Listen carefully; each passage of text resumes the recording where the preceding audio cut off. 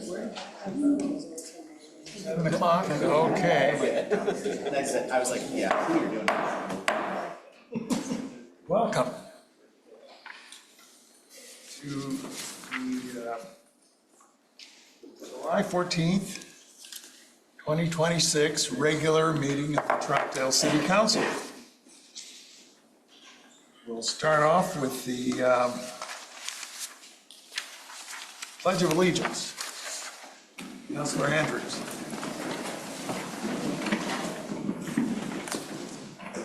I pledge allegiance to the flag of the United States of America and to the republic for which it stands, one nation, under God, indivisible, with liberty and justice for all.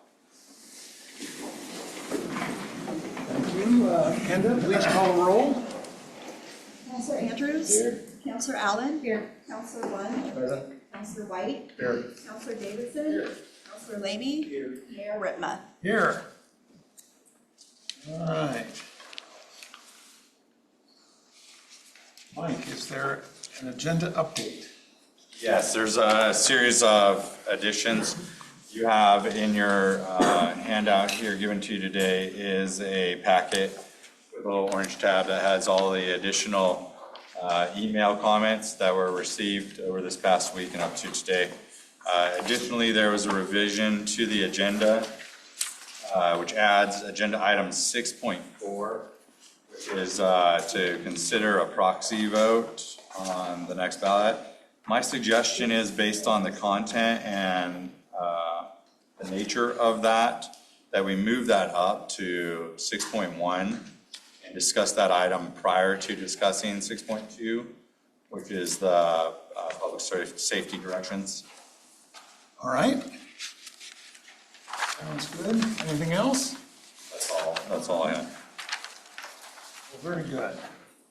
We'll move on to agenda item number 2, public comment. Public comment on non-agenda and consent agenda items is welcome at this time. Public comment on agenda items will be taken at the time the item is considered. Public comment should be directed to the presiding officer and limited to matters of community interest or related to matters which may or could come before council. Each speaker shall be limited to 5 minutes for each agenda item, unless a different amount of time is allowed by the presiding officer with the consent of the council. The council and mayor should avoid immediate or protracted responses to citizen comments. So I'm going to open public comment, and I'll start with online participants. Anyone who's in this meeting on Zoom? Is there anyone who wishes to address the council? Yes, Jerry. Carries hands up in the corner. I don't see it. This is Sherry's iPhone. Anyway, Sherry, please. Okay, thank you. I just wanted to say a special thank you to you, Mayor Ritma, and you, Councilman White, along with the other people that participated in the reading of the Declaration of Independence on July 8th. I appreciate it. I wished I could have been there, but I just wanted to give you guys a shout out and a thanks. Well, thank you. Thanks, Sherry. Anyone else online? All right. Anyone else? Tell me, because I didn't see that hand up. Okay, we'll move to people here in the room. This is time for public comment on non-agenda items. Is there anyone? Please, yes, one of you, whoever's first, I don't care. Please, and if you would please state your name. Come up to the front here, state your name and the city where you live. My name is Sirocco. I'm from Troutdale. Give us your full name. Sirocco Joseph Ludwig. Okay, thank you. And I have something I'd like to read. Okay. Hello, I am Sirocco. I'm 12 years old and live in Troutdale. I'm here because I've wanted goats for a long time, but I can't because Troutdale doesn't allow goats on properties smaller than 2 acres. In comparison, the city of Portland allows families to own 3 miniature goats on any size property. I think think Troutdale should update their laws to be more in line with Portland's. Here's why. Goats provide excellent natural weed control by eating invasive plants such as Himalayan blackberries, limiting the use of herbicides and creating a healthy environment for the animals and people of our town. Goats can eat 2 to 4 pounds of human waste per day, reducing the amount that would need to be picked and processed by the city. Goats also make great emotional support animals, helping neurodivergent people with autism like me. Goats are gentle and don't smell that bad and make less noise than chickens, which are all part of Troutdale. These are just a few of the reasons why I hope the city of Troutdale will consider changing its laws about the keeping of goats. Thank you for listening. Well, thank you. Welcome. Sounds like a good idea. Email. We got it on email. All right, who else? Anyone else? All right. If there's no one else, we'll move on to the next agenda item. Close public comment. We'll move on to the consent agenda. And I'll ask Zach Andrews to handle that. Yeah, we have a consent agenda item 3.1, a resolution approving an intergovernmental agreement between Metro and the city of Troutdale for the operation and maintenance of a Sharps collection box. I move that we pass the resolution 3.1. I'd like second. I had a question. I don't want to pull it, just a quick question, if I could. I think we have to pull it if it's not agreed to unanimously You automatically. know what, I could ask the question after the meeting then. It's up to you, but Let's pull it then. all right, we'll pull it off the consent agenda, and we can still handle it right now, though. Could we vote on, well, actually, there's only one thing on the consent agenda, so that sort of kills the consent agenda. Let's just go on and handle this as an agenda item. What is your question? Okay. I know Metro's wanting to put a Sharps collection, which is for collecting needles, in the police station. And they're going to hire a service that'll maintain that collection site for 4 years. And my question was just then, does that become a new bill for us after 4 years, or will we be able to make a decision in 4 years? Counselor White, this is Ryan Largura. Yes. Yeah. Hi, sorry. I'll just hopefully answer the question. So this is a pilot. There was money available still from a couple years ago. If you remember, there was a statewide monies made available after or during COVID. I can't remember. And this was one of these items that was a proposed pilot to do across the region to help with help address Sharps issues with residents who may be having medical reasons for generating Sharps and don't have easy access. And so anyways, it took a couple years to get this out and up and running. We're at the point to hopefully get that box installed, and it would be outside of the sheriff office to the right of the entrance way that you probably entered tonight. So it's not by their memorial area. But to help answer that question, so if the end of the 4 years, there is no more money, well, that's the end of the pilot. So we are not on the hook to continue the service or pay into the pilot at all. This will be just strictly funded with the monies available that Metro has already to pay that third-party contractor, like you mentioned, to help come service the box, and keep it maintained. So yeah, we are not obligated to any long-term service. If we like the service, if residents appreciate the service, maybe there's a way that we can work, maybe even with Waste Management at that point to take it back over in their hands. But as of now, this is strictly outside the franchise agreement and nothing to do with any obligation on our part financially. Thanks, Fran. You're welcome. Could I follow up with her? Even if the city does decide to continue with the program as an out-of-pocket cost, I'm aware of a place in your manager's former city, in King City. There's a medical supply outfit that disposes of boxes of about 50 needles, for example, for $9.99. Okay, so it's not terribly expensive, but so at that point in time, you can decide whether or not to do anything. I was thinking a much higher number, that's why I asked the question. That's why I thought I might throw that out, because it's surprisingly inexpensive. That's it. And at that point, I will add, Counselor White, if we did want to keep going, we would most likely probably have to adopt some sort of, agreement within our franchise agreement so that Waste Management would be using their third party to service the box, I would assume, unless they want to still contract it out with, I believe, Rapid Responses, who Metro will be using. So anyways, there's definitely, there wouldn't be just a flip of the switch and all of a sudden we're getting bills. There would definitely be a process to go before that service would continue after the pilot ends. So is this a large box that's out there for those that are like diabetic that can come and just drop off their box, or how? Yeah, Counselor, I think the best way I could describe it is it probably looks like a mailbox, drop-off point, that kind of box. And so they're gonna have to put, they're gonna bolt it to the ground, like I said, to the right of the entryway, and that's gonna be the box. So I believe you're gonna bring your sharps and dispose of it that way. I can't remember how the preparation of the sharps is going to happen for residents, but yeah, I only know kind of the end point of when they receive it there at the drop box.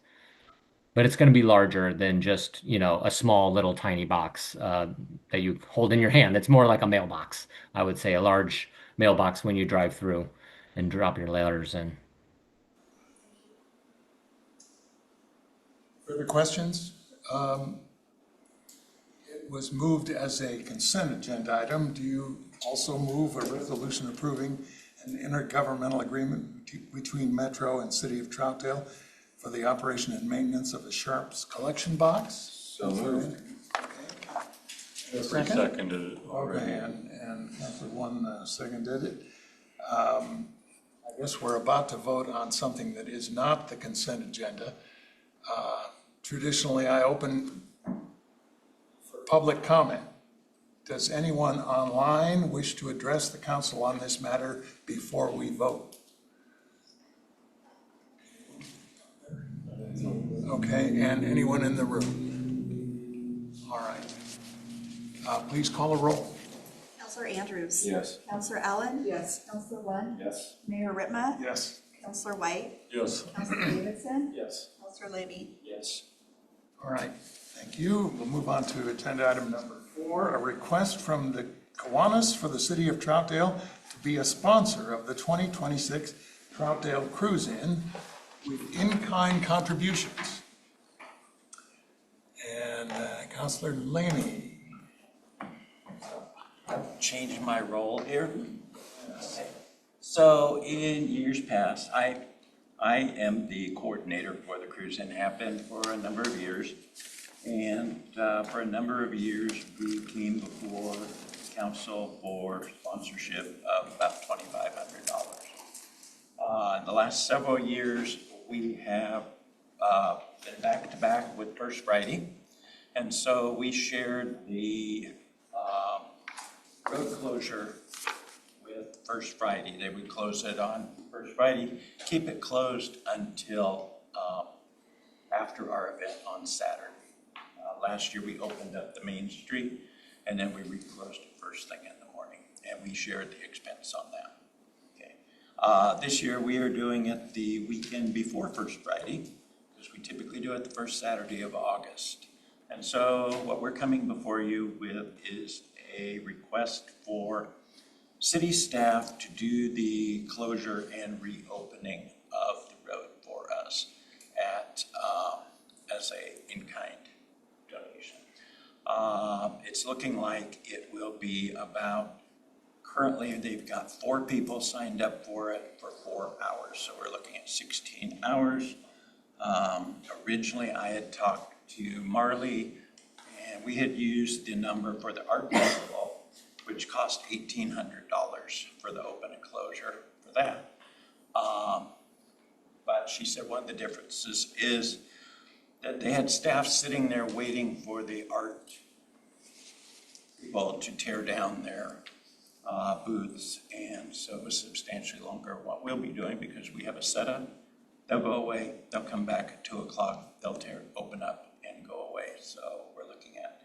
So in my mind, I'm saying, okay, if we're paying each one of them $50 an hour, let's say, we're looking at about $800. Originally I was looking at $1,500, but it looks like we could do it for less. So I'm gonna say $1,000, goes over $1,000, we'll pay back the difference. So that's my request. So the Kiwanis, you're saying the Kiwanis could pay back any amount? Anything over $1,000. So the cost to the city would be $1,000. For city staff. Questions? And it's an absolutely great event that we've had for years, but, you know, as John, you know, we're broke. I know. So, anyway, questions from council? Yes, sir. Yeah, what, if staff, for whatever reason, is not able to provide that service, what is the status of the event, or what other options do you have? We'll figure out, we'll come up with the money and pay for it. Because the event's gonna go on. Sure. Okay. Could the event be held without city staff involvement? With it being a city street, I think we have to be there to put up the barricade. Close it, yeah, that's what I was, And that's where we get stuck on the 2 hours to open and 2 hours to close. That's where you get your 4 hours per person. And the number comes in, and I was thinking it would be closer to 2,500 to 3,000, but And Marley said that for the art festival, it was 1,800. I had Eric run the numbers, and it was even higher than my initial estimate. So maybe we need to talk and figure out where that is at. So, because we have to account for all the benefits, and not just their hourly rate, but it's their hourly rate plus overtime plus the benefits. Obviously, okay. It does get up there pretty quick, surprisingly. Should I leave it at $1,500 then? I would suggest Let me put it back up to $1,500, so we pay the difference. so you're offering to cut, Anything over would be 1,500. anything over 1,500, the Kiwanis would cover. Other questions or comments? I mean, I love the event. I go to it every year. I used to be part of Kiwanis. It was a big thing to do. I'm looking at, we're cutting everything in our budget. I'm really concerned, even though it's 1,500. If we're cutting, you know, we've cut the movies, we're cutting all the other expenses. I'm just concerned of going, okay, we're gonna pay 1,500 and then having to backtrack of what we've said, because now we're gonna have people coming for, asking for donations to different activities. I'm a little concerned about spending just the easy 1,500, but it's still. Yes, Glenn? Yeah, oh, John, first I just want to thank you for all your volunteer work, especially with Kiwanis, and I know you do other stuff besides that. And, you know, I like the event, you know, selfishly, I like it in the cars, but, and I think it's so close to your date that maybe we should go ahead and approve this. But, just an ask in the future that you might have to up your fees or something, like this might be the last time, because that's the idea with a lot of these events, was to get them started. And the reason I'm okay with the 1,500 is I go to it every year and I see how packed our businesses are, and we get a lot of people that have never been to Troutdale before with this event. So to me, it's a good promotional event, and you know, you have to invest in your own town once in a while, and I think this is a worthy event, and it is awfully close. When's the date again? The 1st of August. Well, yeah, so it'd be hard to pull the rug out at this point. Yeah, that last city council, it was earlier that day that Kimberly came to me and said, John, we've got an issue, you need to take this city council on. And in the last couple of years, we didn't go to city council because it was just a partnership with, I think Ray just approved it. himself. But anyway, that's why it's kind of last minute. Question maybe more for Mike. So this event has already been approved to happen. You have your permits and stuff like that, I'm assuming. What if we don't approve this? What happens? If we what? If we don't approve this, what happens? I just don't think there'd be staff to close the road down. So then can they be on the road, or how does that work? I don't think they could be on the road if the road's not closed. I don't know where else we Well, I could. mean, the other option would be that we would just borrow the stuff from the city and do it ourselves, I guess. So like, for instance, there's, I don't know, a handful of years ago, we had a block party on our street. And so we just had like 2 of those, I don't know, whatever they're called, chevron barricade. We put it on one end of the street, we put it on the other end of the street. We got a permit for it. So that's my question, is that something that they can do is just get a couple of barricades, put them boom, boom, and if they have a permit to be doing the event, that would avoid any cost to anybody. I will say no. Because I think what we've got is we've got the ballards that have to go off of Second Street on all of those streets, I think. And on East.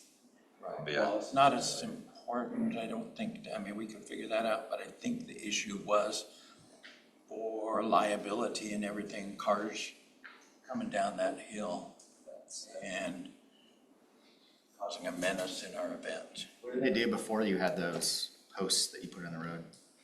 We just put up barricades and stuff. But I think because of the issues across the country with people running through. You would have to have city staff there to do that, regardless. So if we don't approve this, does the cost fall all onto them, or is it falling onto us? Fall on them as a contract cost. Okay. I think the costs are higher than what we're anticipating. I mean, the last event that we had downtown, we had set aside $3,000 in kind to help them out, and it was higher. So, So did they get tagged with that extra money?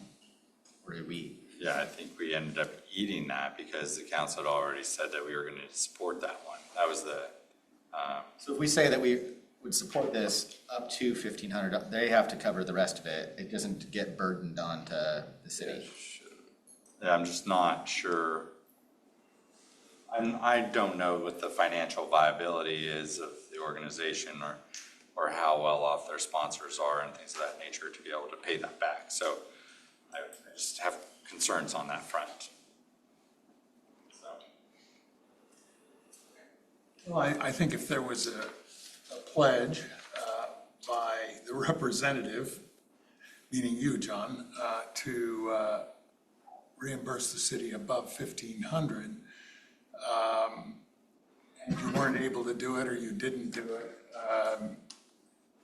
you wouldn't bother to come back and even ask next year. But, in other words, I think they would be motivated to the pledge that John is making here on the fly. But that's still $1,500 we're talking about authorizing. And, yes, go ahead, Zach.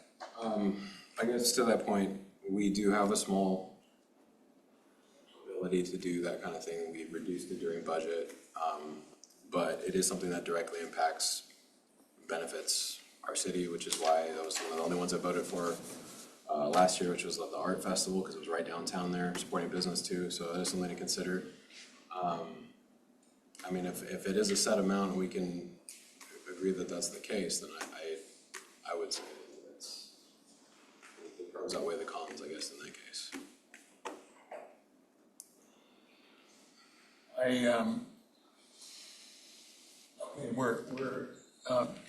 We're considering voting to donate essentially with in-kind donations, $1,500, possibly more, but to be reimbursed above that, it would be $1,500 for the Troutdale cruise in. And I'll invite public comment before we vote. Anyone online wish to address the council on this matter? Don't see anyone. How about in the room? Anyone in the room? I mean, it's tough to say no. Okay, no one, I see. Yeah, Jesse, go ahead. I haven't been to this event before, and it looks just amazing. I also enjoy classic cars, but I don't think you could ask for a worse time to come to the city for money. We're looking at every single way to charge to pay for all the services that we provide. We made a bunch of cuts in budget, and I would just ask,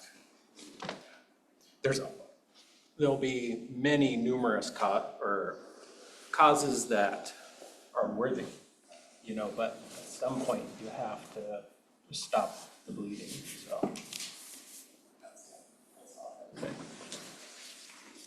Anyone else? Just a quick comment.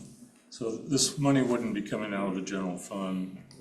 There is a small amount of money set aside for events of community-wide importance. So as long as it's coming out of that fund. That's still the general fund. The general fund. Oh, I thought we had it earmarked. You do have it earmarked. You have $20,000 in that earmark, but it's also earmarked for all the other events that you sponsor throughout the year.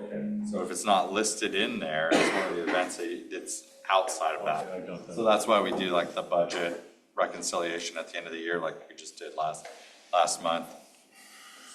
I mean, I say go for it. We still have contingency in the general fund.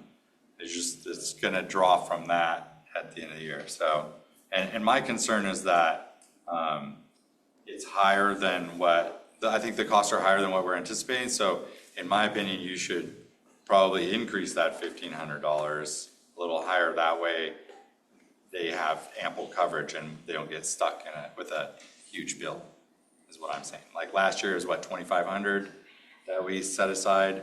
I mean, I know it's a hard ask, but every year prices go up. So if we spent 2,500 last year, it's gonna be higher this year, so. So are we on that list of approved? There isn't really a list. It's just for supporting community. Right. The council can determine how they want to spend that 20,000, and then if we go over that 20,000 and it's something the council has approved, then we can make the adjustment through the contingency. So can they, Yeah, go ahead. No, please. if the Kiwanis could pay for it out of their own pocket, the city would facilitate. Oh, yeah, for sure. Well, except that we wouldn't have anyone to close the streets and so on. I mean, the Kiwanis can't do that. Right. They would have to pay for that. Yeah, unless we donate that in-kind service, right? And that in-kind service could run anywhere from 2,500 to 5,000. So I would just put that number out there so you understand what the range is that you're considering, if you went with a full in-kind donation. Yes. I don't understand why it costs that much to put those bollards up. Take them down. It's overtime hours, and so basically we did a cost estimate for the 4 people. It's about $250 per hour. So then you multiply that out, and you get to a quick 4,000 pretty quick. The question I have, what if we put out so far on that $20,000? We haven't approved anything, have we? No, because it's July, 4th. Well,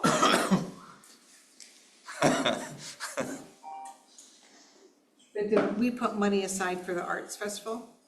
I'm sure, yes, it's in there. It is. Yeah. The arts festival that you already donated last fiscal year has already been covered on last fiscal year. So we're entering a new fiscal year now. There's $20,000 in that bucket that you can draw from. But when the arts festival comes up and asks for money in December or January, we might have to see what's left in the budget at that point.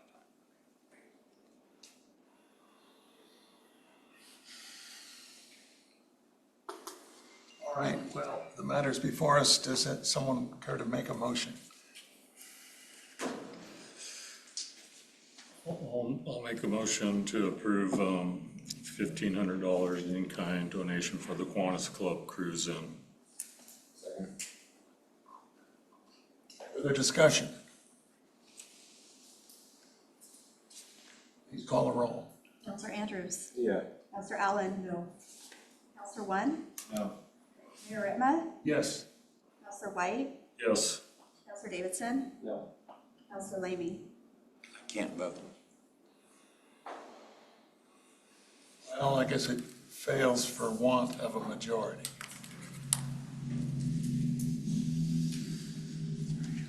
Well, I hope we can figure out some way to have it. It's a great event, but we are broke. So anyway, moving on to agenda item number 5. This is second reading of an ordinance adopting development code amendments for design standards along Halsey Corridor for properties zoned MU1 and MU2. Good evening, Mayor and Council. I'll pull up the presentation.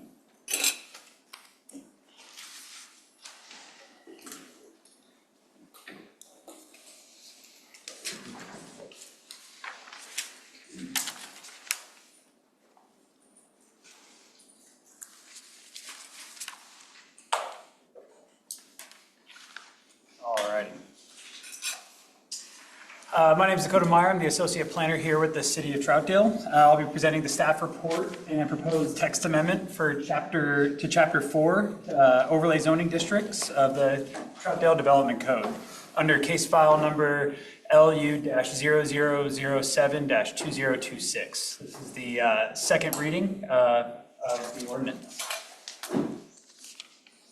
This is just I'm going to go through this quickly. This is the background. We went over it last time at our last hearing as well. So the roots of this project actually go back to 2017 with the Main Streets on Halsey project. Metro awarded a 2040 planning and development grant to the cities of Fairview, Wood Village, and Troutdale. In April 2024, that code package was brought to Planning Commission and then City Council and ultimately denied. In 2025, in February, Metro awarded a 2040 planning and development grant to the City of Troutdale to conduct an audit of the current development code to identify barriers to housing and economic development along the Halsey corridor. In April of 2025, the city partnered with a consultant team led by MIG. And then in June of 2025, MIG led the first work session with Planning Commission to introduce this project. In September, staff tabled at First Friday to receive feedback on the proposed design concepts that we've come up with so far. In October of 2025, we held a second work session with Planning Commission to review and receive feedback on the recommended text amendments. And then this year in 2026, in February, MIG held the final planning commission work session. But staff had a couple more. So in March, staff presented a summary of the edits to the proposed text amendments to Planning Commission based on the previous discussions. And then in April, Planning Commission held a public hearing to take public testimony, review, and consider case file LU-0007-2026. The commission suggested minor edits to the proposed amendment and directed staff to reach out to DLCD, which is the Department of Land Conservation and Development, to allow parking as an option to increase height. And then voted to continue the hearing to a date certain of May 13th. At the May 13th hearing, Planning Commission continued the public hearing from April 8th and suggested edits to section 4.740 of the draft code, adding parking as a community benefit. On May 26th of 2026, City Council held the introduction hearing. Staff presented the introduction of case file LU-0007-2026. Council deliberated and requested additional information from staff prior to tonight's hearing, which was sent out about 2 or 3 weeks ago. And that brings us to tonight, which is the adoption hearing. So here's just an overview of the overall application. The map on the screen, the areas that are shaded in kind of a seafoam green are the areas that would be affected by this code amendment. The zones affected specifically are downtown mixed use or MU1 and then general mixed use MU2. The proposed amendments are to update Chapter 4 of the Troutdale Development Code to add the Halsey Gateway Overlay, or HGO, and incorporate design standards for the Halsey Street corridor. Here's an overview of exactly what's being added. So all of the amendments are within Chapter 4 zoning district overlays of the current development code. The proposal is to add Section 4.700 Halsey Gateway Overlay District. Within that section, there are 4 subsections: 4.70 through 4.740. Those are to add residential and mixed use requirements, add site design and building massing and articulation requirements, add building design requirements, and add height bonus standards for development if a development exceeds 35 feet, albeit this bonus is capped at 4 stories or 50 feet, whichever is less, in the MU1 and MU2 zones, and requires planning commission approval. At our last hearing, there was a lot of questions, and this information is what was sent out to council a couple weeks ago. But there's a couple questions, and staff felt like it might be a benefit to go over mixed use currently within Troutdale. So as far as the Troutdale's land use vision, our comprehensive plan identifies housing, economic development, transportation, and urbanization as community priorities. Mixed use zoning within the comprehensive plan was brought up when the city created 3 mixed-use zoning districts, MU1, MU2, and MU3, to encourage integrated residential and commercial development. Within the town center plan, the town center plan promotes economic growth and recognizes that 35-foot height limit as a barrier to vertical mixed-use development. The plan notes that a small town feel is achieved through quality design and architecture, not necessarily shorter buildings. There's also a financial benefit to mixed-use development. Mixed-use development can strengthen the property tax base while reducing the per capita cost to providing public infrastructure and services. Despite the city's vision and zoning, Troutdale has not yet completed a true vertical mixed-use project within any of its mixed-use districts. And then we have everybody's favorite, which is the climate-friendly and equitable communities implications on the MU1 and MU2 zones. The MU1 and MU2 zones are located within an area in which the city does not require parking minimums due to the CFEC guidelines. This means a developer could build a project up to 35 feet tall with 0 parking if they choose to do so. Within this amendment package, we took what we heard from citizens in the community and added an additional benefit. So if a developer chooses to construct a building taller than 35 feet, the application would be reviewed through Planning Commission, and they must select from a series of 7 community benefits to implement a total of 4. One option includes 2 parking choices that count for 1 of the 4 benefits as benefits they would need to provide. So those parking, how it's written is parking 65%, they could submit 65% of the required parking minimum, and that counts as 2 community benefits, including on-street parking. Or 75% of the required parking minimum, and that counts as all 4 required community benefits. Even though the MU1 and MU2 zones are in an area in which the city cannot require a parking minimum, the Oregon Department of Land Conservation and Development, the LCD, stated that because this is an option and not a requirement, it meets the CFEC guidelines, as long as it remains part of a list of options.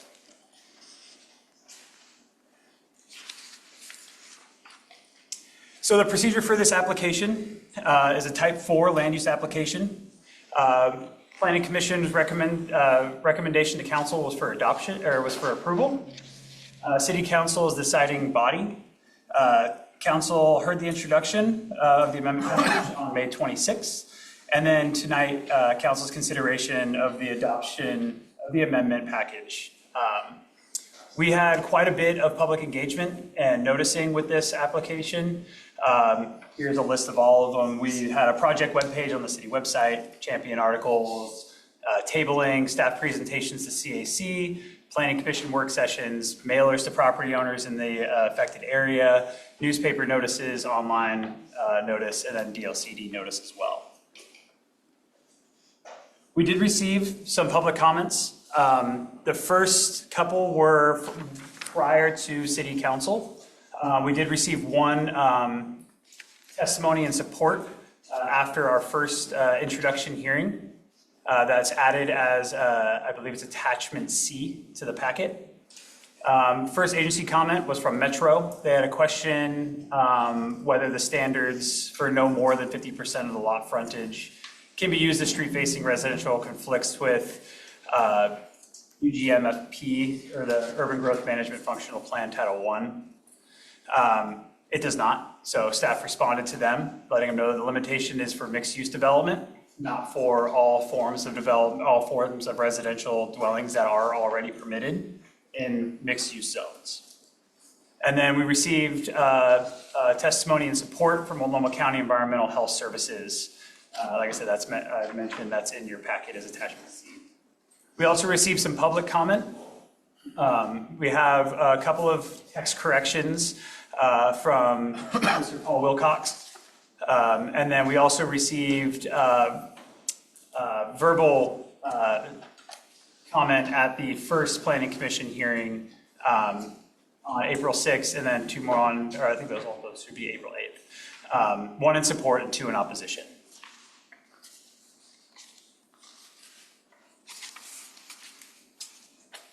So council action. Planning Commission recommended approval of this code amendment package to City Council. City Council has two hearings, May 26th and then tonight, which is July 14th. The actions tonight are to either confirm, amend, or reverse Planning Commission's recommendation, enact or defeat all or part of the ordinance, and remand some or all of the proposal back to Planning Commission. This concludes my presentation, and I'm happy to answer any questions. Questions?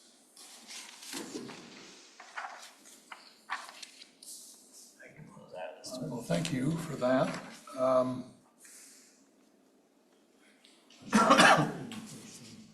Go ahead, Glenn. I know this is, we're only talking about the town center. Correct. Okay. And then if we find out that other areas of the city qualify for this, will we have to address that separately? That would be a totally separate, that would have to be a code amendment again if we were to do something like this in anywhere else within the city. We'd be going through this process over again. Yeah, so, my problem with the whole thing is, I think the one thing that's kept Troutdale so nice is our parking standard. And we have one of the highest parking standards, so, a project doesn't spill out into other people's area or home, in front of their home for parking, that sort of thing.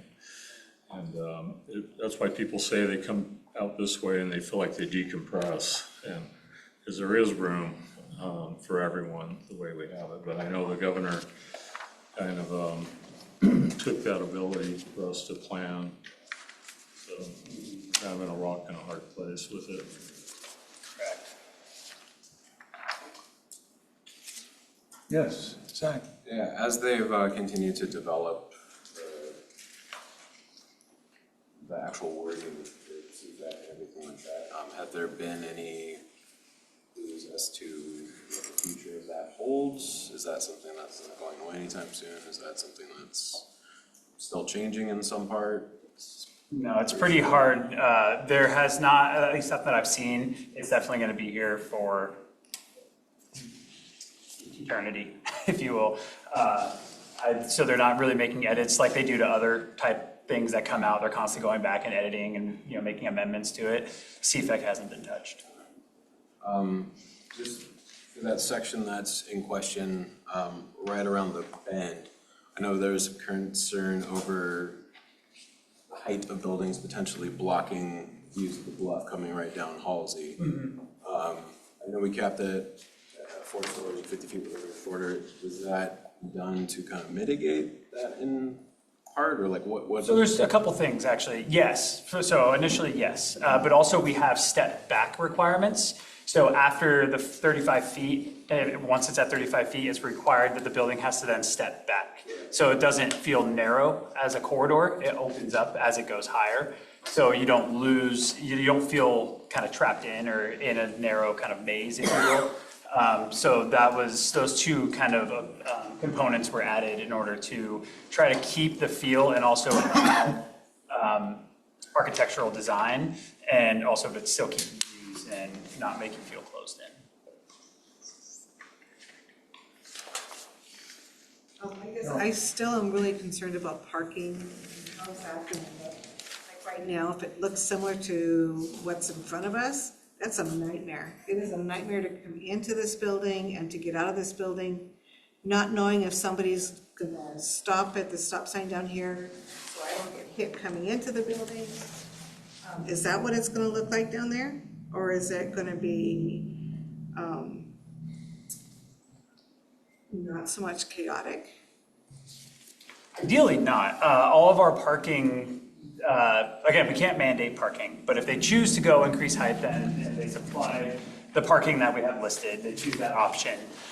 The parking would be behind, so all the buildings would be pushed forward, so it's more pedestrian friendly, walkable, and then parking would be behind. So ideally, realistically, if you look at a lot of these sites, there's one large site that could potentially be developed sometime in the future.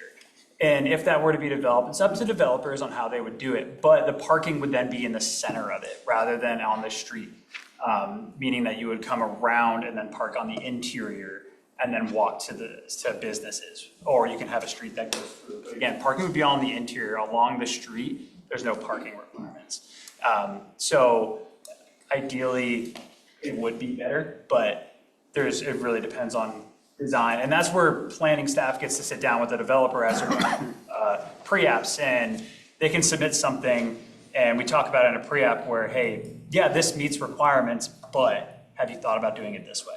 Because this is an issue that our citizens see and it wouldn't work. And that's where planning staff has a little bit of leeway. We can't tell them what to do if it meets the standards, but we can really try to nudge in a direction to help get what's best for the city. And the other question I had was, that I approached you earlier, is transit. I had heard today on an article that they're talking about doing cuts in the fall, and there are going to be lines that are going to be cut, and I know that that was kind of attached to this, was the transit issue. If traffic is not going to be, if a bus is not going to be down there every half hour or every hour, that limits those residents to go anywhere unless they're going to walk a good amount of time to get to another bus line that may or may not be operating. How is that going to affect the plan? If anything, this plan's perfect for that, because we're trying to create an area that's more walkable. But as far as the parking stuff with CFEC, I think is what you're really asking about, because CFEC is based on a couple different things, one of which is frequent transit. And if they remove transits where it's no longer considered frequent, that could mean that we can require parking. However, these parcels, these areas are all within the town center plan. So that's another thing, that if you have a town center with CFEC, then you cannot require parking within a town center. So it doesn't affect the CFEC guidelines. If there's other areas in the city that were affected, that's why staff is required to review all of our mapping of CFEC once a year to see if things, because there are changes. Sometimes bus lines pick up, sometimes they slow down. So sometimes there could be areas in our city that now fall into the CFEC or no longer fall in the CFEC. But this downtown area, since it's within the town center, is always within CFEC because it has a town center designation. On Carol's thing, at Amuktuk on Monday, they were talking about transportation and that the cuts will not affect us this year as much as the west side. But if things don't change next fall, they're going to be cutting more, which will affect us. So a year from now, it's going to get worse probably, so. One of the options that we have in this matter before us is to not adopt this, whatever it's good, code amendment. We could say no. Yes. I expressed myself rather forcefully at the last meeting. I don't like the height increase at all, and I think it's a mistake with Troutdale, and so anyway. We did have a public hearing. This is an ordinance, and we did have a public hearing at the last meeting, but as is our tradition, I will invite public comment if anyone wishes to address the council. We're going to be considering an ordinance adopting development code amendments for design standards along the Halsey corridor. Anyone on Zoom? Tell me if there's anyone. Mayor Rima, Paul Wilcox. Yes, Paul, go ahead. Thank you, Mayor Paul Wilcox, Troutdale. I expected more commentary from the council, but whatever. I'm going to both summarize and expand upon my comments at the first reading. I see the two major issues as number one, allowing a height increase from 35 to 50 feet and 4 stories, and number two, requiring that residential development in the district must include commercial as well. Regarding the parking calculation called for in incentive option number 7, the commercial parking element could far exceed the residential expectation. For example, eating and drinking establishments have a minimum parking requirement under 9.010 of 10 spaces per 1,000 square feet. If a multi-use development had 100 residential units and 10,000 square feet of commercial space under that use classification, at 75%, that would be 75 residential spaces and 75 commercial spaces. If the parking requirements are too onerous, that might affect the types of commercial businesses which locate there. I'm not entirely sure that the Halsey corridor was correctly classified as being subject to CFEC restrictions on the basis of being served by TriMet Line 77. There are other routes serving Troutdale with the same service level, and one route, Line 20, that provides a more frequent level of service, yet no others have been CFEC restricted. Councilor White correctly stated at the first reading that the developer is free to choose 4 from among the six incentives that don't involve parking. Including option number 7 does not get you any parking if the developer chooses to ignore that incentive. On the other hand, if the developer were planning to provide that minimal level of parking anyway, nothing would have been gained, and you'd have structures taller than some would prefer. Jerry Parkey's apartments, currently under construction on 257th Avenue, came in with 45 parking spaces for 15 units, counting the 15 garages. They also came in under 35 feet. I can't emphasize enough that a developer could qualify to build a 50-foot and 4 stories and still provide no parking if 4.740 is included in the code amendments. The idea of allowing taller buildings need to be decoupled from trying to encourage parking. Once you open the door for 50-foot structures, they could occur anywhere in the district, including at the corner of 257th and West Historic Columbia River Highway, where it would be very much out of scale compared to adjacent properties. Personally, I don't believe any of the incentives, individually or collectively, warrant allowing an out-of-scale height of 50 feet or 4 stories. As I stated at the first reading, there are 3-story mixed use on Halsey and Fairview, one of which was constructed fairly recently by a very local developer who knows the local market. If additional height is needed to accommodate ground floor commercial, a height variance could be requested of either staff or planning commission. I'm not even sure that an additional new overlay district is necessary. I'm only aware of 2 or 3 undeveloped lots within its boundaries. If I were on council, I'd be inclined to reject the entire package. Thank you. All right, thank you, Paul. Anyone else online? All right, how about here in council chambers? Anyone who wishes to address the council on this matter? All right. Oh, Tanny? Yes, please. Good evening, Mayor Ripman, City Councilors, Tanny Stephenson. I also serve on the Planning Commission. And this is something that the Planning Commission worked on for a while, and we are the ones that added in the parking piece. But also too, there's been a whole issue that's come up about frequency of bus service, and frankly, that's pretty confusing. Because the state or the national standard and even TriMet standard for frequent service is every 15 minutes. But for this issue, it's gone to a half an hour. And we've now been informed that it doesn't matter if the bus is going the way you want or the other way. The fact that a bus is going by where you're standing counts. So are we really, is it really a good idea? And I'm not saying fail it. But I'm saying based on some of this information, it may need another look, because if we're going to put development in without any parking, and we're going to rely on mass transit, that frankly is limited at best, who are we serving?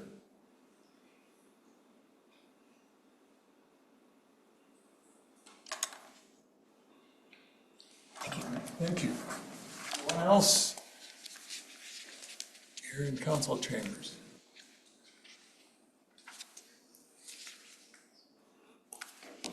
Further discussion? I have a question for Dakota. Of course. Do we not already have 50-foot buildings in that? So we've got the apartments on the south side. We've got the townhouses on the north side. The north, both 50 feet. I don't know if they're exactly 50 feet. Are you talking about the Fox Ridge apartments? Because I know the ones that received a variance for height. I believe they're 45. 45 feet. And the townhomes? And the townhomes, I think, are 40. The townhomes are you talking about the townhomes off? On the south, on the north side. On the north side, yeah, off Old Historic. One of you had said that they were taller. So no, they're over 35. But they're not 50.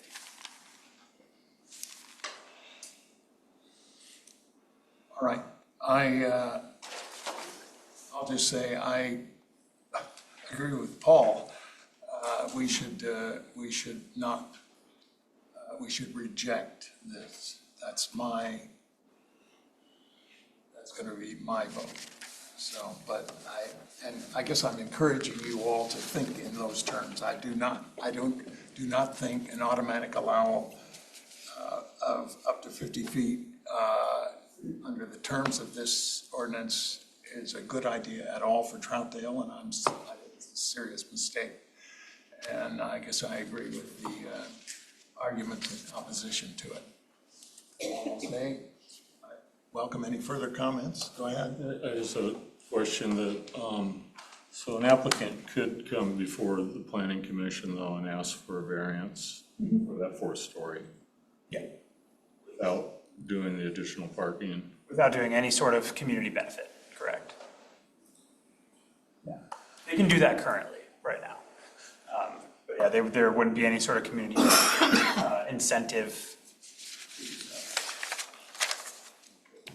And regardless, even if someone, if this say were to go through and someone wanted to do the increased height and they pick 4 of the 7, they would still have to go to planning commission. It's still an automatic type 3 application. So it wouldn't be a staff review. It would still go to planning commission for ultimate approval. And what if it doesn't, what if it's not approved and it's rejected? Then it's denied, and as long as it's denied and on the proper grounds of not meeting code standards, then they can either come back and try again, or they can, applicant can always appeal and go to city council. Yes, John. So can we require that one of them be parking? We can't require You parking. cannot require it. It has to be part of an option list, and that's how Planning Commission was able to find a workaround the CPAC guideline. Okay, so the matter's before us. Can I just chime in really quick? So our options, we can approve it, we can deny it, or we can remand it. Correct. Is there any other option that you can think of? Not all. Yes, they can definitely enact part. Okay. All right. I just wanted to make sure that was out there so we knew it. Yeah. All right, the matter's before us. Does anyone care to make a motion? So remanding it, we kick it back to planning, right? Yeah, to the planning commission. Yes, I obviously don't favor that, but if that's your motion. Don't kick it back to planning. Do not kick it back to planning. They had plenty of time to review this. And I think we would be a mistake. I think the best thing to do is to vote no on this. So that's my recommendation. Obviously, I don't control you folks. So, but if there's a motion, if there isn't a motion in favor, I would entertain a motion to I guess you would say, to not adopt this development, this ordinance. Ask a question. Yes, go ahead. What, just because I am slightly confused, by optioning to remandate it, would we give them direction on what we want either removed or worked on? Yeah, because, I mean, it sounds to me like the main issue is the height. Is that the main issue, or is that the only issue? Well, I mean, we can't really go through the whole thing. No. There's many things wrong with this. It cannot be made into a silk purse. Let's face it. I'm expressing an opinion there, but yes, we could remand it with direction to look at something or other. I think the best thing for the use of our time is to simply vote it down. What happens at that point? Because like, obviously you're working on it for a reason, so. We were told that was an option, though, that we could vote it down, that there was a grant. This was funded through a grant. It was studied ad nauseum, and we ended up with this. And it doesn't mean it's right. So I just wanted to say, by doing that, you would automatically kick in the CFEC rules in their entirety. No, we wouldn't. Mike, where on earth are you getting that? Well, because the CFEC rules apply. It would not. Ed, do you care to weigh in? CPAC rules would be in their entirety anywhere along in the town center and Halsey corridor. But when the next time we have something to adopt, we're gonna have to adopt it deal with it anyway. Let's put it this way. If someone were to come in without this, right, a developer, and they want to do a variance to height in that area, they can come to planning commission with a variance to height, and it can get approved for increased height with 0 parking. Right. That's still. Exactly. That's what we're at currently right now. Just want to make. Whereas this would at least have some community benefit rolled in, right? No, it doesn't, Mike. Well, that's my argument. My opinion. Look, it's before us. I'm I guess astounded. I would be for remandating it because like, if it's just gonna fall into CFEC, which is what you just said at baseline, that was no parking. And then, at least by doing this, there is some community benefit by whichever ones they choose. It's better than just going with CFEC in my mind. But it sounds like there's an issue with height. I would be for like reducing that height to whatever lower number with the option that they can go and ask for a variance and it would go through that process. So I would be more comfortable remandating it. So we'll see it again. I agree. Like, is it 35, whatever? Yeah. Currently, it's 35. Yeah, I would just stick with that. The information has come to light. But then there's no reason to have the incentives. The incentive The is. incentives is only to go above and beyond. So what you're saying, sorry, so I hear what you're saying now. Yeah. So they could automatically just go to 50 feet, but you have to pick from these incentives for. And go to. We just Yeah. get rid of it, it's 35, they could build something there with no parking, and move on with their lives. Is that something that, because it goes to planning commission anyway, being a quasi-judicial type 3, is this something that they would be able to ask the developer for anyway if they ask for that variance? Or not at all because it's not written? Correct. Okay. And staff already suggests, but we Right. can't tell, we can't require. So we can always suggest of like, hey, this might help you out, but if there's no guarantee, like they can do whatever they want, as long as they're going by the code. So, I believe, this isn't my baby, I haven't nursed this long since the start, but there's also design standards and like setback requirements and changes in the dynamic of the building that this would implement to design a more pedestrian-friendly streetscape, or, you know, some of those design standards which we would, I think, believe is what design standards are in there currently without diving into one. Yeah, the step back so it doesn't feel like a giant wall. We have design standards now, Mike. We have. No, we don't. We don't have any design standards for our MU1 and MU2. I don't think do we have an MU1 and an MU2 now? Yes, we do. We're currently sitting in our MU2 zone right now. And we don't have any design standards for MU1 or MU2. And MU3 is the only one that we have, but it's very limited because it's always supposed to come back after. It was the mixed zone, the mixed use zones were adopted, I believe in 2017, around the same time that the first project first came around. They were adopted, but if you look at our code, it currently says reserved, meaning that planning staff was going to go back and write those codes, those design standards. Currently don't have any. So this would give us at least some for along the Halsey corridor area. It is clear that staff wants us to remand this in some way. That doesn't make it the right thing for us to do for the city of Troutdale. We're representing the citizens here. And I encourage the council to consider not adopting this at all, because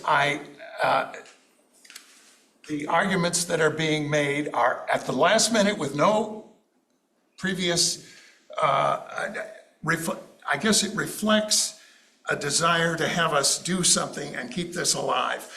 I know a lot of work has gone into it. That does not make it right for Troutdale, folks. It just doesn't. Right.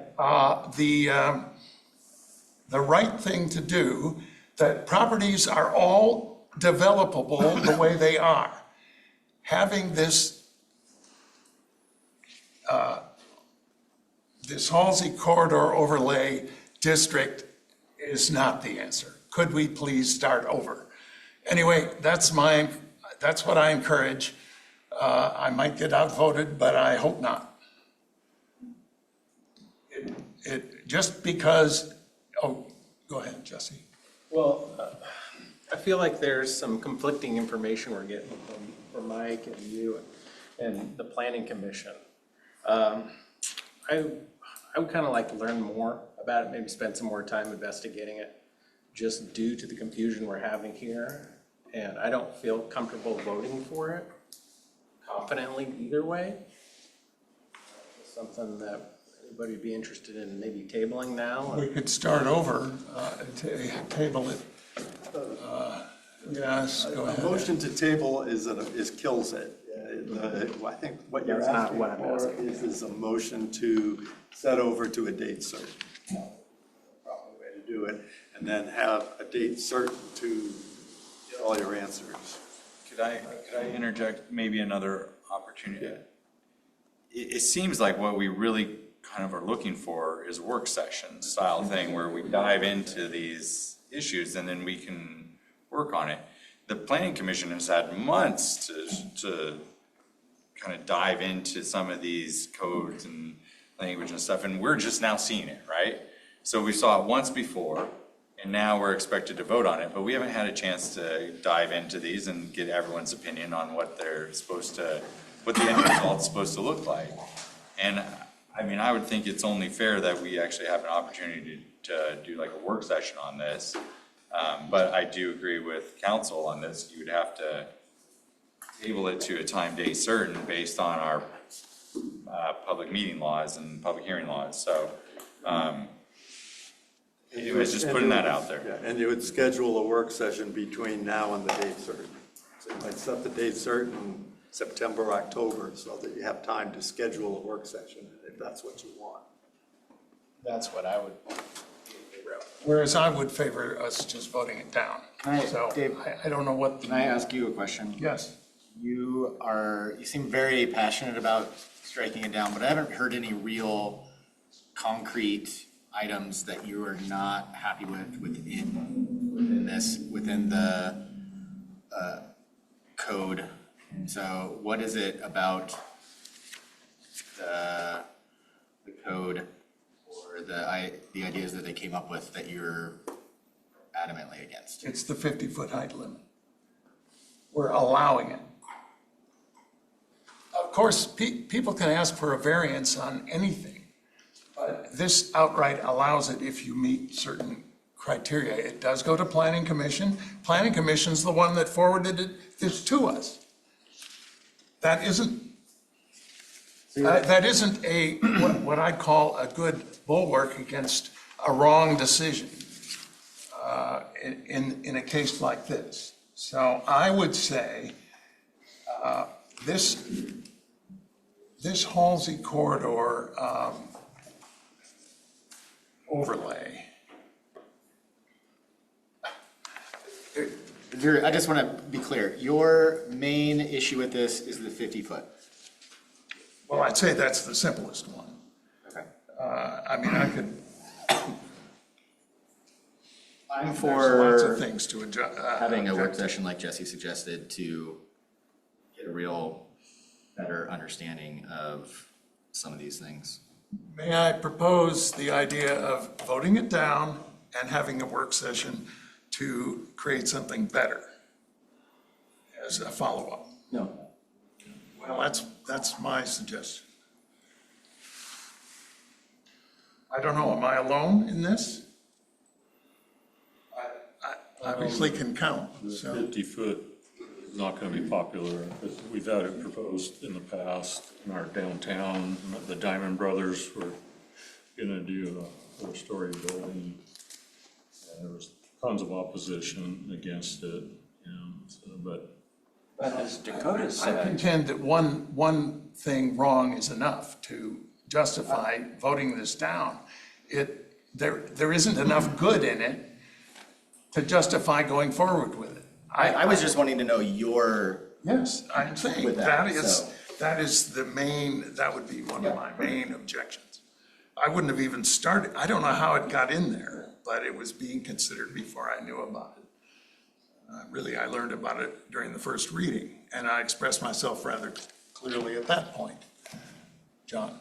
am I not correct that I can apply today to build a 50-foot building there with no parking, get a variance and do it? Potentially, if you meet the variance requirements. And if you're granted the variance, you can build, You can build in. Yeah, it won't even come to us. Well, not unless it's appealed. The planning commission can approve it without us ever seeing it. It would have to, yeah, it would have to appeal to the council, then the council could say no at that point. If we didn't think it was good, or it didn't meet the criteria, I don't know exactly what, probably what it is. So the question I have is what if, I mean, I understand the work session, I think that would be helpful. What would remand it back to planning? What would that entail and what does that mean? Because that's something new to me. So I think the thought would be if there's a certain section that the council is dislikes or is adamantly opposed to, you remand it to the planning commission to address that section and then bring it back to the council with that section addressed. That's how like a remand would work typically, but with the remand would also need to come specific instructions about what needs to be addressed. I mean, the approach of tabling it to a date certain, 6 months hence and scheduling a work session would not be remanding it back to planning commission, but would be the council continuing its consideration of this matter.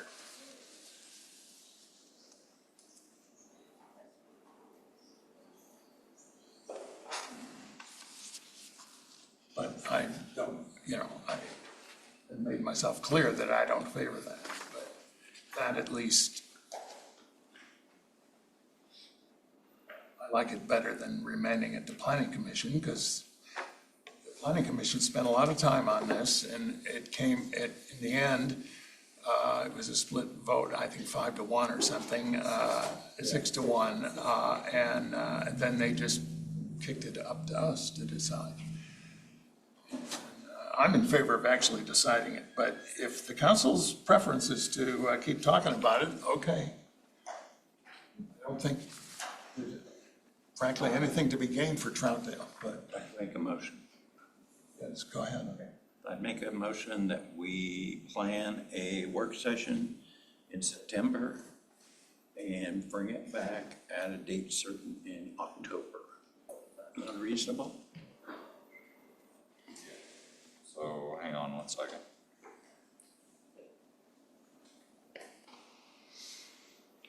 So that'd be, you want to do October 20th? That'd be the 2nd. Don't forget, we're doing a town hall session that. October, are we doing it on the 13th or the? No, it's one of the 3 Tuesdays that we normally meet. We haven't decided on a date. Okay, so the 2 dates in October are October 13th, which is the second Tuesday, and then October 27th is the 4th Tuesday. October 27th. 27th. Which is a regular council meeting night.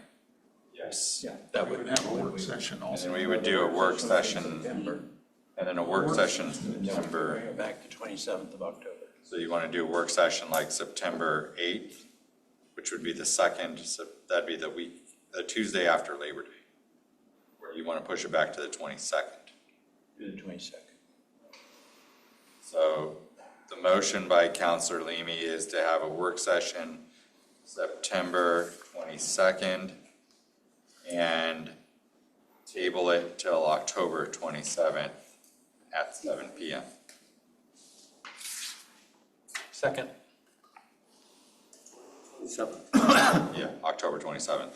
So, oh, no. We're not actually tabling it. It's Setting it for a date certain. Yes. No, we're not acting on Continue it to a time tonight. date certain. Sorry, not tabling. Continue to a time date certain.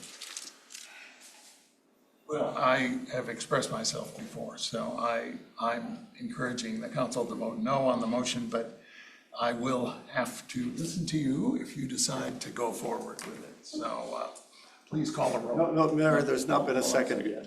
Second. Yeah, Jesse seconded. Okay, ready? Counselor Andrews? Yes. Counselor Allen? Yes. Counselor One? Yes. Mayor Ritma? No. Counselor White?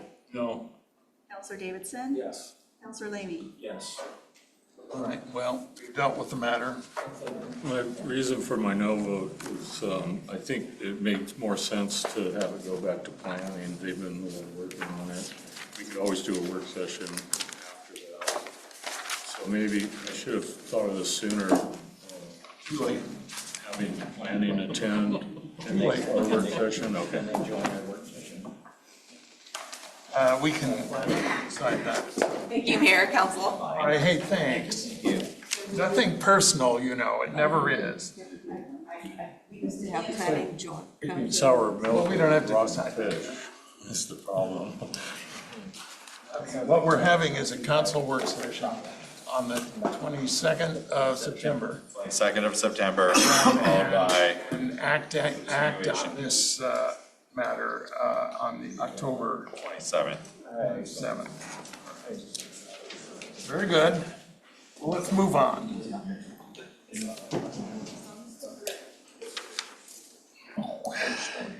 All right, we'll move on to resolutions. Now, the first resolution we'll take up is 6.4, which is a resolution calling a measure, election to submit to the voters, to submit to the electors of the city an advisory vote question of creating a Troutdale Police Department. This is for the November election. So, not sure who,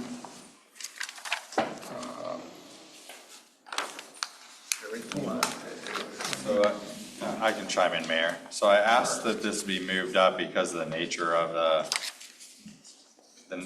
the ask here. The ask is essentially to put on a ballot measure to the people of Troutdale if they want to restart or reinitiate the Troutdale Police or stay with the Multnomah County Sheriff's Department for police services. Or,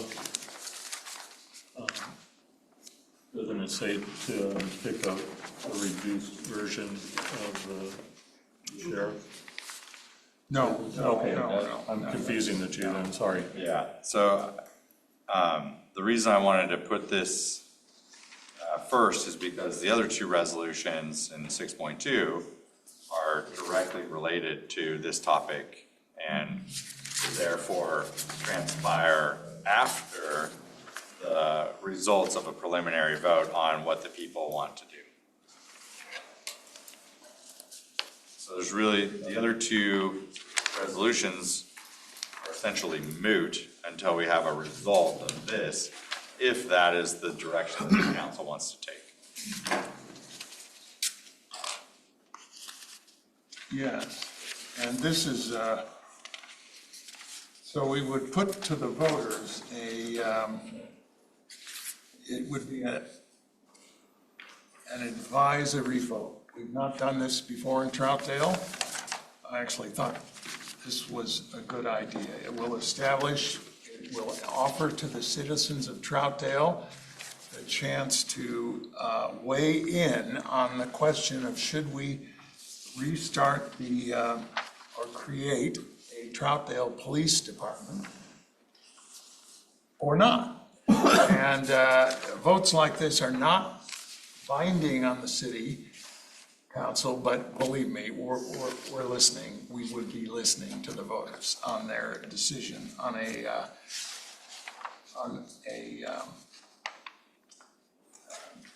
this advisory vote. And so it would put off the question of whether we're going to start or direct our city manager to start a police department or not, or whether we should continue with the sheriff's department. So the proposed resolution on the advisory vote is in your packet. There's a little supplemental packet with the revised agenda. It's very short, and basically under Oregon law, you're permitted to put an advisory vote on matters administrative matters cannot be usually put to a vote population, but an advisory vote can be, and it's done quite frequently. So. Can I make a comment? Yes. I made some notes here. So if we do this, we need to be very upfront with the constituents exactly what this means, that it is not going to be bringing back a police department in full force. There's going to be a ramp up. So we need to give them the explicit pros and cons to doing this. Also, we have another measure that we are going to be discussing, a safety levy. We need to make sure that both of these have no tie with each other, because I just think we need to be upfront with it. I agree, they don't have a tie. This advisory vote is putting a question to the voters, would you favor us starting a Troutdale Police Department or not? And the levy, which is a local option levy, 5-year levy, is to help fund Troutdale. Currently, part of our funding comes from a fee that we charge on every utility bill, $25 now, up from $15.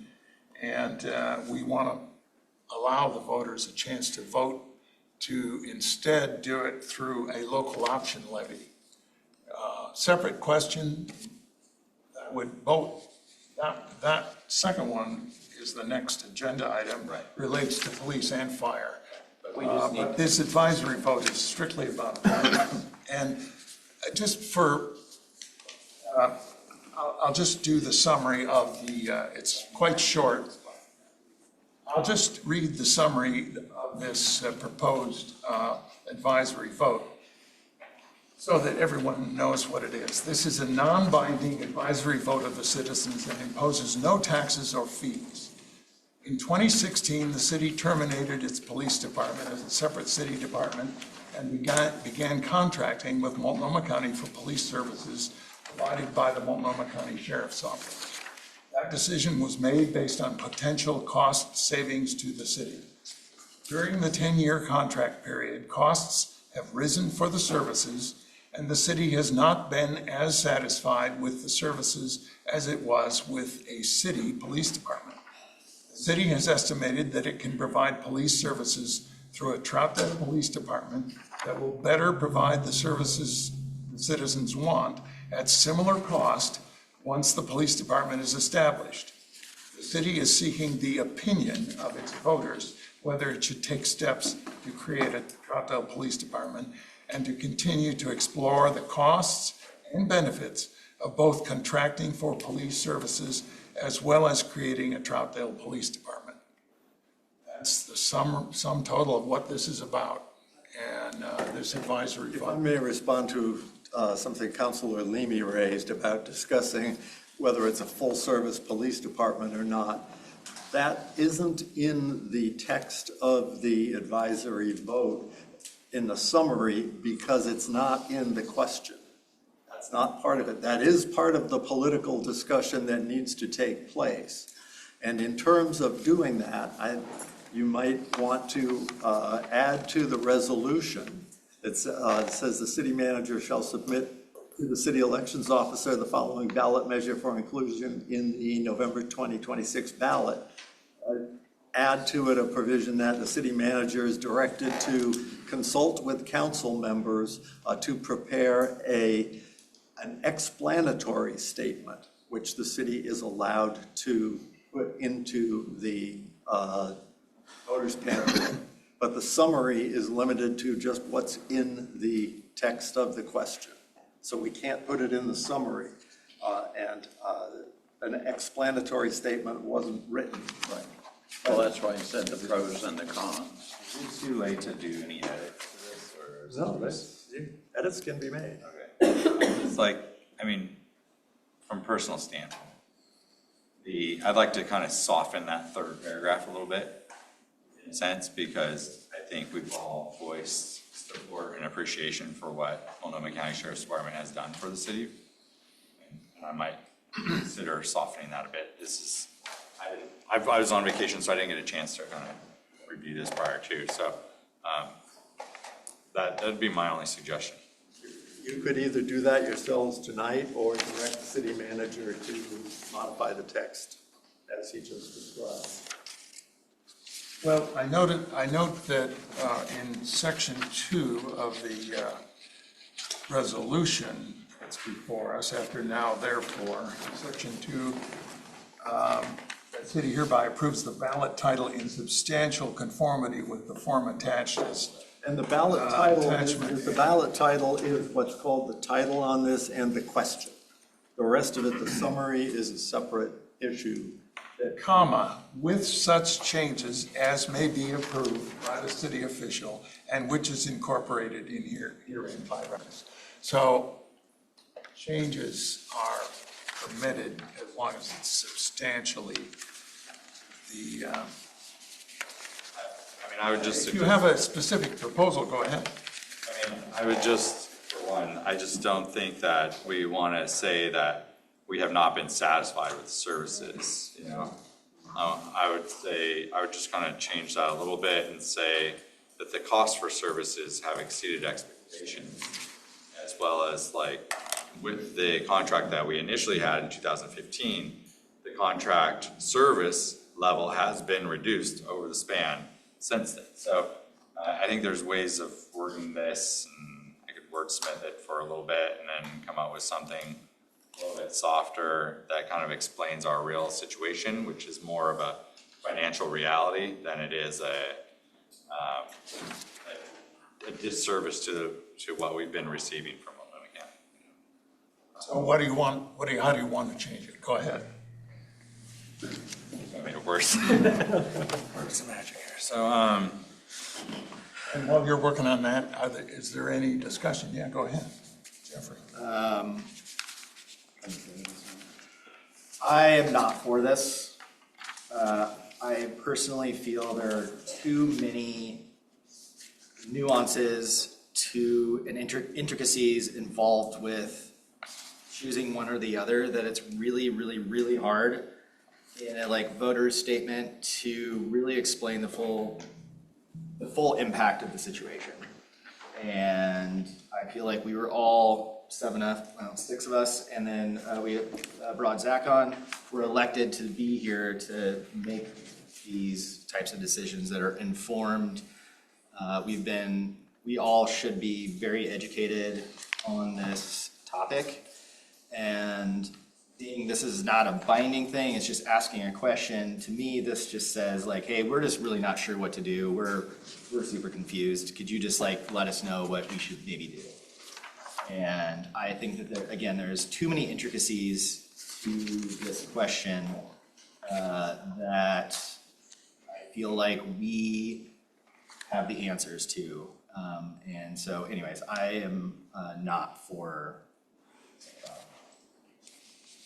Can I just tack on the end of that? I'm going to give you a hypothetical situation. If we put this out to the voters, it's unanimous, they want it a specific way, 80% come back, we want this. And we're sitting here with a budget being well, we can't afford that. How is something like that going to work on us? Our people say, hey, we want this. It's not something that's actually But it says objectively it's not obtainable. binding. So We would know what the people want and have given the people a chance to weigh in on it. I think, and it's possible we agree, Councilor One, that the citizens would like to have a Troutdale Police Department, but I think giving the citizens a chance to vote on an advisory vote like this would make it clearer, more solid, that we want to move forward with this.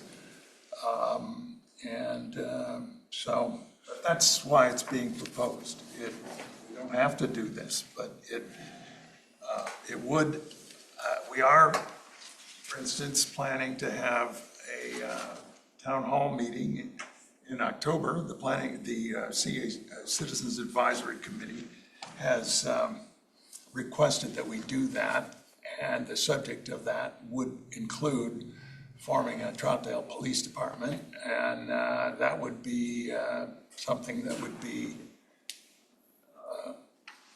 finally decided by a vote. So I think it's a good idea, actually, but I understand what you mean. It still may take a while until we could afford to do it.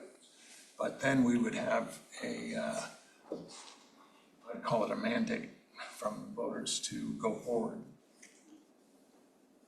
So the reason I'm saying if we go this way, which I am not really keen on, but if we do, we have to do cons, because across the board, people they like the local control, okay? What I'm getting from the constituents is they don't want to sacrifice the coverage, so they don't like the ramp up. And, you know, music in the park in Gresham last night, that Troutdale resident said, "What the hell are you doing in Troutdale?"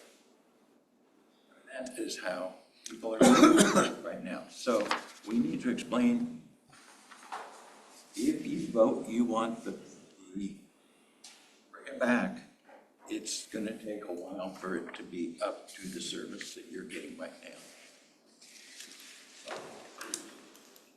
At the same time, I think that we've had several meetings, we've had Peaceway meetings, we've had this discussion several times.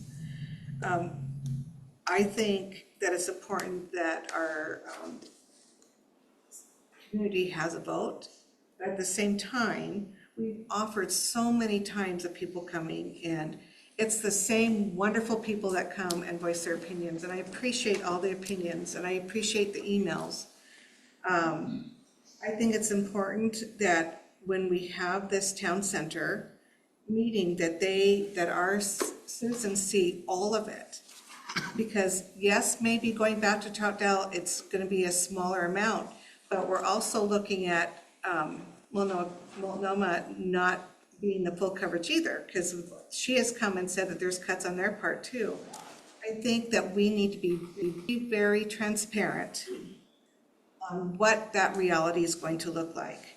Even though during this, if the citizens voted that we want Troutdale back, there's going to be that ramp where we're going to be with Multnomah County at the same time, so we're going to have all this coverage.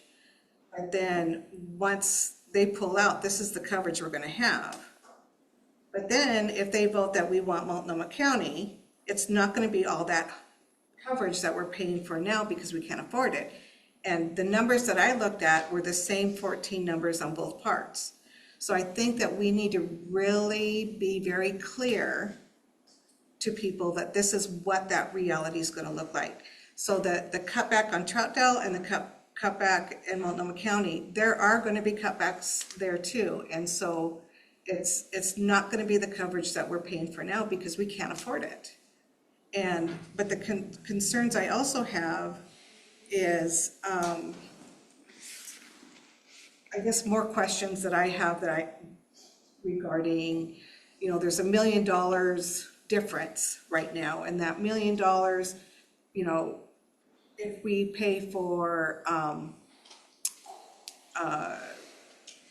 leave, who's going to cover the leave? If there's an accident, a police officer is not only injured, but now we've lost a car, who's going to pay for that? How's that coverage going to be? If we have a major disaster, yes, we will have support, we will have FBI, we'll have SWAT, we'll have whatever we need, yes, but when they leave, what is that going to look like? So there's so many pieces to this big puzzle. And what is that going to look like when the cut is made to Multnomah County? Because there will be, because we've looked at that. There's been documentation, we've talked about that in the past. So I would encourage that if we, get more opinion of our community, that we are very transparent, that that everybody understands what that reality is going to look like. It's not going to be the 100% coverage we're getting right now. There's going to be change. We have the option. Stay with what we have.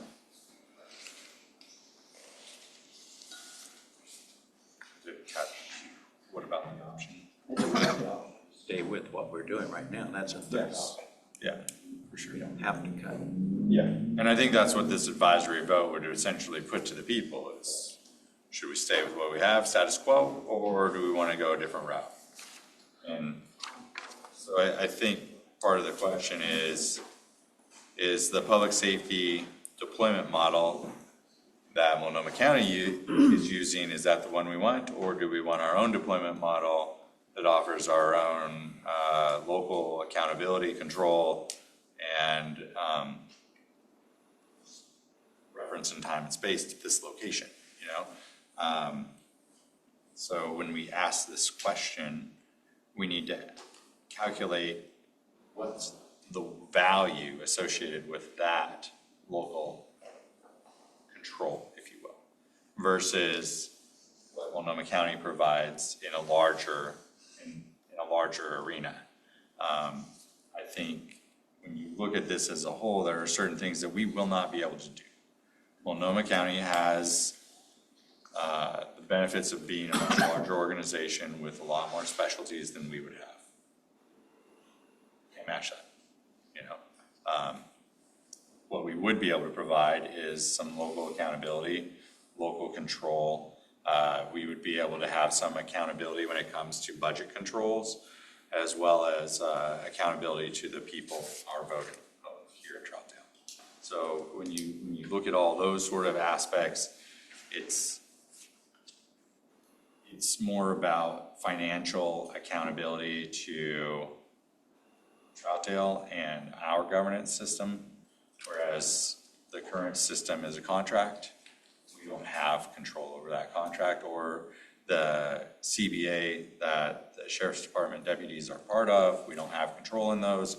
We can't, we have limited ability to modify that, right? So we can reduce the deployment model because we can't afford it anymore. And that's what we've seen over the years. The deployment model from 2015 has been substantially reduced over the years because we can't afford 27 officers out on our streets, right?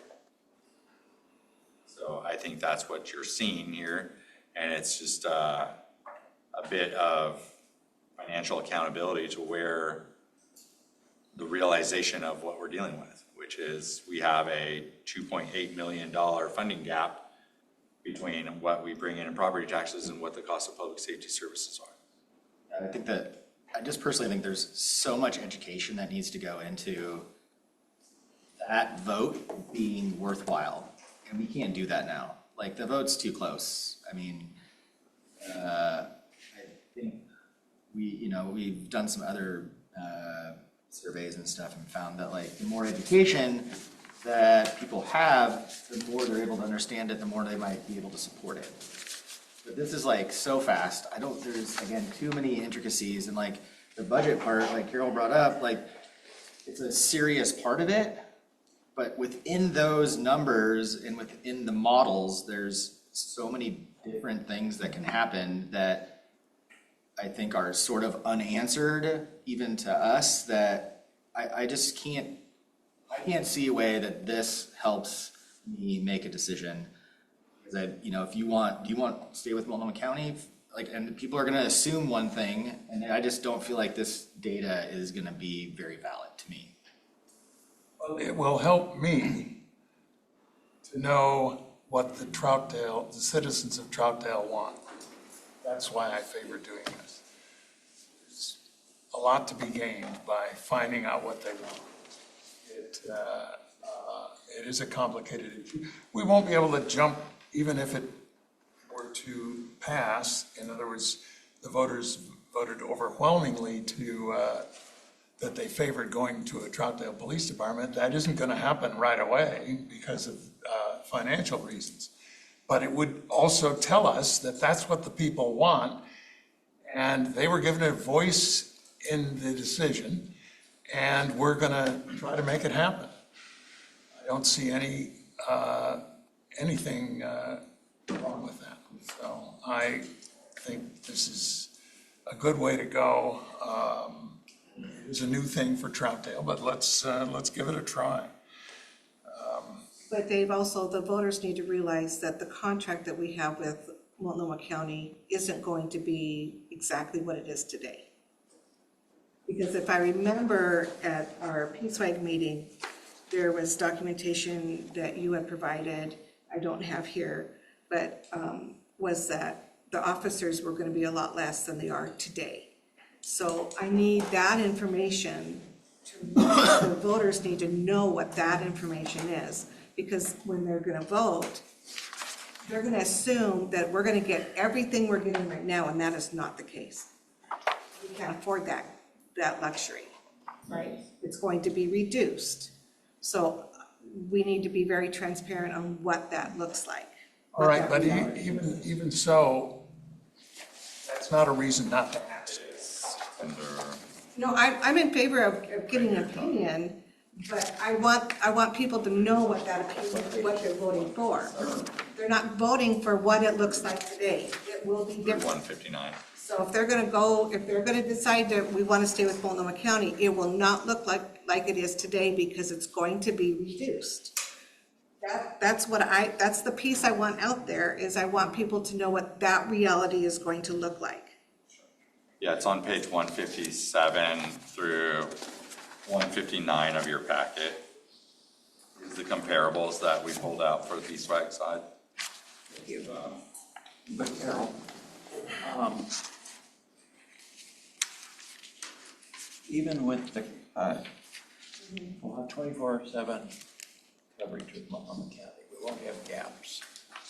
We'll also have coverage in case of maternity and various, because Multnomah County has all of that personnel. The ramp up of the Troutdale police. I would say you're still gonna have it. May I throw in just the legality of this? Everything that you're saying is nuance and it's information that every one of the voters in this city needs. It's got to get out to them. The problem is holding an election like this, the Supreme Court case, the Oregon Supreme Court case on an advisory vote had 3 choices. And they said, you can't do that. You can only give them yes or no. So that's why this is written the way it is. It has to be a yes, we want to look at this, or no, we don't. You cannot give them 3 choices, or 4 or 5. But that's what our world is, that complicated, that they need to know about the other choices. But all you can ask them is one question, yes or no. Basically, we're just asking, do you want your own Troutdale Police Department done? That's the yes or no, that's it. Well, it says what it says, yeah. And that's. In like the pros and the cons? Yes, yes. All of that information, can they go? That's what would go in your explanatory statement. You're directing, if you adopt this, you would direct. There's a summary and then there's an explanatory statement, right? So when I was saying the summary, that 3rd paragraph, tried to do some model work here. You want me to read what I kind of, where I'm leaning on this? Even though I still think it needs a lot more editing, but I'd just like to reread this. So 3rd paragraph in the summary, it says, that decision was made based on potential cost savings to the city. During the 10-year contract period, costs have risen for services and public safety deployment models have been modified throughout the years, providing reductions in service levels. The city estimates that it can provide police services through a Troutdale Police Department that will provide a level of services citizens need at a similar cost once the police department is established. That doesn't throw anyone under the bus. It just says this is what we're proposing, and it's a lot more, in my opinion, it's a lot more respectful to the services that we have received in the long run. But I would go something along that lines, just to kind of soften up that third paragraph. But also you can see the different staffing levels, and the difference that you don't see on this paper is what Councilor Leamy was pointing out, is that Multnomah County is a much larger organization, and they have a backdrop of resources to draw from should they need to. We would not necessarily have that luxury, and we would have to try to fill those gaps with resource officers, part-time officers, other means, especially in the early stages of starting. There would obviously be shortfalls there to begin with anyways, until it was established. That's why the ramp up is called limited. It was identified as limited so that people understood it's not the 2015 Troutdale Police Model. Not that we can't provide 24-hour coverage, because we should be able to provide 24-hour coverage. That's not what we're projecting. Yes, go ahead. Oh, all right. You know, the number one priority for government is public safety. And if we don't do this advisory vote, the next thing is a policy decision. We're going to make a decision, not even a town hall or a newspaper article in the Champion, anything to the public. And I think that's going to be a big mistake. I'm not saying anything against the sheriff, because I respect and, you know, I'm thankful for the job they've done for us. And I love that they're constitutionalists, they're well trained, they're well educated. The problem really is financial, and that's, you know, we'd like to have the Cadillac, but we might have to buy a Pinto for a little while, you know, and because they're just, seriously, there's not enough money in this community to keep going forward. And the option with the sheriff is to start reducing. And I told our sheriff the last time she was here, you know, they were going to pull our community resource officer, which was Nick. And I said, that's just not going to work. We have to have that person. Problem is, that was the only solution to lower the costs. And we rely on him immensely, and I can't imagine him not being on this force, on the sheriff's force. So we absolutely have to hear from our constituents. And I'm always impressed with Troutdale residents, how smart they are, how educated they are. When we have committee selection, we get some really amazing people applying for these volunteer jobs. So don't underestimate them. All you really have to do is live in a town to decide if the police is good or not, or if maybe we could get by with less and save money. So that question has to be, I'm not prepared to do part 2 tonight until we hear from our citizens. I think we owe it to them. I think it should have been done last time when we lost our own police and went with the sheriff. I believe you. I think we moved past what I was gonna say. I just worried we were getting on track, whether it was a good idea or we should talk in details.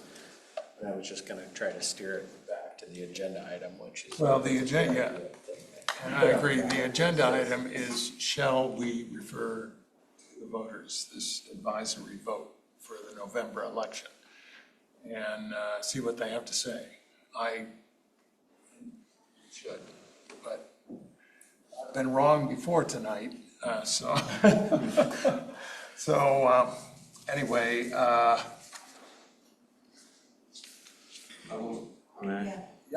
just, yes, I think it's very important we get the right information out there, and I know that everyone keeps coming back to that. But yeah, I mean, giving the town a little credit, I mean, I think when it comes down to it, realistically, we have a lot of work to do between now and then anyway, to kind of Jeffrey's point in that sense, where it's like, it's not just over because we're kicking it down. It's incredibly important that we hear, I think, from the community always, any chance we get. At the same time, like, we do have a lot of the background on it. We do have a lot of knowledge. We do have a lot of work ahead of us. I think when it comes down to it, to that point, a lot of the feedback that we've gotten today alone even, but historically, on this very issue from the public has been number one problem is coverage. So I think we also at the same time need to rework kind of what we're looking at and offering when it comes to the limited ramp up to make sure that all of our T's are crossed when it comes to coverage, that we can cover, you know, PTO 40 hours for every person if somebody's gonna be out at all times. We need to make sure that we account for these things because we can't, yes, we may not have like the best detective agency around. We may not have a lot of these extra services because we can't afford them. But at the bare minimum, to Glenn's point, like it is our responsibility to provide public safety number one for the city. Like parks are great, general fund, but like when it comes to police and fire, if those aren't handled, like, you know, that's priority obviously. So to that end, what I'm getting at is I just want to make sure that, you know, we are still listening even now and acting on that as we go before. That way, when we do get that information out there, that it is updated with the best case scenario that we can provide. Because if going off of the numbers that you were kind of showing, there were some weak points and some certain scheduling, I think that obviously is kind of scary to a community when it's thinking we don't have police coverage. And we will get back to this here in a second, but I guess I just wanted to say to that end, we just need to make sure that we have the proper facts and do the work behind it ahead of time to update everything to make sure that we're coming out like swinging as hard as we can with the best case scenario. Because if it's not apples to apples, it's gonna be dead in the water, in my opinion. Yes, but I think there's also an aspect of financial sustainability, not only now, but into the long term. Sure. Like what Councilor Glenn was saying, everyone wants to drive a Ferrari, but sometimes we have to drive the Pinto, you know? Sure, but you're showing like, you know, $6 to $8 million in savings over the course of 5 years. I mean, if we can shrink that savings a little bit to make sure that we just have police coverage and people are safe, like, there's a balance there. So all I'm saying is we should definitely, we're gonna keep working on it, we're gonna keep looking at it. In the meantime, we gotta hear, I think we should hear what everyone has to say. I think it's incredibly important, but I also think like we still have a lot of tweaking to do with kind of the work that we've done so far, so. That's what I'm saying. And just piggyback, you know, on page 156, you've got the MCSO IGA, which is now, you have the revised proposal of MCSO and then the Troutdale proposal. So I think it'd be really good, although a lot of us understand that and are getting a better acquainted with what the differences are, our community needs to know what that difference is. And so, and I know that the chief had come and did some explanation of it last time that we met. On our website, we have to get it out there and be very transparent. Because I don't want a year down the road having people come saying that you lied, you didn't know, you didn't. I want to be very transparent on this. Because I felt the last time that we did this, there was not 100% transparency. As a citizen who came to meetings, I was lied to in those meetings. I love my Multnomah County Sheriff. That isn't, I'm not saying anything negative on that, but at that time, how I felt it was done wrong. I don't feel like it was done 100% transparent. I want to make sure that when we go to these decisions that we are really transparent and that our community is involved. So to your point, Councilor Allen, on page 152 are those 5-year cost projections, and the current status quo over 5 years with the Multnomah County, with the current IGA is 34.9, so 34.9 million. With the proposed revision that the sheriff proposed, it was 26.8 million. And then what we're proposing over that same 5-year period is 18 million.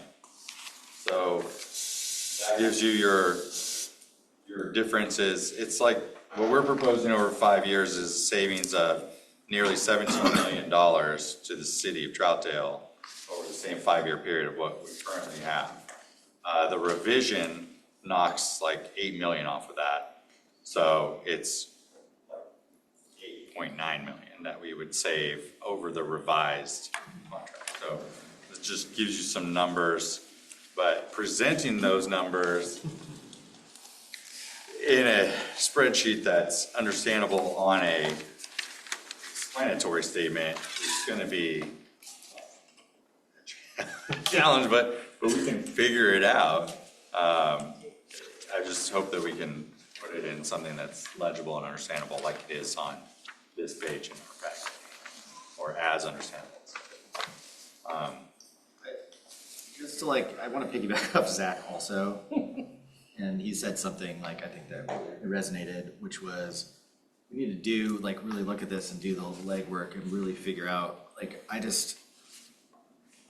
my personal belief after hearing all of our information that we've come in and talking to everything, I'm super unconfident in the number that for our own police department. I think that cost is, we don't know the actual cost of that because of numerous factors that we can either talk about later or whatever, we can have a discussion, but we for sure know the cost of the contract. We know exactly what that's gonna be. It's not gonna be $1 more. That's what we're gonna pay. This, I don't know because of some of the things that have been brought up. So I personally don't, putting this information out, I don't necessarily think it's true. And going back to what Alan said, is that it was very untrustworthy. She felt like she got bad information and was lied to. I feel like we put this out, I'm lying to the people because I don't know that $8 million gap that we were just discussing is really honestly true. So, and not anything against you or anybody here, I don't think we can know what that is. So, it's kind of off topic, I get. Yeah. I mean, I would just state that that's the budget control that you have at a local level, whereas we don't have. I mean, one thing that didn't happen in 2015, when we made the change, is we didn't give the voters of Troutdale a chance to weigh in on the question. This will give the voters of Troutdale a chance to weigh in on the question. It isn't going to answer all the financial numbers, but I think we need it for that reason. So I move we make a resolution of the City of Troutdale, Oregon, calling a measure election to submit to the electors of the city an advisory vote question of creating a Troutdale Police Department for the November 2026 election. Do we want to open it up? Well, I was going to invite public comment on, this is public comment, not on the pros and cons of the sheriff versus our own police, but on referring this to the voters. That's the question. And so with that in mind, I invite public comment from anyone on Zoom on whether we should refer this advisory vote for a vote of the people. Rick Wilcox, Troutdale. Oh, go ahead. Okay, actually got an intro that shares both the levy resolution and this one. So I'll have to transfer one over. I'm going to quote excerpts from the staff report, resolution, and ballot language and briefly comment on each. And I think it'll be obvious what's quoted and what my response is. On the advisory vote under staff report, it says, the ultimate outcome is up to the voters. This is not true since the vote is only advisory. The final decision is made by council regardless of the vote. Under summary, this is a non-binding advisory vote of the citizens. Since this is simply soliciting opinions, the council is under no obligation to decide one way or the other. What if voter turnout is 50% and the vote tally percentage is 51-49 either way? Will that be a compelling mandate to go either direction? And then this next one, Mike has acknowledged is problematic, but somebody put it in black and white, so that's a problem too. The city has not been as satisfied with services with the services, meaning MCSO, as it was with the city police department. As a ballot language statement, that's not particularly impartial and is also simply an opinion. It's also a fairly radical departure from what we've been hearing until now. All we've heard heretofore is that the MCSO cost increases are not manageable. If it's now being revealed that the city has not been satisfied with the service provided, they should have had the Troutdale Police Department ready to roll when the IGA expired. Troutdale Police Department will better provide the services the citizens want at similar cost. We've also been told most recently that the Troutdale Police Department will cost less than the MCSO. Now we're being told the cost will be similar. Another consideration is that if the decision is pushed out another 6 months awaiting the advisory vote results, the city will be paying the status quo rate to MCSO, which is the highest cost option. If the decision is made to reestablish the Troutdale Police Department, that would be an additional 6 months to a year under the status quo service rate. Thank you. All right, thank you, Paul. Anyone else online? Yeah, Mark. Mark, go ahead. Good evening, Mayor and Council. I hope you can hear me okay.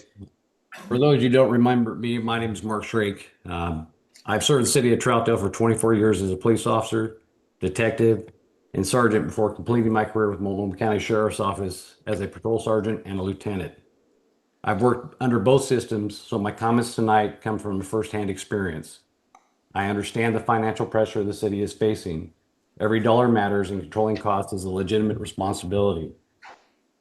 But the least expensive model on paper is not necessarily the safest or the least costly when staffing, liability, and service failures are considered. The central question should be, which model provides the safest and most reliable service for the citizens of Troutdale? In my professional opinion, that is the continued partnership with the Sheriff's Office. When I began policing in Troutdale in 1991, the city, the profession, and the demands placed on our officers were very different. A staffing structure resembling what worked 35 years ago cannot meet today's expectations. Police staffing is not measured by names on an organizational chart. It is measured by how many officers are actually available at 2 o'clock on a Sunday morning when dispatch sends a domestic violence call, a serious crash, and an armed robbery within minutes of each other. I have managed those shifts. I know what adequate staffing looks like, and I know the consequences when it's not available. It has been suggested that mutual aid will cover staffing shortfalls. But that is not what mutual aid is for. Mutual aid is intended for unusual, significant, or rapidly escalating incidents. It is not a substitute for sufficient daily staffing, supervision, investigative capacity, or timely backup. Neighboring agencies have their own communities, calls, staffing shortages, and priorities. Their assistance is based on availability and is not guaranteed simply because Troutdale will need another officer. A public safety model should not be built on the assumption that another jurisdiction will routinely supply personnel because Troutdale chose not to staff it.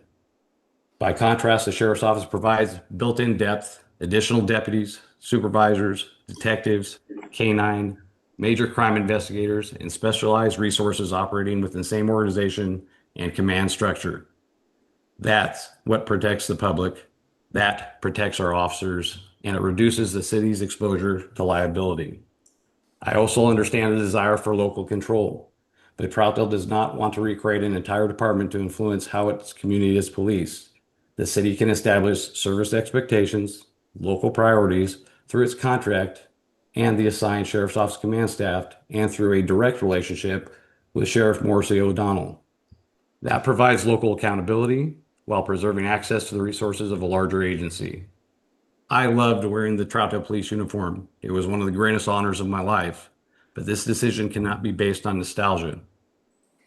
I've worn both uniforms, and in my opinion, is not based on politics or sentiment. It's based on the responsibility I carried for protecting this community and making sure officers went home safely at the end of their shift. During my career, I responded to calls every officer hopes never to come across the radio. Those experiences taught me that public safety isn't measured by how well we handle routine days. It's measured by how we prepared for the worst days. I respectfully ask you to make that same decision the same way tonight. Choose the option that provides the highest level of public safety, not simply the lowest projected cost. Continue strengthening your partnership with Multnomah County Sheriff's Office and give the citizens of Troutdale the dependable level of protection they deserve. This is my hometown. I went to school here and I served this community for nearly 3 decades. And I ask you to do the same thing sitting up there making these decisions. Thank you. All right, please remember, folks, the issue before us is whether we should refer this advisory vote to the voters. The ultimate question of whether we should stick with the sheriff or adopt or start a police department is a separate question. So anybody else online wish to address the issue before us? Yes, go ahead. Okay, thanks for saying that, because I was like, wow, my statement has nothing to do exactly with that. I just want to say that I agree with much of what has been said.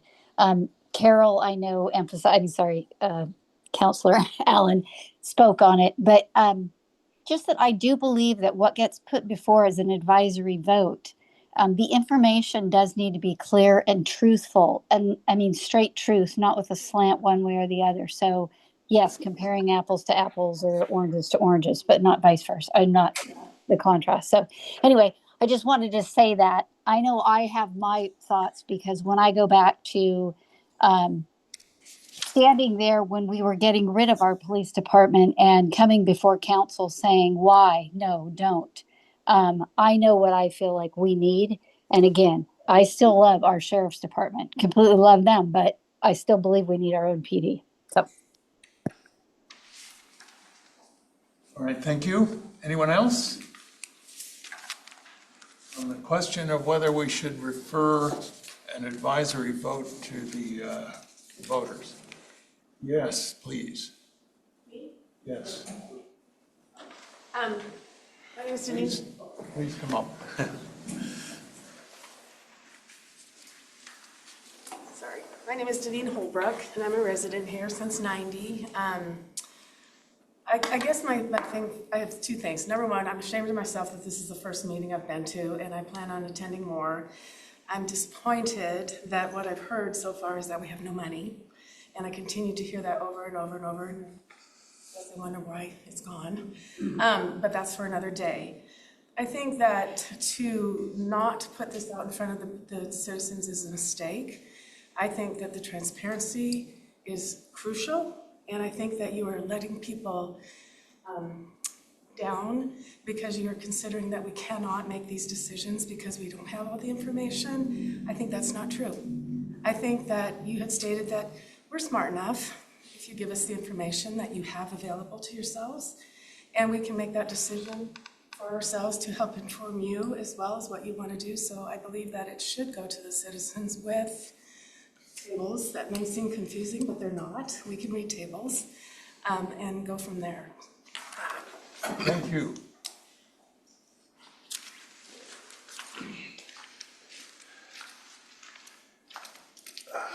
Thank you, Mayor, City Council. My name is Adrian Kester. I'm a Troutdale resident and also current chair of the Troutdale Citizens Advisory Committee.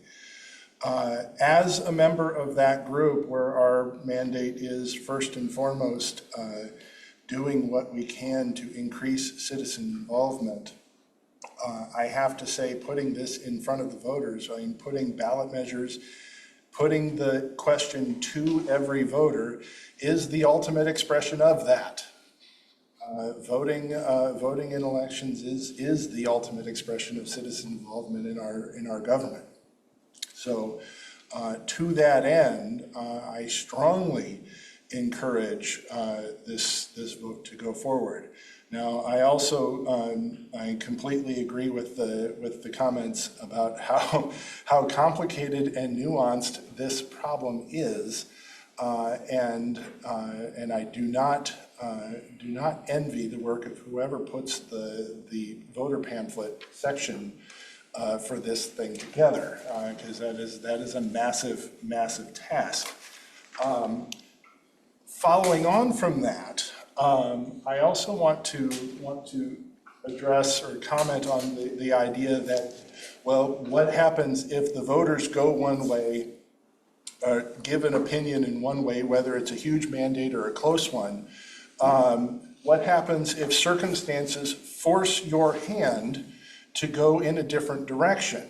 And I don't know if Mike remembers, but when we had the event down at Glen Auto Park for the city manager speed dating, or whatever we called it that time, a question that I asked was, how do you communicate to the public unpopular decisions that you really have no choice in executing?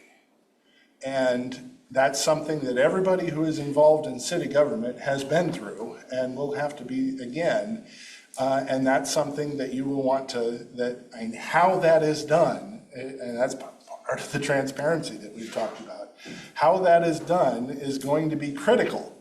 But then my last comment is if this vote goes forward, between now and November, I would expect that all of the available wheels of the city are put into motion, all hands on deck to make sure every last ounce of information and clarity and questions and answers that can be made to the public is put into play, because that is the only way that this is going to the councilors who are concerned about how to interpret whatever the outcome of this vote is. That's the only way you're going to have any confidence in it. So, thank you. Thank you.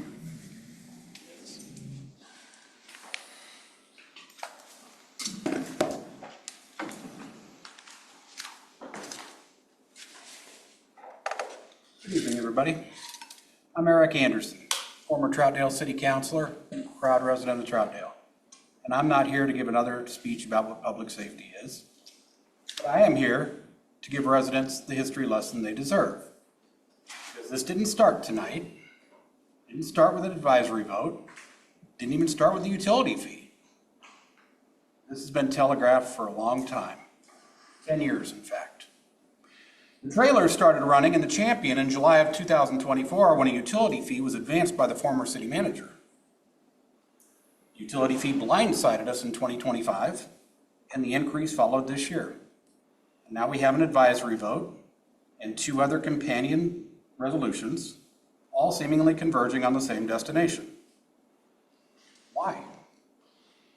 Because some people never accepted the 2015 decision.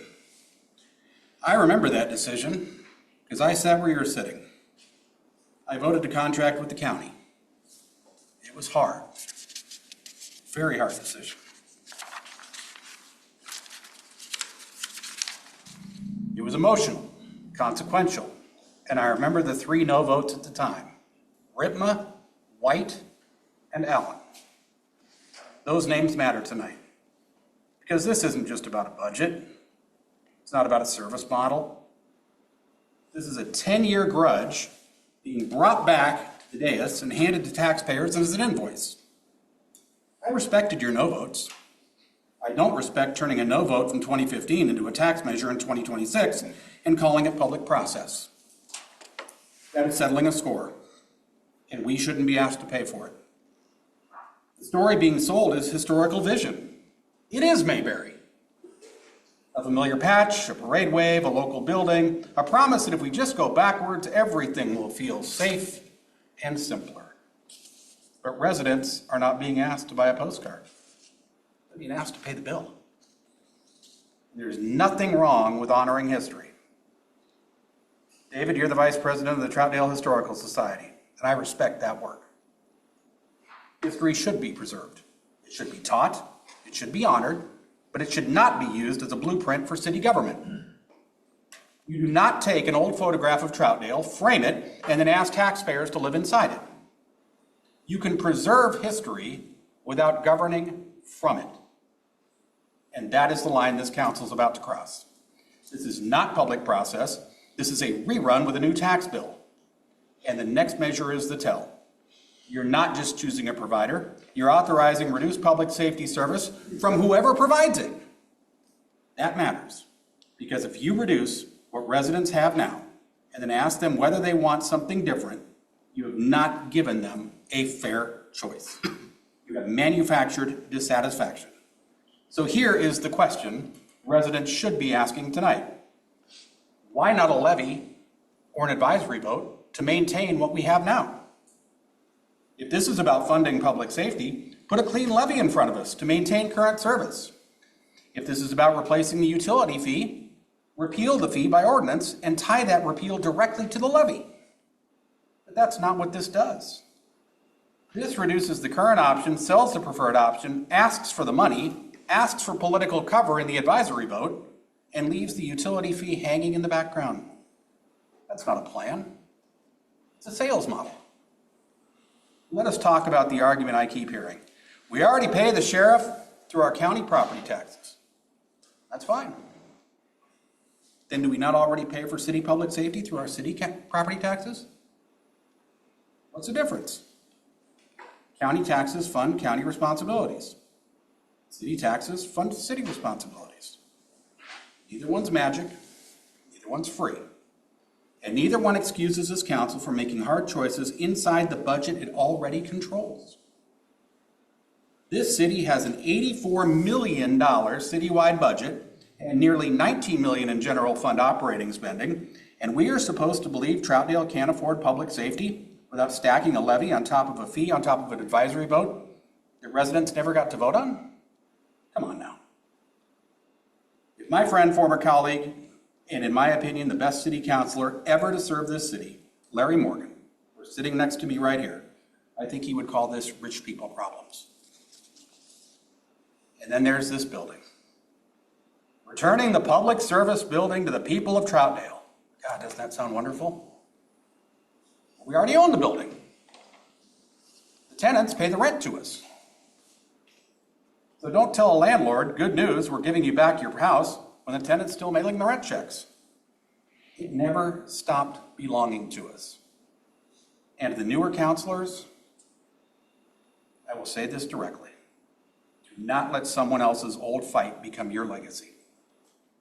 Under the Troutdale Charter, this is not a strong mayor system. The mayor has one vote with no veto, no extra weight. He is one person in the huddle. So if this goes forward tonight, it's your vote. You will own it. And here is my ask. Vote no on the advisory vote, vote no on the companion resolutions, and come back with one clean question. A levy to maintain current public safety service. A binding repeal of the utility fee if that levy passes. With neutral ballot language, real budget choices, real trade-offs, and real guarantees. But don't sell me Mayberry. Ask me for money. Ask the voters for cover and pretend that it's public engagement. It's not. It's choreography. And since this council seems so comfortable with reruns, let me tell you what happens at the end of this one. The levy will fail. The advisory vote will fail. And they will fail because residents know the difference between being asked for a choice and being managed toward an answer. Vote no tonight. Start over. Tell the truth and ask the clean question. Or there may just be more than these questions on Troutdale's November ballot. Thank you.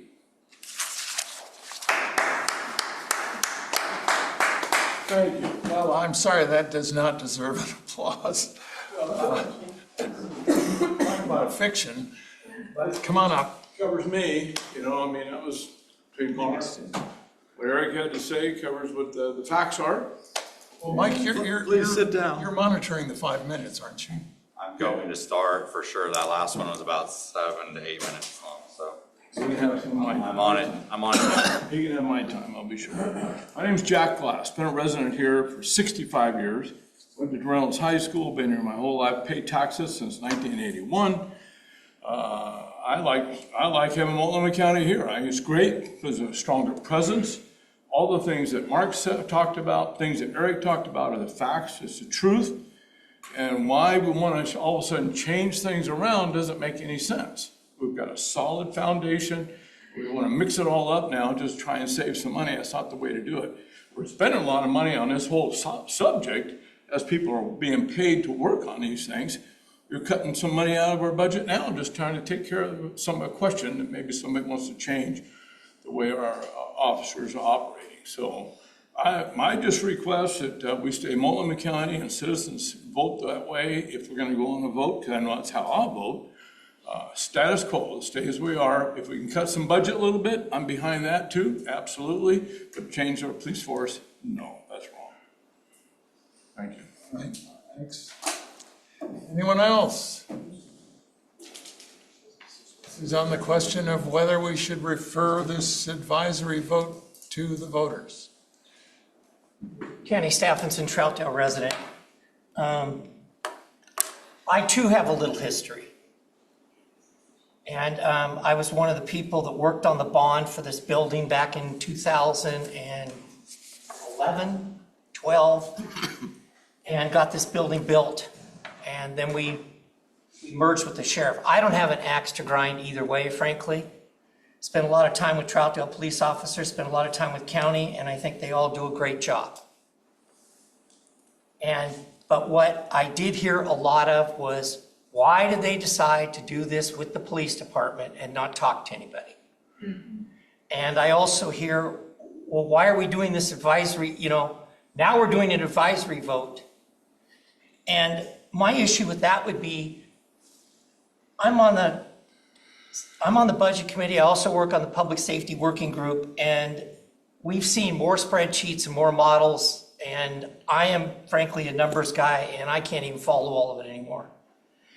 And if you're going to go out for an advisory vote, what are you advising them to vote on?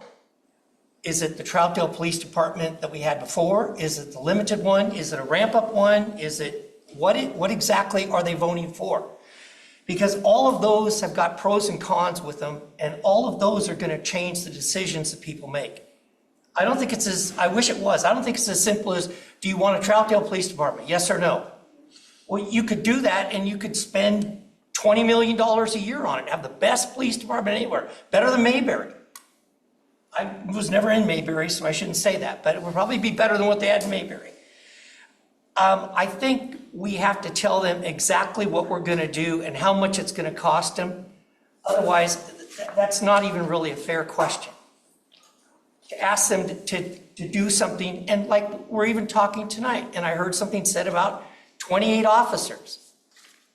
Troutdale Police never had 28 officers. They had 28 FTE, but not 28 officers. That's a difference. And I think apples to apples, we've heard that too, and it's very important. Whatever we're talking about, we've got to make sure that it's the same message, and people can say, okay, I like that, I don't like that, I want to do this. But could be, would be, should be. I don't know that that's going to work for us. I don't know if it's going to work better than it worked in 2015.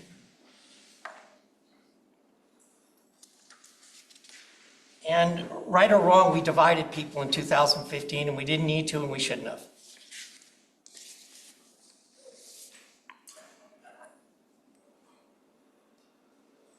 And I think if you're going to put the $1.60 on there, you need to have a definitive position of what you're going to do with the utility fee. Because asking them to vote for $1.50, and then, well, the council might get rid of the utility fee or they might not. I know how I'd vote. I wouldn't vote to say, okay, we're going to keep this one and add this one too. I think the council also has to take a position on that. So, thank you. Thanks. We already did that one. Bob, yeah, if you want to address the question of us, whether we should put this to a vote.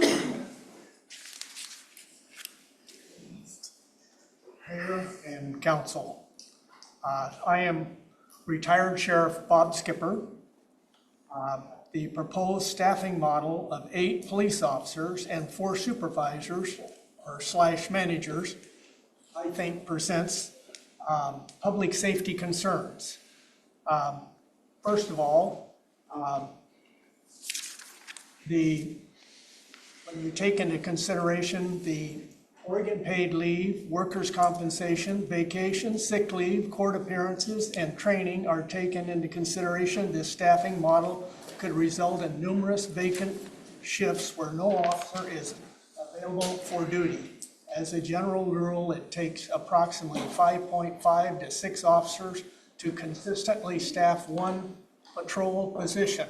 Now, that was before, as Councilor Allen pointed out, the Oregon paid leave plan went into effect, so that made it worse. In 2025, 142 serious crimes were referred to detectives in Troutdale. How can 2 patrol officers also assume investigative responsibilities when suspects are often no longer in their patrol district? With light rail and regional bus service, suspects can quickly travel anywhere within the Tri-County or Clark County area. The MCSO Sheriff's Office has provided law enforcement services to Troutdale for the past 11 years. Deputies rotate through assignments such as detectives, drug enforcement, river patrol, developing investigative skills, and the ability to prepare search warrants and follow up on cases before evidence is lost or destroyed. I also have serious concerns about hiring officers at pay rates well below the surrounding Tri-County agencies. After completing the police academy and becoming certified, a process that can take up to 18 months, many officers will have opportunities to leave to for higher pay and greater promotional opportunities. I'm afraid you will have a revolving door. Several MCSO corrections deputies have been hired by MCSO law enforcement, Gresham PD, Portland PD, and other agencies. Even when the pay is comparable, many seek the opportunity to serve as sworn police officers. These agencies value the experience corrections deputies gain while working with inmates who have committed crimes. The transient nature of criminal activity extends throughout Gresham, Troutdale, Wood Village, Maywood Park, Portland, the whole Tri-County region, including Clark County. The more effectively agencies work together, the stronger public safety becomes. A single homicide investigation can require 2 or more officers for months or even years. So to expect the patrol officers to take on that responsibility of investigating crimes, we've tried that with the sheriff's office over the years through team policing, and it takes you clear out of the district. You're not in the district anymore, and leaving your district vacant. A recent example occurred in Portland where private citizens intervened. Some of you perhaps heard it on the radio, where a naked man was at the fountain and attempting to kidnap a young girl.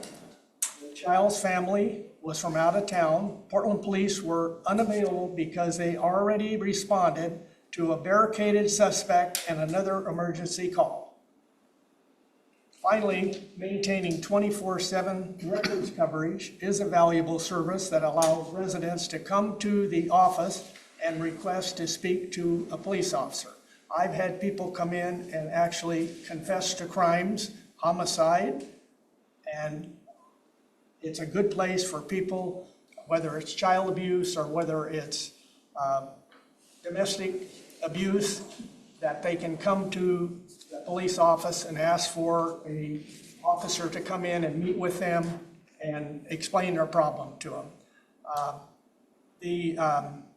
And last but not least, I think it's very important to have apples to apples, because as I recall, it was about 27 police officers when the merger happened, and we're talking about, as I see, 12 police officers total to do all investigative work, which there are detectives that do that work now.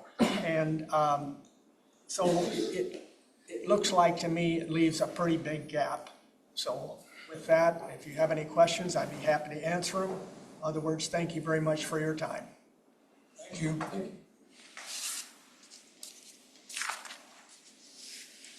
The question before us is, are we going to refer this vote to the citizens of Troutdale?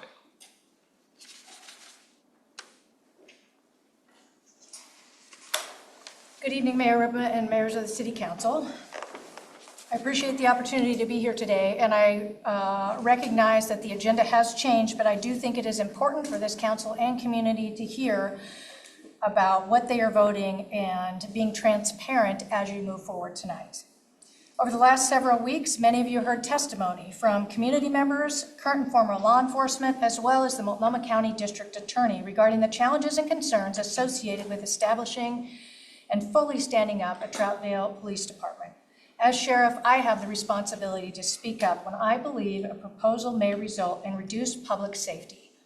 I am concerned that a resolution on the agenda today presents the choice of either creating a limited Troutdale Police Department or accepting reduced services from the sheriff's office. That was removed from the agenda, and now we're moving to a potential vote. To be clear, it was not an accurate reflection of the proposal that we presented, a reduced proposal. Our costs reduce, not public safety, which is my top priority for this community. Our current and proposed agreement continues to ensure that Troutdale residents, business owners, visitors receive comprehensive 24/7 law enforcement services, including patrol deputies, detectives, K-9 units, tactical response teams, and access to a broad range of specialized resources critical in modern-day policing. Additionally, more than 60 uniformed deputy sheriffs, sergeants, lieutenants, and command staff are assigned to this building alone, ensuring experienced supervision on every shift. That is not the reality from what I have reviewed in the proposal. It does not include investigative resources, 24/7 patrol, or 24/7 supervisory coverage in the Troutdale proposal. In previous discussions, there's also been a perception that if the city ends its contract with the Multnomah County Sheriff's Office, the patrol deputies, detectives, and other resources will remain available to the city. That is simply not the case. Those dedicated positions are funded and staffed through this contract. If the contract ends, those positions and the dedicated service they provide to Troutdale ends as well. If the contract remains, those positions continue to remain. There's also been discussions about replacing gaps in coverage with mutual aid. Mutual aid is an essential part of public safety, and you've heard that tonight. I fully expect my deputies to respond whenever a neighboring jurisdiction needs assistance, and we always will. And mutual aid is not a substitute for patrol officers available to this community 24/7. Investigative capacity, supervisory oversight, or the daily police services that residents depend on every day.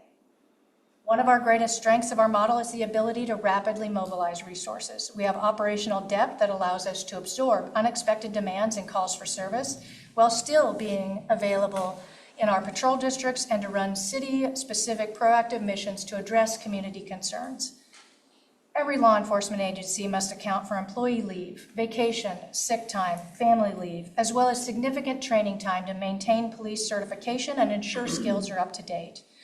Under the proposed policing model that we have been made aware of, when a Troutdale officer is away for any of these reasons, it may be nearly impossible to backfill that shift. As a result, you will see service reductions, staffing shortages, and gaps in coverage, and those will become common. Every law enforcement agency must recruit, hire, and train officers. In today's hiring environment, that remains one of the greatest challenges across Oregon and across our nation.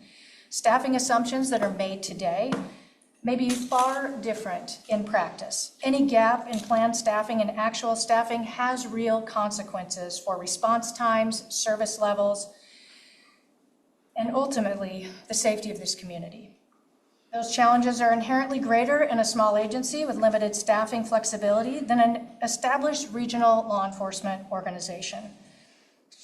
Lastly, establishing and operating a standalone police department extends far beyond the officers assigned to patrol. The city must also build and sustain its own infrastructure that is necessary to support those officers, to include evidence management, record systems, professional standards, and internal affairs, training programs, policy development, accreditation efforts, and being fully covered for risk management and liability.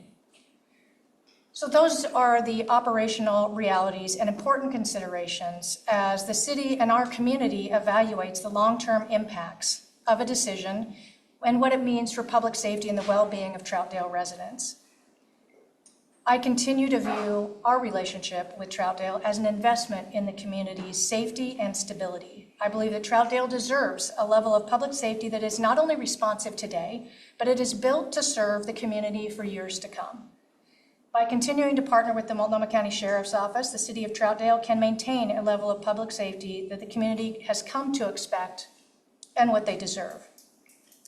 And the reason this information is extremely important because deciding on a vote on how you're going to proceed, I believe there needs to be transparent communication and opportunities for our community to hear exactly what a limited Troutdale Police Department would look like and how that is proposed on a ballot.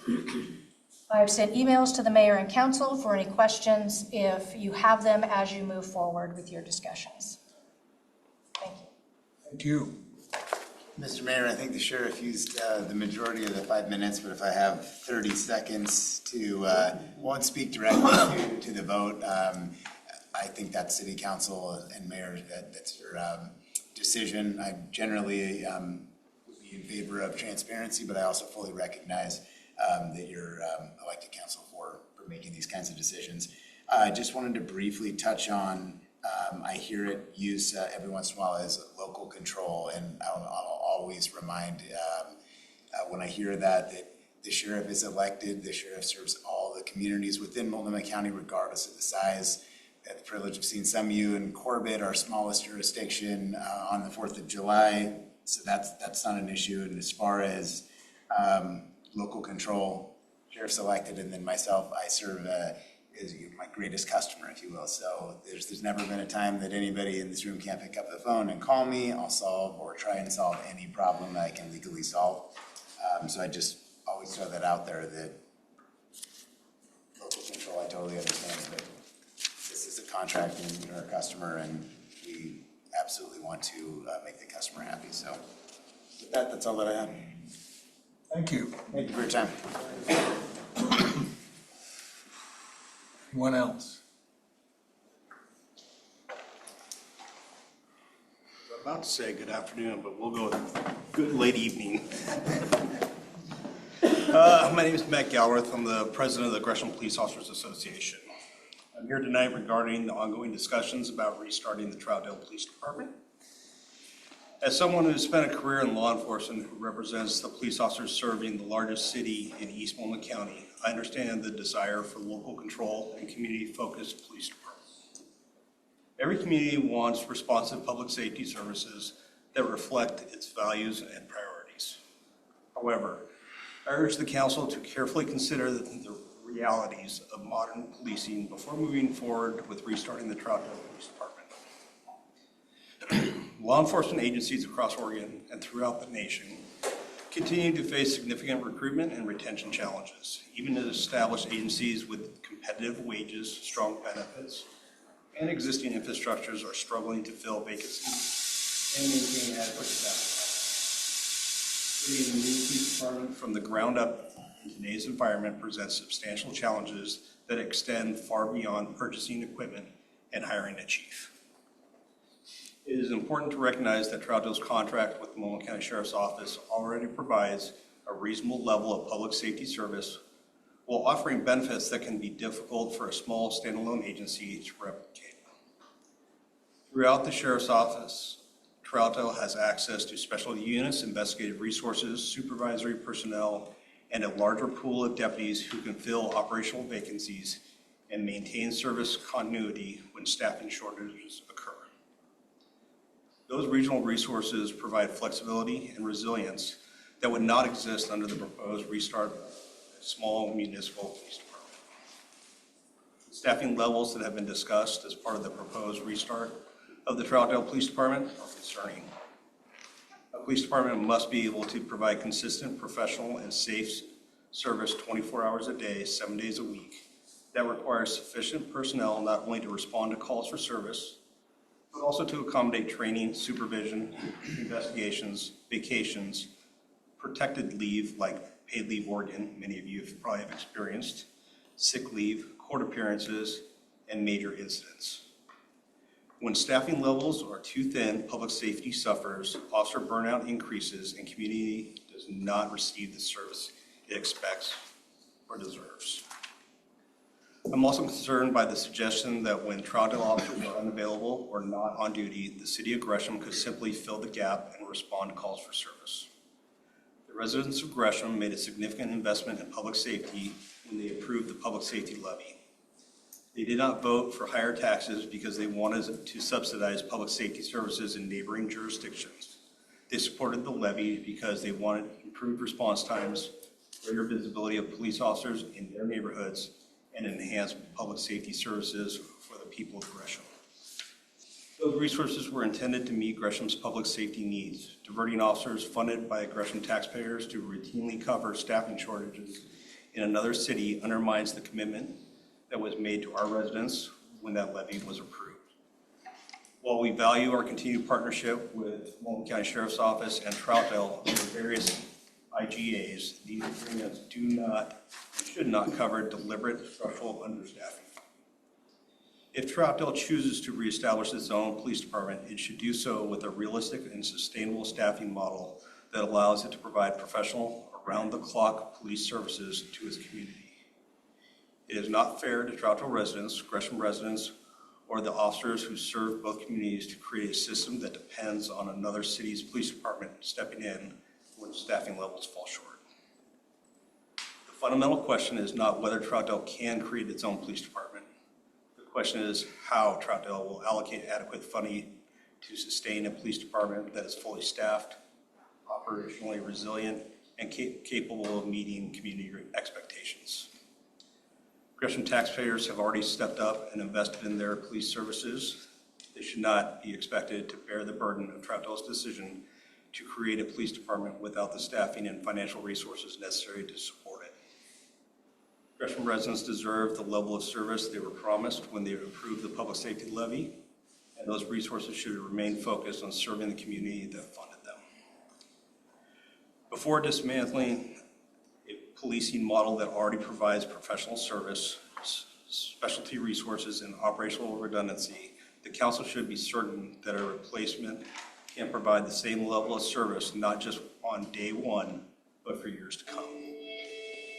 Hope is not a staffing plan, assumptions are not operational resilience, and neighboring agencies should not be expected to compensate for structural shortcomings in a department that is not adequately staffed from the outset.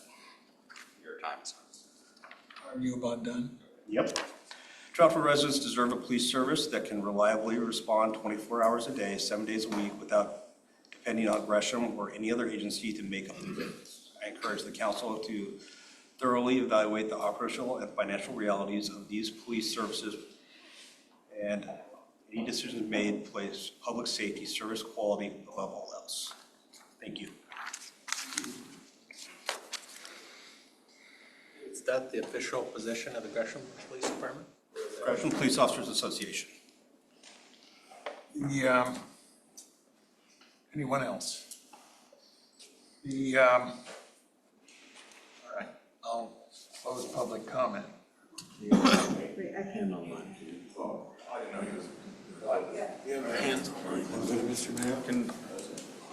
Can we talk about like what the purpose of this is right now? It's because we are so far off on these comments, we're not even talking about what we're trying to do. Yeah, people are addressing the merits of forming a police department versus keeping the sheriff. I'm sorry, but that is not the question before us. The question is, should we ask the voters of Troutdale to weigh in on whether we should form a police department or not? It's a separate question, it's a simpler question, and I do encourage, we welcome public comment, but please, could you stick to the topic?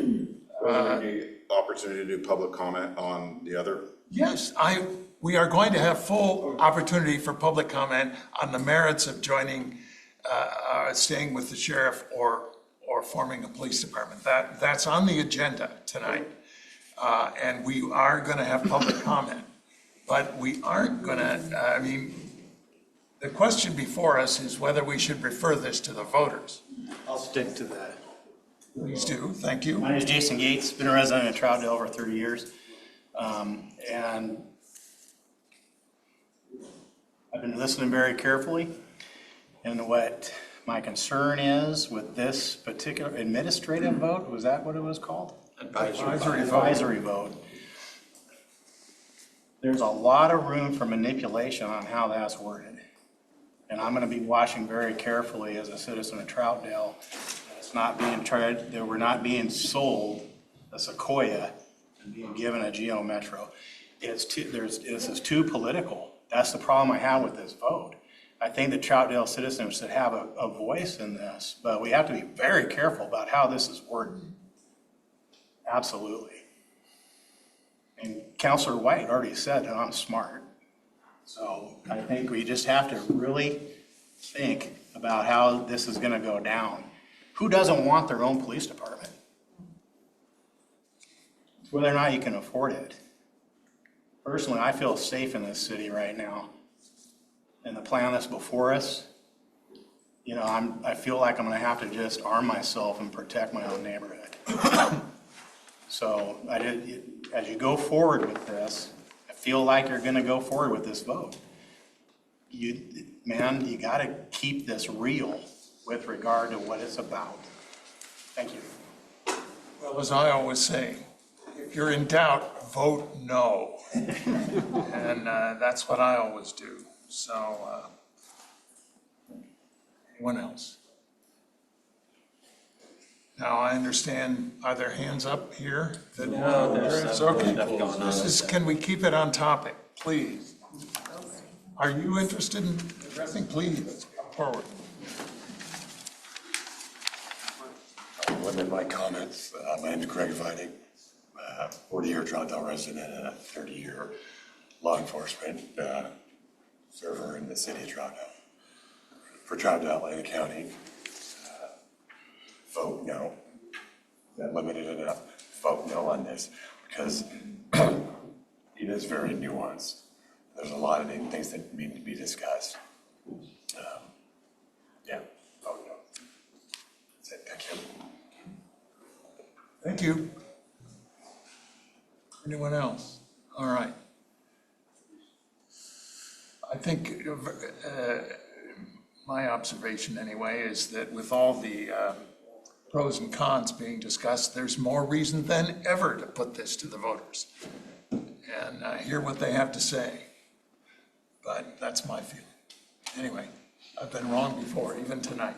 Mr. Mayor, you should close public meeting if you're going to have the discussion. Well, it isn't, I mean, it was public comment. I will close public comment. Sorry. On this matter, and there was a motion on the floor. Is there a second? Second. Any further discussion? Question is, shall we refer? Yes. The possibility of the verbiage of this being manipulated to influence the voters resonated with me. I think,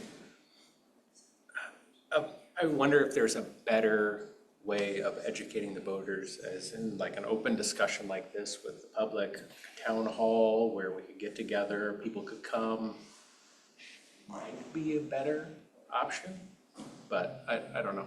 I just thought I'd say that before we go to a vote, so. All you would be voting on tonight is whether the city should put something in the voters' pamphlet. And every citizen, every non-citizen has the right to get a page or with a discussion in the same voters' pamphlet to talk about it. So there may be 100 opinions, there may be none, if it does get referred to. So it's just another ballot measure which has sometimes, 100 pages of argument in there. It's my understanding we have a town hall scheduled for October, the month before, for that reason anyway. So. Yes, I mean, we got our work cut out for us, but one thing we're not going to be able to do is pull the wool over people's eyes. I mean, they're gonna decide whether they think it's a fair presentation of the issue, and let us know what they think. I don't see any harm. But anyway, further discussion? Otherwise, Kenda, go ahead and please call a roll. Counselor Andrews? Yes. Counselor Allen? Yes. Counselor One? No. Mayor Ritma? Yes. Counselor White? Yes. Counselor Counselor Davidson? Yes. Counselor Lehman?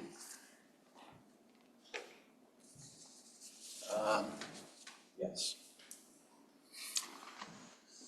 Thank you all for a very lively discussion. Let's move on to a resolution of the City of Troutdale submitting to the voters the question of passing a 5-year local optional tax levy. $1.60 per thousand assessed value to fund police and fire safety operations. That's what it's for. And Mike? So as we discussed, part of this levy proposal was removing I the. had a request for a break. Okay, yeah. Oh, I guess Jesse already left. Yeah, fine. Okay, folks, let's take a quick break.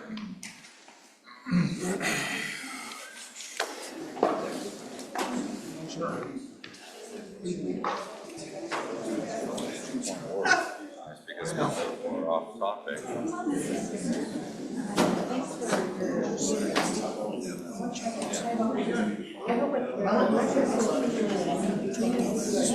Well, the problem is like now we're not discussing. Thank you for allowing the break.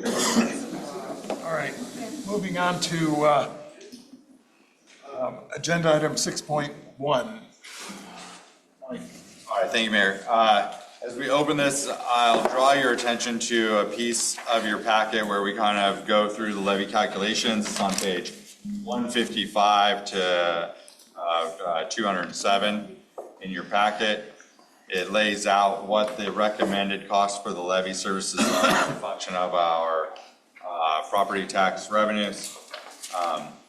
We are recommending $1.60 per thousand. That's based off of the revised proposal from Multnomah County Sheriff's Department, which the revised proposal is the reduction from 18 officers, 14 officers, based on page 158 of your packet. The current status quo is on page 157, and the difference in cost between the current status quo and the revised proposal is $2.20 versus $1.60. So you're looking at an additional 60 cents per thousand to go with the status quo model versus the revised model. The $1.60 would also cover the Troutdale limited model with room to spare. So I just want to say that even at the $2.20, you're not paying for all of the public safety fees. It would only pay a portion to augment the public safety expenses. So even at $2.20, the money that you raise will not generate enough to cover all public safety expenses. So the public safety expenses between police, fire, and 911 far exceed what we intend to raise with the public safety levy. I'll also note that the public safety levy is intended to replace the public safety fee that is currently on everyone's water. So the idea behind this being presented by the budget committee or being recommended by the budget committee is that it would replace that. I would caution you that if you go with the $1.60 and you stick with the status quo, that you would still need that public safety fee to augment that number. If that makes sense. If we go with the public safety levy and you go with the revised contract with Multnomah County, it should be good for the next 5 years, and we should be able to cover any funding gaps without the public safety. Questions? Well, not a question, but I think we need to make clear that the resolution before us is to propose a $1.60 per thousand, not you mentioned 220 enough times that I didn't want people to make the mistake of understanding that that's what it's for. It is for 160 per thousand assessed value, and this would be a property tax levy for 5 years to basically keep the city salt. And we would, well, I certainly would favor us eliminating the fee that's on the water bill, but it's true, I mean, I have to admit, it doesn't say that this replaces it, because it could be costs will go up and up. We'll still be out of money, but honestly, that's the goal, is to give the voters a chance to weigh in and do it this way. Certainly at first, I would imagine we would eliminate that fee.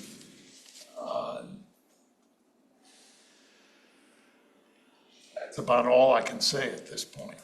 But John, go ahead. I think we need to put in there that it will replace it. We will not pass this if that. For the whole 5 years. Yes. We will not pass this if that is left in there. We have to. And we also, as I mentioned earlier, we did not mention anything in this about bringing back the police. This has to be only for what we currently have.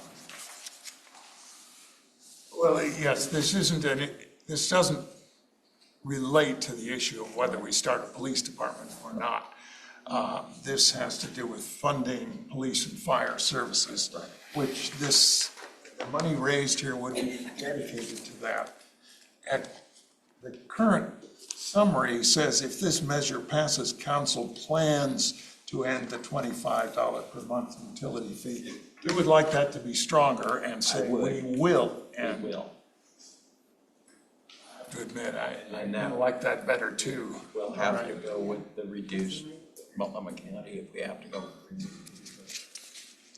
All right. If the council, I'm seeing nodding heads, the council's agreement, we might consider rewording that to say that we will. Can I just pitch in a little risk there, because we haven't signed on the bottom line with Multnomah County, and we don't know what all of their terms are gonna be for a revised contract. So by saying will, we're guaranteeing that we won't need a public safety fee, and that $1.60 will not cover the current full cost of the Multnomah County contract and the status quo that it is. The point John is making is this will not pass the voters if we say it that way. If we hedge and say we might keep some of the fee or something, and that we need to say this is a replacement for the fee, and I guess I feel that way too. That this is gonna be a tough sell. And how we're gonna pay for government is something we're gonna have to deal with, but. We have to have a little bit of good faith in the sheriff's office to stick to their proposal. So. Anyway, well, look, when we get to the point of adopting it, if the consensus or if the council wants to amend it to say that we don't plan to end the $25 per month fee, we will end it. I would certainly entertain that motion an amendment to that effect. All right. I think this is a resolution. I think it's clear enough. I will say the last time Troutdale tried to do a public safety levy back when levies were brand new things, it didn't go very well. This one needs to be, I mean, we're in far more dire financial situation than we were then.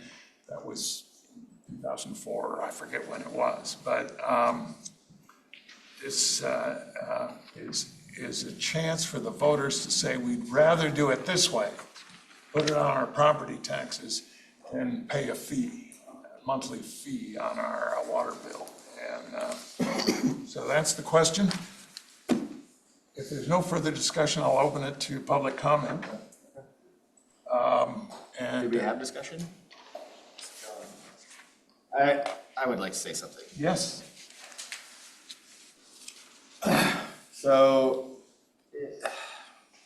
I think it's really important that we keep in mind, yes, this can potentially replace the public safety fee on your water bill.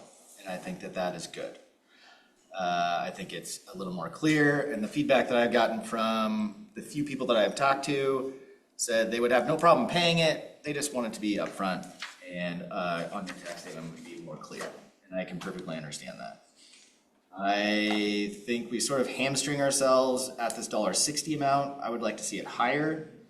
And that gives us, as a city, a little more cushion for things that come about, whether, you know, the contract goes up a little more, we could offset those costs to the general fund. Now, I perfectly understand that we want to just meet that number and not charge anybody anything else. But we have to remember that costs for the entire general fund are going to go up. So other things besides public safety, those costs are also going to go up over this period of time. And so we may have some overlap by the end of this 5 years. That's my concern.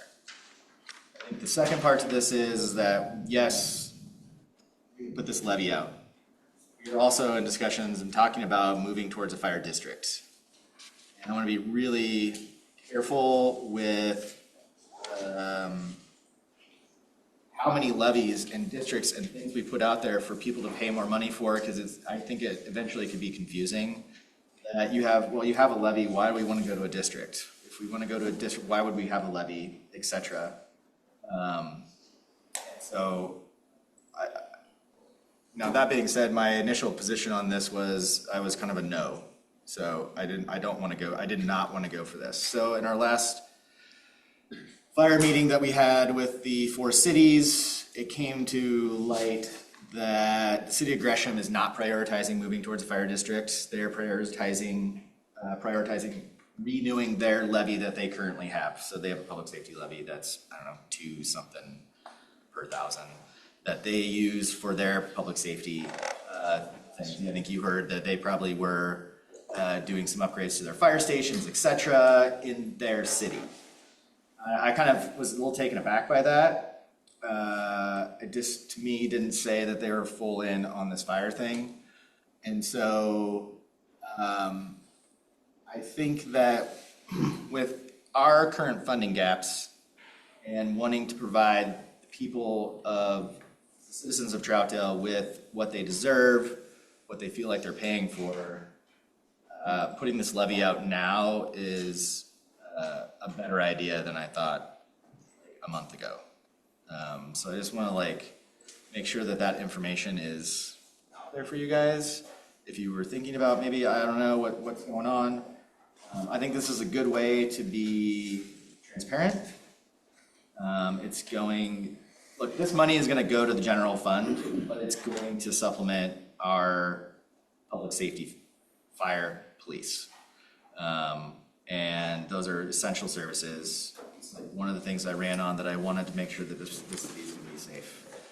And we're at a point where costs have outpaced the amount of revenue that the city is able to take in. It's just not able to take in, and that decision was made long before I could vote, which was, I guess, now a long time ago. And so how do we do that, and how do we be transparent about that? Again, with this, as I said the last time, I think education is the most important thing. I think it's very hard to get that education out to people who are voting by the November 3rd election. People here that come to these meetings are educated, they listen, and they're participating, but we have 17,000 people that live in the city, and getting that information out of why this is important and that your money is money is not being wasted by this city, is that most important, you know, and how your money is utilized on your tax statement. Before I did this, it was super confusing. I wouldn't have understood. I didn't until you spent 4 years doing this. And so I think that this is a really important thing to do, but I do think that we should think about doing more than $1.60 per 1,000. I think it would give the city the buffer to increase the services if that's what we want to do, or keep them in a limited or reduced, semi-reduced. I hate saying that because everybody gets a bad connotation to that. I think this what we go with will be safe, but it gives us the option to add some things to it if we so desire.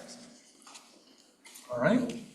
Well, at the time we consider voting, you can offer an amendment, and we can decide if we want to raise it. I think John made a good point that, you know, we're gonna have a hard time passing this at all at $1.60. And it's not just $1.60, it goes up 3.5% as your home values go up every year. So it does escalate. No, the $1.60 does not change. It's your house value goes up. Yeah, the amount you pay goes up. The amount you pay goes up because of the No question. value goes up. And there's also money on the horizon for Troutdale. The battery farm is about $800,000 that may come in. And we've got some development that's gonna hit. And, you know, we gotta look at growing.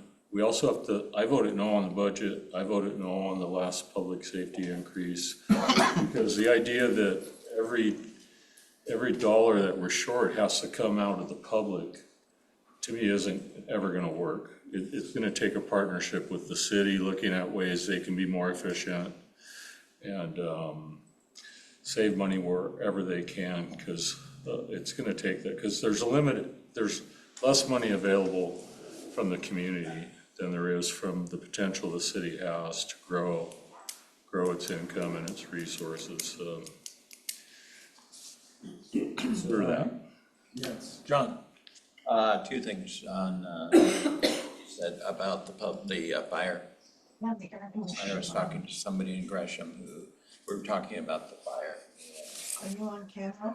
3 cities to work I have on. the air conditioner. Okay. Close the window. She's gonna be working strongly to get another 5-year on that, so that Gresham is not looking forward to working on this. At the bottom of page 149, next to the last paragraph, it says the proposed public safety local option levy, $60 per thousand of assessed property value. For the average home, it'll be $428 annually, and saves $300 public safety utility fee. So it will only cost you an additional $128.48. So we have put in here that they're going to be saving that $300. That's a commitment to end the safety fee. Another reason why I guess we ought to be clear about that in the summary. It says that if this measure passes, council plans to end the $25 on page 168. It's in the language of the, so I think that was what the budget committee said, and that was the intention of the council, and that's why it's put in here.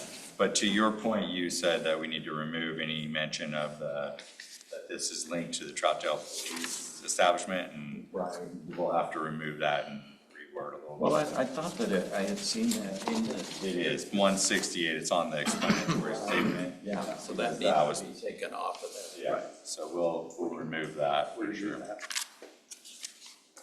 So then what would it say? Well, we would remove the paragraph so that says the city council proposes reestablishing the Troutdale Police Department. And we would remove the paragraph after that, which says if this measure passes, the Troutdale Police Department can begin operations in 2027. We would remove that. So those two paragraphs on page 168 would be removed. Okay, I see. Yes, But you're right. we would then have an additional 20 words or so, or 20 to 30 words that we could further extrapolate on what this would do. So we could expand that explanatory statement a little bit. This is the summary, but yeah. Yeah, the summary, sorry, the summary statement. Explanatory is over there. Yeah, and we would do the same with the explanatory statement, making sure that they.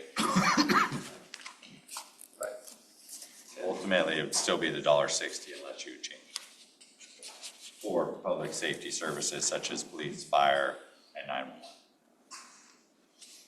All right, any other comments? Yes, Zach? Yeah, I just say like it's great that people are willing to pay more. You know, it sounds like upstanding citizens that are down to pay the additional fees and everything, whatever is needed. On the other end of the spectrum, people I've talked to and people in even our own budget committee have discussed the fact that they have not had a say in the fee and they have trouble making $20 stretch to the end of the month or the next pay period, and it hits other people differently. And I think their sentiment has largely been one of, in the interest of equity, has been one of basically putting it in the voters' hands to decide whether or not they understand that they want to pay that. So just want to bring that up to the forefront because on the other end, there is that side of things too. So. Well, this will give the voters a chance to weigh in. Other comments, questions? Go ahead, Jesse. My one concern with this is if it does pass, we do remove the utility fee, and then a few years down the road when there's a new council on, they might be concerned with or confronted with some budget shortfalls, and they decide, well, our only way to do it is to reenact the utility fee. So I think the only way I would even remotely consider this is if we put some verbiage in there that said we would be unable to add a utility fee for the duration of this levy. Is that doable? Might not be. We can decide. How does it go? No, because there's a 5-year levy. principle of democracy that says that one council can only bind future councils until a majority of the council members stand for election. So the next time 4 of you go for election, that's when you can't bind people after that date. So that's 2 years. It would be a horrible betrayal if we said we were going to eliminate the utility fee and then went ahead and enacted it again.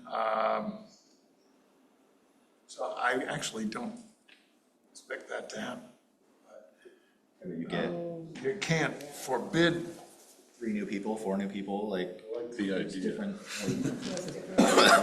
But if you can do, if you could do it for 2 years, I guarantee, for the next 2 years at least, that's something.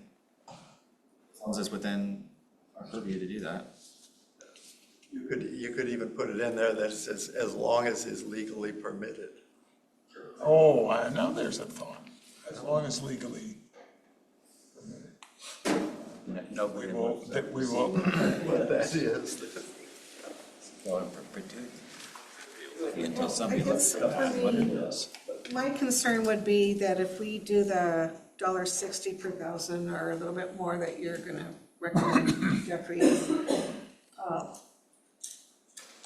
that it's really made clear that the $25 that we're asking people to pay now won't be on their bill anymore. Because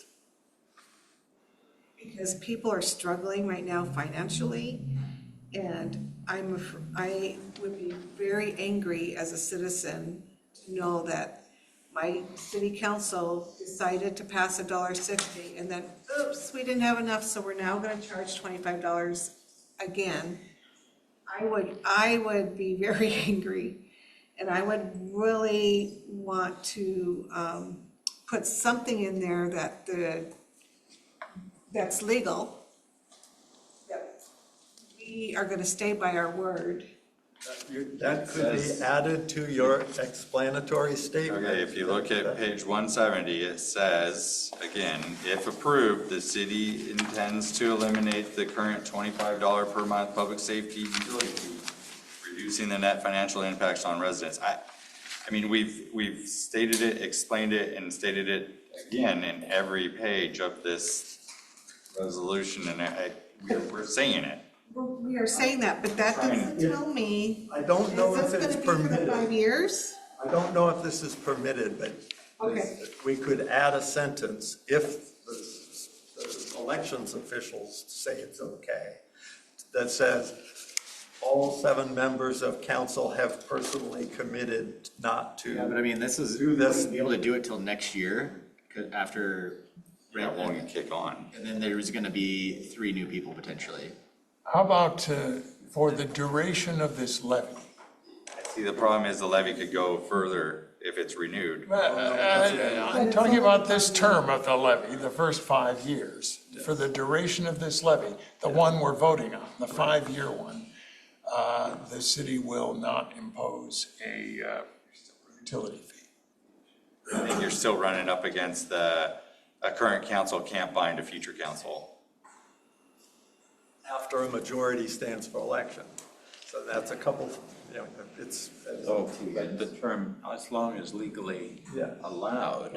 Or you could say that each of the council members has committed personally not to do it. Can I just say something on it's, the legally allowed thing just kind of gets me because that feels underhanded to me.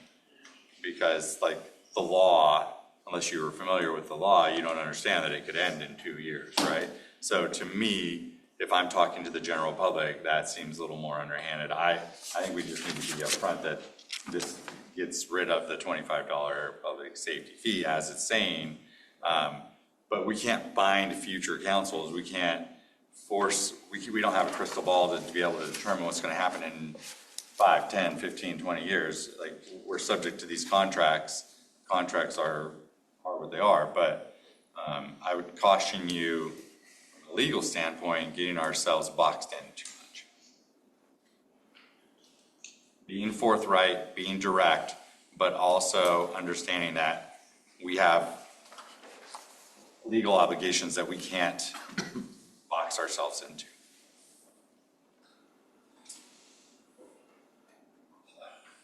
Well, I'd be satisfied if we said the council will end the $25 monthly fee. If this passes, we will end it. And realizing that, future councils, if they want to run on a platform of betraying the public trust, they're welcome to it if the public votes for it. But there's no way to be sure. I mean,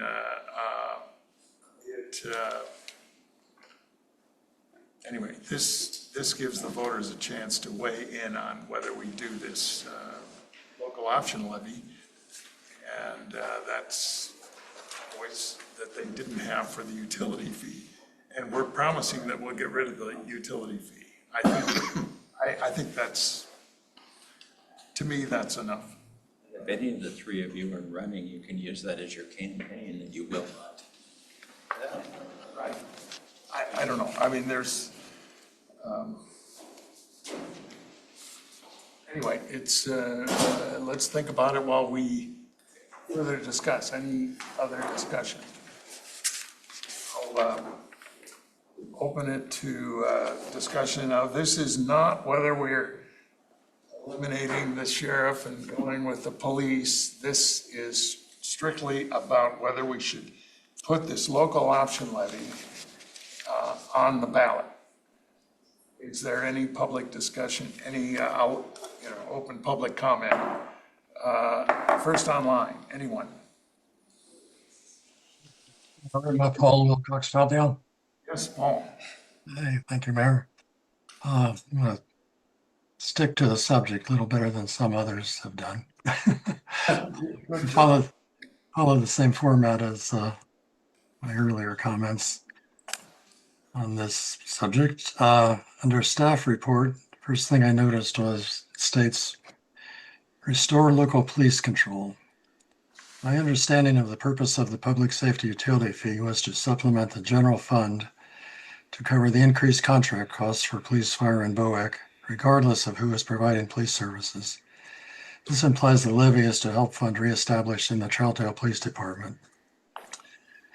Next quote, this equals $428.48 annually and saves $300 public safety utility fee costing $128.48.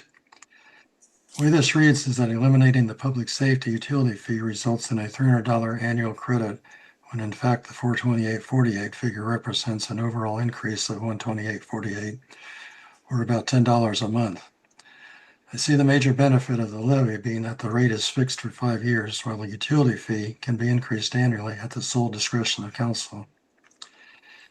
If this measure passes, council could reduce or eliminate the $25 per month police and fire services utility fee. I question the use of the word could in reducing or eliminating the $25 utility fee. Voters might be reluctant and should be to approve a levy if they're not assured that the fee will go away entirely. Under resolution, that a voter-approved 5-year property tax local option levy for public safety services could provide funding, reducing or eliminating the need for the utility billing, police and fire services fee. Again, that non-committal word could. Under measure, to address this, City Council proposes reestablishing Troutdale Police Department. This is essentially saying the levy is intended to reestablish the Troutdale Police Department, not just cover the shortfall between property tax receipts and public safety costs. If this measure passes, the Troutdale Police Department can begin operations in 2027. Again, tying the levy to the Troutdale Police Department. If this measure passes, council plans to end the $25 per month utility fee. Plans to is not as intentional as I like to see. This equals $428.48 annually and saves $300 public safety utility fee costing $128.48. Again, confusing language regarding the resident assessment. Under explanatory statement, to address these escalating costs, Troutdale proposes reestablishing a locally controlled Troutdale Police Department. Again, tying Troutdale Police Department to the levy. So you're kind of getting the drift that there's a lot of rewriting required here. If approved, the city also intends to eliminate the current $25 per month public safety utility fee, reducing the net financial impact on residents.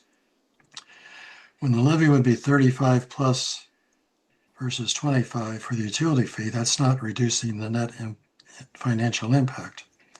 Of course, I'd fully expect the utility fee to go up yet again in 2027. Restore local police control. Yet again, another Troutdale Police Department reference. And that's all I have. Thank you. Well, thank you all. You made quite a few good points.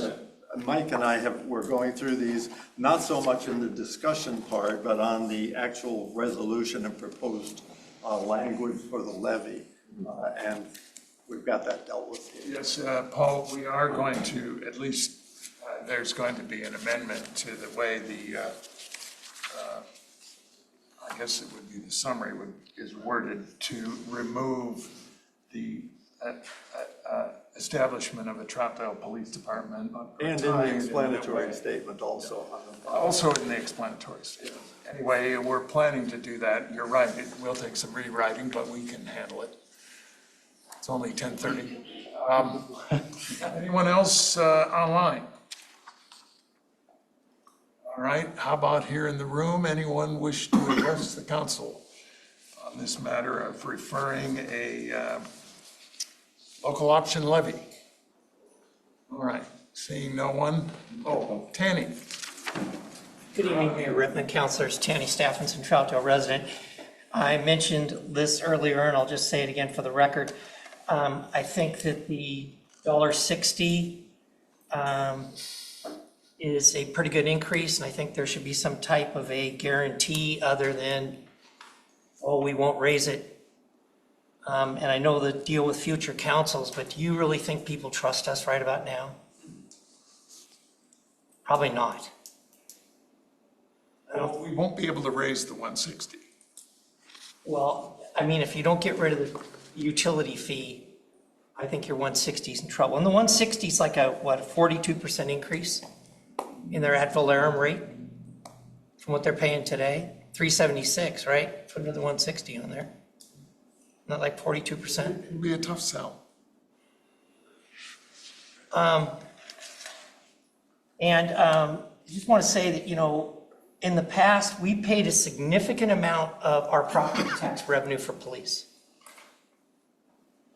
A very significant amount. And we're talking about how that cost has gone up, and yes, it's gone up, but this is a combination of a lot of costs going up. And it's not just one thing, it's multiple things, and it's real difficult sometimes to pin the tail on the donkey, whatever the animal is.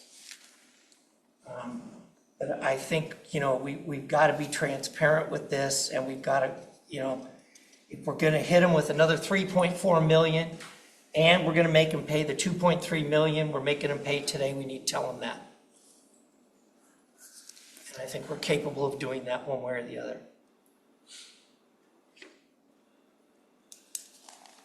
Everything that we do is about choices, and we need to make better ones. So thank you. Thank you, Tenny. Anyone else? All right, I will close public comment.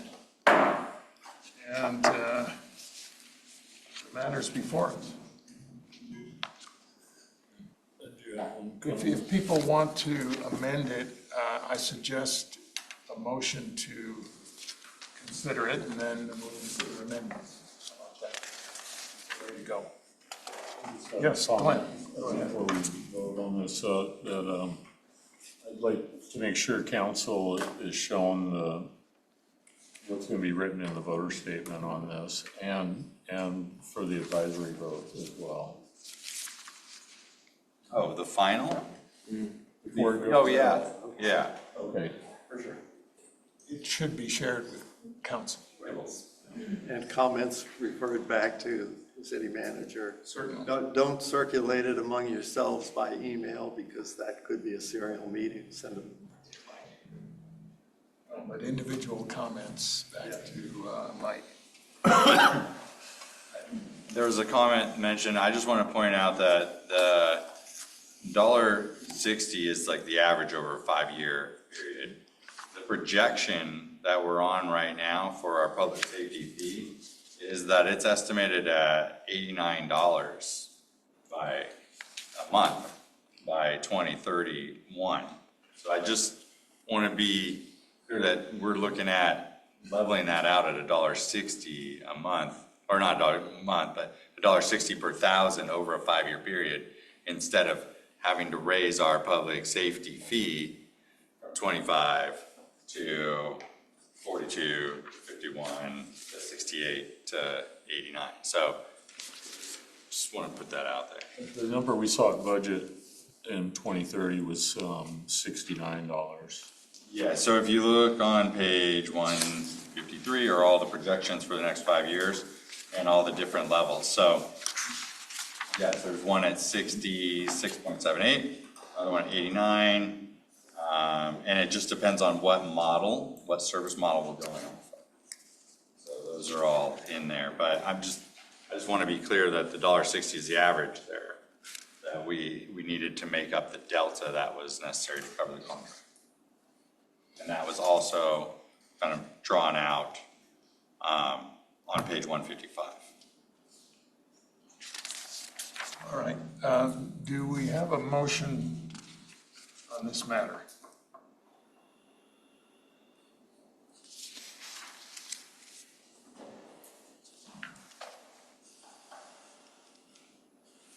I mean, I would make a motion to do with the amendment within it.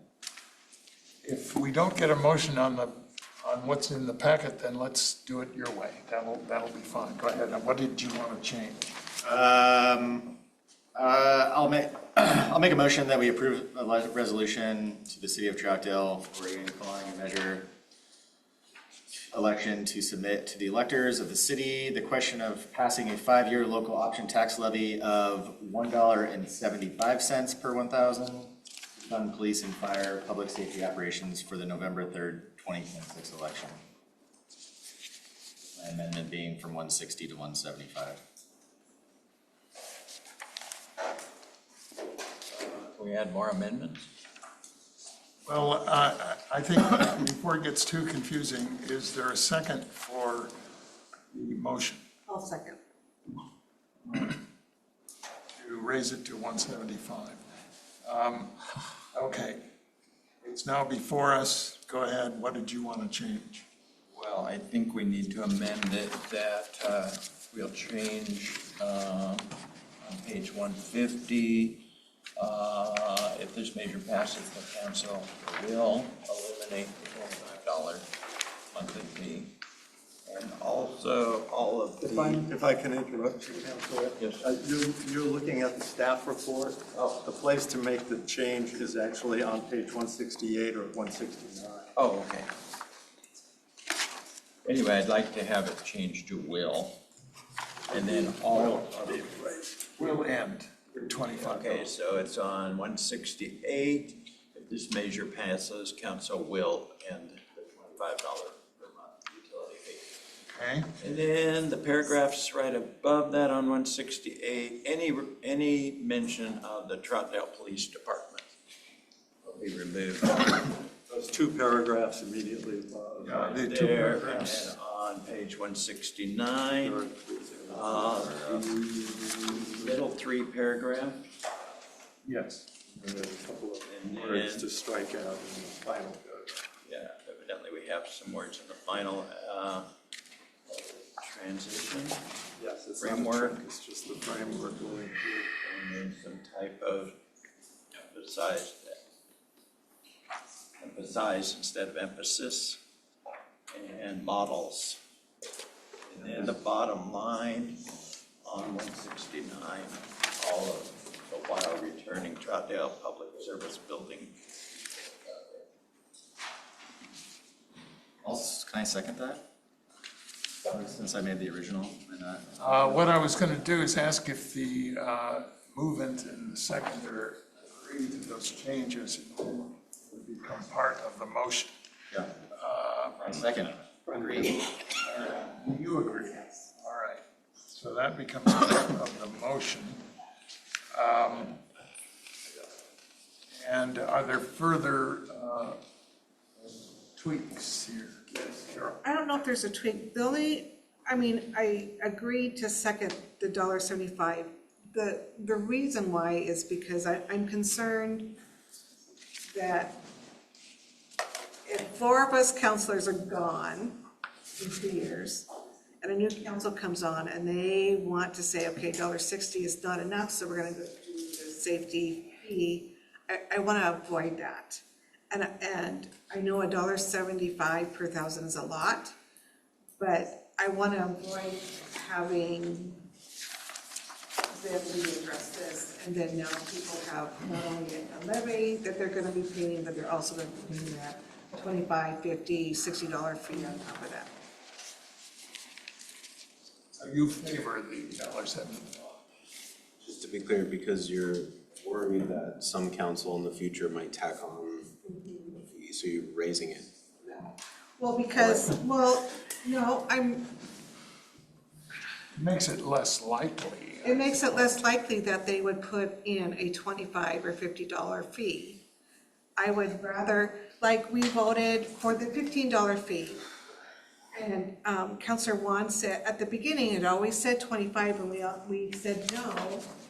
And then all of a sudden, we're at the 25. So what I was trying to prevent, and I could be totally wrong, trying to prevent that in 2 years or 3 years down the road, when the levy is still, people are still paying for the levy, and some counselor is going to decide, okay, we can't afford it, so we're going to raise and attach the fees. I'm concerned about that. I'd like to avoid that. Go ahead. I think if anybody out there is watching what just happened, they're not gonna vote for this levy at all.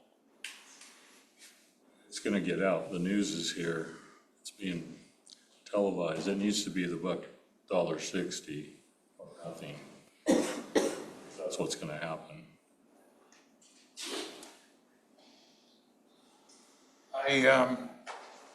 Yes, I mean, I favor amended motion except for the 175. I still think it ought to be $1.60, but Don't forget, this is like, this $1.60 does not cover all of the costs. It is. No, it doesn't. It's just getting you right up to that line. And so in my mind, if we can go a little bit over that to have some buffers, so if you want to increase services, you can. But that, There's other ways to find money too. where though? We have not found any money. We have cut everything from the budget. This is where we're left. People are pissed because we can't provide the services that they're wanting and expecting. But the reality is we don't have the money for it. We're trying to accomplish that, and we're trying to educate them. We have never found, I've been here for 4 years, we have not found extra money one time. And if you think that you're gonna cut something from this general fund somewhere down the line in the next year or so, I think that's ridiculous. We don't have the money. People want to feel safe. The way to feel safe is to provide them with that. And the reality is the costs have outpaced the amount of money we're able to charge. And I'm sorry that if people don't want to pay more money, I get it. I don't want to pay more money, but that's why I'm sitting here, is to understand the reason. And that's the reason you're sitting there, is to understand the reason that we don't have that money. And it's nobody's fault. It's something that happened a long time ago. And I'm like, it is extremely frustrating to not have the money to do this for people, that they have to be sitting there and complaining to us that we want to feel safe, we want the full meal deal. I get it. I want the full meal deal, but we don't have the money for it. And if you don't have the money then in your budget, then you don't get that. We don't have credit cards that we can put this on and pay it later. That's not how this works. So that is my reasoning. You don't have to vote in it. I get it. I understand, but that is my thought process. Yeah, I mean, this is a tough one. Whether we go with 160 or 175 seems to be the issue. The rest of the amendments are okay. I'm sensing they're okay with me anyway. And so if the council prefers 175, we would vote yes on the motion on the floor that's been seconded and amended.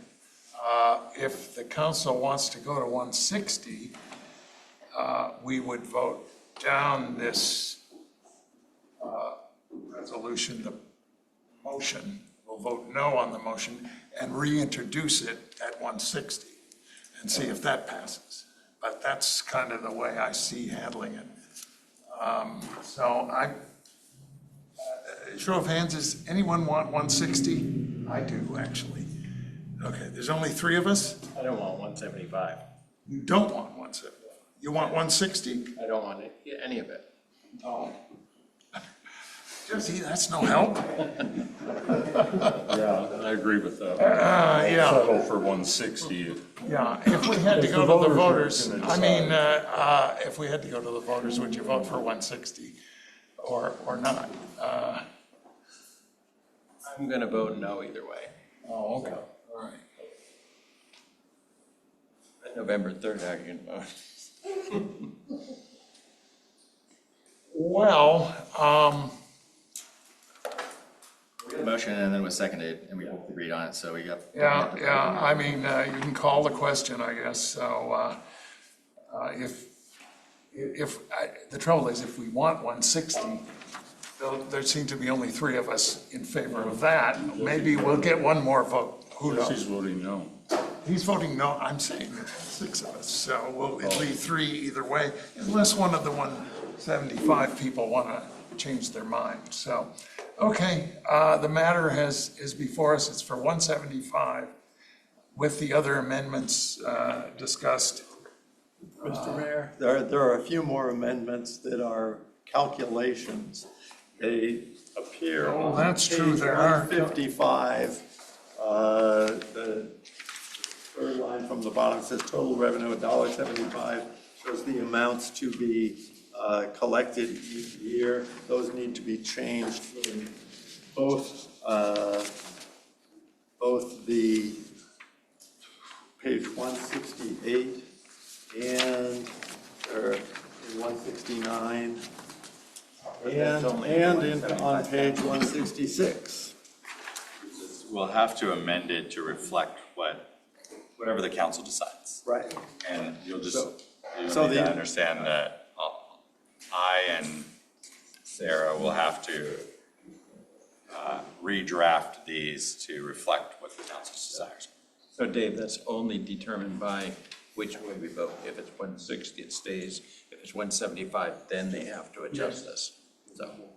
So we have to vote. If we favor 175, we'll have to adjust the calculation numbers, but that's, I mean, I can't advance that as a reason not to vote for it. It's if you don't like it, don't vote for it. Can I just put out just one little change or one recommended edit is to direct the staff to make said edits and recirculate to the council for inputs before sending to the ballot.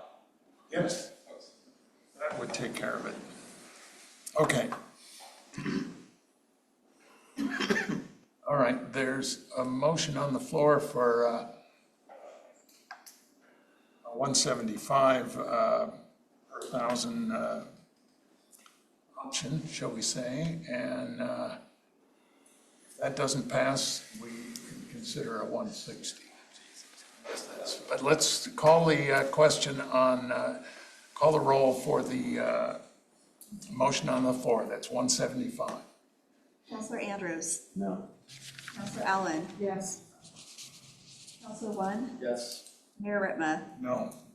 Counselor White? No. Counselor Davidson? No. Counselor Lamy? No. Do I have a motion? That one failed. Do I have a motion essentially for the, with the same amendments, but at 160? Is there a motion? So moved. Second. Everyone understand what's happening? All right, call the roll. Counselor Andrews? Yes. Counselor Allen?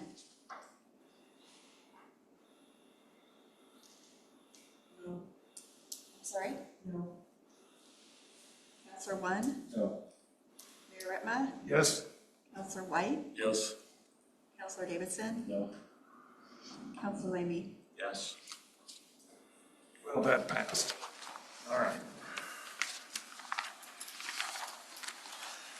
Moving right along, let's go on. All right. At this point, we have agenda item 6.2, policy direction choice. Option A, directing city manager to implement a formation of a limited Troutdale Police Department. Option B, a resolution directing city manager to negotiate a reduced services law enforcement, IGA, with the Multnomah County Sheriff's Office. I suggest that we don't take up either of these options, that we are going to refer the matter in November, and that we should not adopt either resolution. However, I believe there are members of the public that wish to address the council on these matters, and I would open it to public comment. But first to the council, does anyone feel we should consider these resolutions? I just don't think so. Okay. Well, I do. I just want to make sure and say it out loud. I think we should make a decision on one of these options tonight. I don't know, I think we just did an advisory vote. Advisory vote. No one's voting. But if I'm clear, just for the Troutdale Police Department formation. Well, it's both, it's not, the though. it's the very subject of both Because resolution. Ed was very clear, we have to ask a yes or no question. So the vote was for, are you in favor of starting up Troutdale Police Department? Done. It's yes or no. That's it. It has nothing to do with the sheriff. That's all it is. So they could say, yes, I would like to do that. Okay, well, nobody knows what that means or what that includes. People vote no, you could make the assumption that they want the sheriff. Right. What if they vote yes? Common sense. The matter is common sense. The matter is a resolution directing the city manager to implement the formation of a limited Troutdale Police Department. Yeah. If we're referring a advisory vote to the voters in November, I certainly do not favor at this time passing a resolution directing the city manager to go ahead, where that would be making the decision. So my retort would be, how long do you think it's gonna take to form a police department? We don't have that decision until the beginning of the year. It's gonna take you over a year. And our contract with Multnomah County, as is costing us, what is it, 5.7, 5.9 million? Or we could talk about negotiating the reduced service contract with them, which was like for, what is it for 3 or 5 years? Those terms need to be determined. Okay, so let's say 3 to 5 years, that gives you plenty of time, you know what your costs are gonna be to actually form a legit police department and really put your time and effort into hammering out all the details. That's my concern, is that we just keep pushing this down the road and these costs keep getting more. We still don't even know what, that's my concern with not dealing with this today, but if the whole council doesn't, the majority of us don't want to, then I'm outvoted and I accept that. Well, if we passed a resolution directing the city manager to implement the formation of a police department, we would be making a decision that we have decided to request an advisory vote from the voters on. So we'd be making that decision. So I think I would rather we didn't consider these resolutions right now, that we wait until we see how the advisory vote goes. I just chime in, maybe I want to just try to see if I'm clarifying or get the full picture of what you're proposing, Councilor One. Are you proposing that despite everything, even going to the vote, we should still consider negotiating with Multnomah County for a reduced contract? Is that what you're saying? Yes, absolutely. I just wanted to make sure I was capturing that, because it seemed like it was maybe getting confused. And just be super clear, I do not think starting our own police department right now is a good decision, and I have plenty of reasons why. So I feel pretty strongly that option B is something we should strongly consider doing and getting implemented now to provide safety for the city, citizens, also safety for our budget. That would help reduce costs. And just authorizing us to negotiate doesn't necessarily lock us into terms. I still would have to bring those terms up. But I would just recommend that, I would just caution that if we do open up that negotiation, there's going to be modifications to the terms, I'm sure, from the sheriffs that they're going to want. So I don't know what the proposal that we have, if that's going to change by, we've had conversations. I had great conversations with them. I don't think they're trying to undermine those conversations. So I feel pretty comfortable with that. Anyways, that's kind of where I'm at. And I think by delaying this, those costs can easily go up. Even 6 months later, things are going to be different. Really. Ultimately, I just need council's direction on what direction you want me to go. If we don't make a decision about the Troutdale Police Department, we refer it to the voters, which we decided to do, for an advisory vote in November. My understanding was we have an existing agreement with the Multnomah County Sheriff's Office that would simply continue. Our budget was set up to continue the current contract. If we decide to not form a police department, then we would try to negotiate something that we could better afford with the sheriff's office. So We need to better afford something now. Right. I think we should open it up to discussion amongst us all.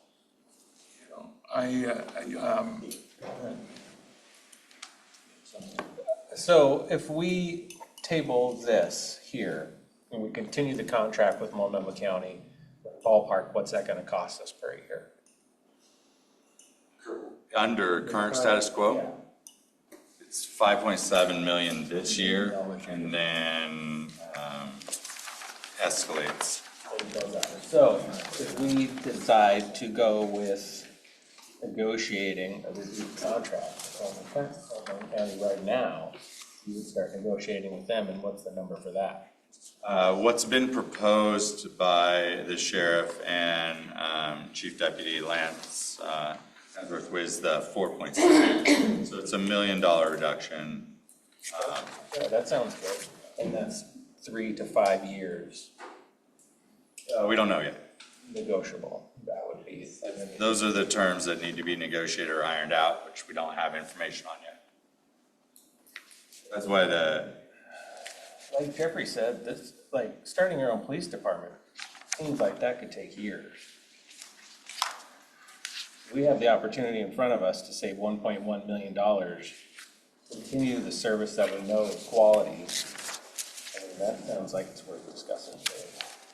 it does reduce those services a bit, but 8, but that would be 18 to 14, yeah. So, I mean, I just Like we've talked about, like our budget needs, like you're gonna have some reduced services because of the budget.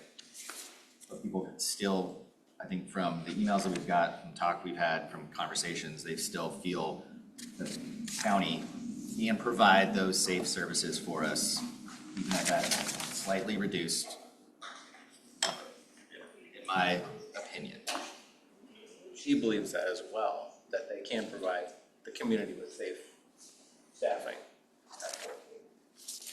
with access to detectives and all those other services that we wouldn't have right off the bat.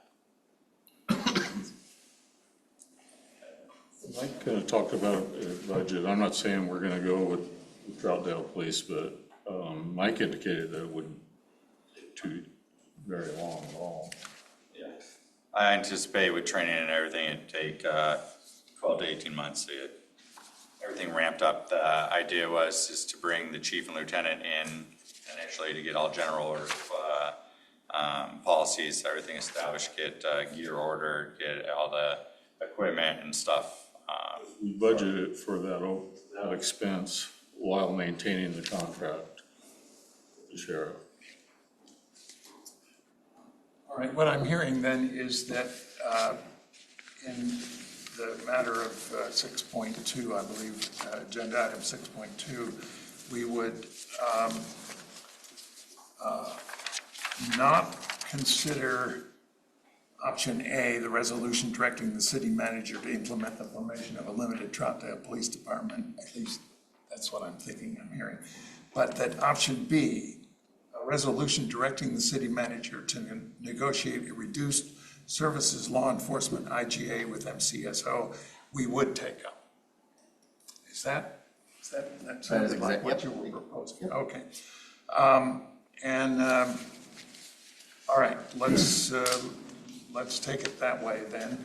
So for the public, we are going to take any public comment on the merits of forming a police department or not here in Troutdale, because that was on the agenda. But we're actually pulling the item where the council will direct our manager to go ahead and start the police department until we have this advisory vote that we voted for a bit earlier this evening. On the other hand, we are going to authorize the city manager to begin negotiating a reduced, and there's already been negotiations, so continue the negotiations on a reduced services IGA with MCSO. And we have the text of those in our packet. With that, Mr. Mayor? Yeah. Could you suggest that people who have already testified earlier this evening about the same thing, whether a police department or sheriff's services is better, that they've been heard? They don't need to yes, testify. I'm hoping that people who did address the merits of forming a police department versus continuing with the sheriff, that those folks had their say when we were considering the advisory vote. Some people did talk about that subject. It wasn't exactly on point, but we listened, we heard you. What we want is the rest of the people that are here wanting to address the council on the merits of forming a Troutdale Police Department versus continuing with the Multnomah County Sheriff, that they will be given an opportunity now to address the council. I'll just call it open public comment. So let me start with Zoom. Open up public comment. Anyone on Zoom wish to address the council? Did I missing anybody? No. All right. Okay, in the room. We have somebody already.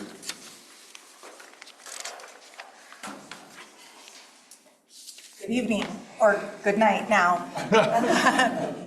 I'm pleased to hear how this is turning right now, but I'll start with, my name is Jordan Johnson. I'm a lifelong Troutdale resident and taxpayer, a homeowner, and a parent and wife. My husband's online here too. I want to be sure that my voice is heard regarding the discussion of bringing back the Troutdale Police Department. Many of you know me from many years ago at my first job at Troutdale Dairy Queen when I was 16, or at our beloved Coffee's On off Cherry Park Road, or now as the program director for a local nonprofit supporting community members after a crisis. I'm not sure that I can put this any more simply. Entertaining the idea of reinventing the wheel is absurd and honestly, in my opinion, dumb. I strongly believe that staying with the Multnomah County Sheriff's Office is the smartest, safest, and most financially responsible choice for our town. I respect all of you as public servants and wanting to do what is right for the city of Troutdale. I also want what's best for Troutdale. After attending last month's city council meeting, I was shocked to hear the lack of overall budget knowledge among the council members. In the finance director's report, it was clear and understandable about how dollars were already spent, which were allocated by council members, and many were still confused and puzzled over items that the council approved or voted on, and then some even presented the idea of wanting more funding for additional events when the budget clearly won't allow for that.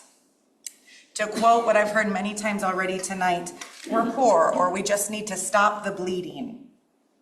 The lack of understanding regarding the city's budget is a giant red flag for Troutdale voters, and as former city council member Larry Morgan said, this council will probably not even see the negative repercussions of a decision like this. The term reestablish is used in the summary of the agenda item document 6.4. I want to be clear, there is no reestablishing the Troutdale Police Department to the way it was before 2015. The word reestablish as a verb means restoring a previous state, status, or relationship to its former condition or prominence. Troutdale is unable to reestablish to its former condition because we would be starting from scratch. Not just picking up something that was left undone, but starting over completely. Building a brand new department means all of the things we've already heard tonight. But again, purchasing and maintaining new vehicles, state-of-the-art technical equipment, gear, the cost of a building and the maintenance, not to mention the massive insurance and legal liabilities that come with law enforcement, and the biggest thing of all, hiring. Right now, we share those huge overhead costs with the rest of the county. Forcing Troutdale taxpayers to foot 100% of that bill doesn't make financial sense. Even asking for an extra 15 cents was hard enough for all of you, and that was really disheartening to hear. The argument that the expenses have increased since 2015 only makes sense to me. Everything has increased since 2015. For reference, a family of 4 paid about $1,200 a month for groceries, and now they pay $1,600 a month for those very same products. Continuing our contract with Multnomah County saves our taxpayers money in the long run, understanding the cost of living always is increasing. Police departments everywhere are struggling to find and keep officers. Small towns, just like our sweet little Troutdale, do not have the funding to hire at competitive rates, let alone at lateral positions. So Troutdale would become a turn and burn training opportunity for officers. They would stay for a year or two before leaving for a larger opportunity with bigger and better pay. Constant turnover hurts community trust and wastes training dollars, these precious dollars that we have. Troutdale deserves better than that. If you pay attention to local law enforcement agencies anywhere, you see a huge campaign to hire officers with many different incentives to transfer to their agency. Troutdale can't compete with that. It seems completely out of touch to start a new department or even entertain that idea in this climate. Multnomah County Sheriff's Office provides an already established group of well-trained professionals, as they have proven for over 10 years. It goes without saying that we have access to better resources. We've talked all about that tonight. Our tiny Troutdale Police Department simply wouldn't have the budget for these specialized roles or programs that were already addressed, and the safety of our city will suffer because of this if we choose to think of a new department. Since 2015, the Sheriff's Office has done a great job keeping Troutdale safe. They know our community. They live in our community. They are visible in our neighborhoods, and the partnership works. The old adage applies here: if it ain't broke, don't fix it. Please continue our contract with the Sheriff's Office, and thank you for your time tonight and keeping the best interest of Troutdale citizens in mind. What else?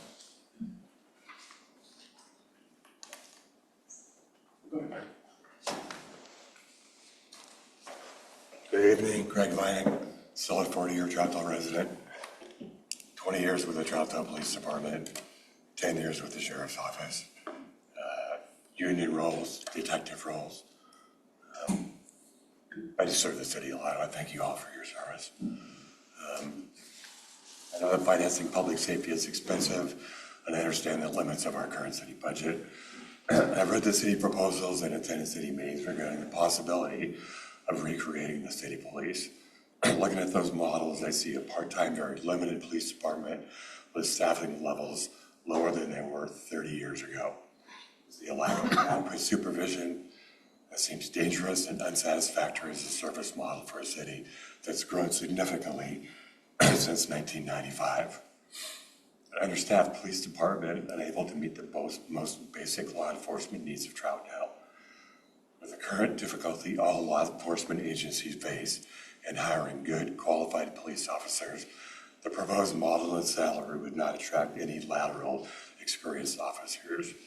You'd be looking at all new police officers, all of whom need to spend 16 weeks at the police academy, then at least an additional year of training in Troutdale before they're prepared to work on their own one day. I don't know who would be training those people in Troutdale. Additionally, the cost of sending those people to the academy is extremely expensive. All new hires need extensive background investigations completed to cover their financial, personal, educational, and professional paths. Those backgrounds are also time-consuming and costly. I don't see any plan in the city proposal that covers how that will be done. One critical incident, of which our city has many, would overwhelm the proposed department.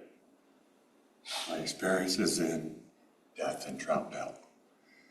You may not know it, but law enforcement responds to death in our city on a regular basis. Not the flashy Hollywood police pursuit that ends in fiery mayhem. The county responds every week to death investigations. The 70-year-old woman in her home, the child death at a daycare, the deaths from traffic accidents, the deaths in Motel 6, 1,000 Acres, or the Sandy River. Every one of those needs to be fully investigated as they currently are by the sheriff's office. The question is it a natural death, a medical issue, an overdose, an accidental death, a suicide, a murder-suicide, a suspicious death, or a homicide? And unlike on TV, you can't figure that out in a half an hour. Experienced detectives take days, weeks, and months to figure that out. Understaffed, undertrained police officers can't handle that. Our city has other needs. 2 deputies currently staff the Reynolds School District that serves 2,000 students every school day. There's no model for that in your proposed budget. 1,500 people attend concerts at McMiniman's on a regular basis. The county dedicates additional staff specifically to deal with related and traffic crowd issues. The city has no staffing proposal for that. A new police department, like any other department, comes with something no other city department has, a large liability, lawsuits. They're often unfounded and frivolous, but that's still the reality.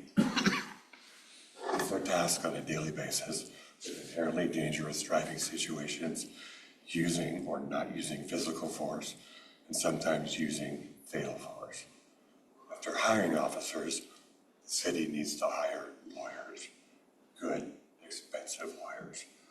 Once they handle contract negotiations with the union, to handle the inevitable civil lawsuits with the city, the department, and the officers. And another lawyer to handle the potential criminal lawsuits filed against the officers, the department, and the city. The county already does that. The city's not equipped to handle this. This job isn't a 9 to 5, Monday to Friday thing. The proposal that says, well, when there's short service levels, we'll ramp it up, or we'll cover that with a chief and a lieutenant and a couple sergeants. That's not feasible or practical. Currently funded model works well. Cutting police funding for any reason, cutting police services, may seem financially responsible. I will call it for what I believe it is, defunding the police. That hasn't worked well in other communities in our country, and it won't work well here. Respectfully, I ask that you not try to recreate a limited city police department. Thank you for your time. Thank you. Thank you. Who's next? Please come up. Me again.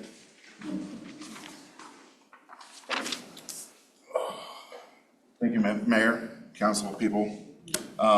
In April, I wrote a letter on behalf. State your name and this. I'm gonna get there after I say this real quick. I wrote a letter on behalf of the Deputy Sheriff's Association. My name is Joshua Zwick.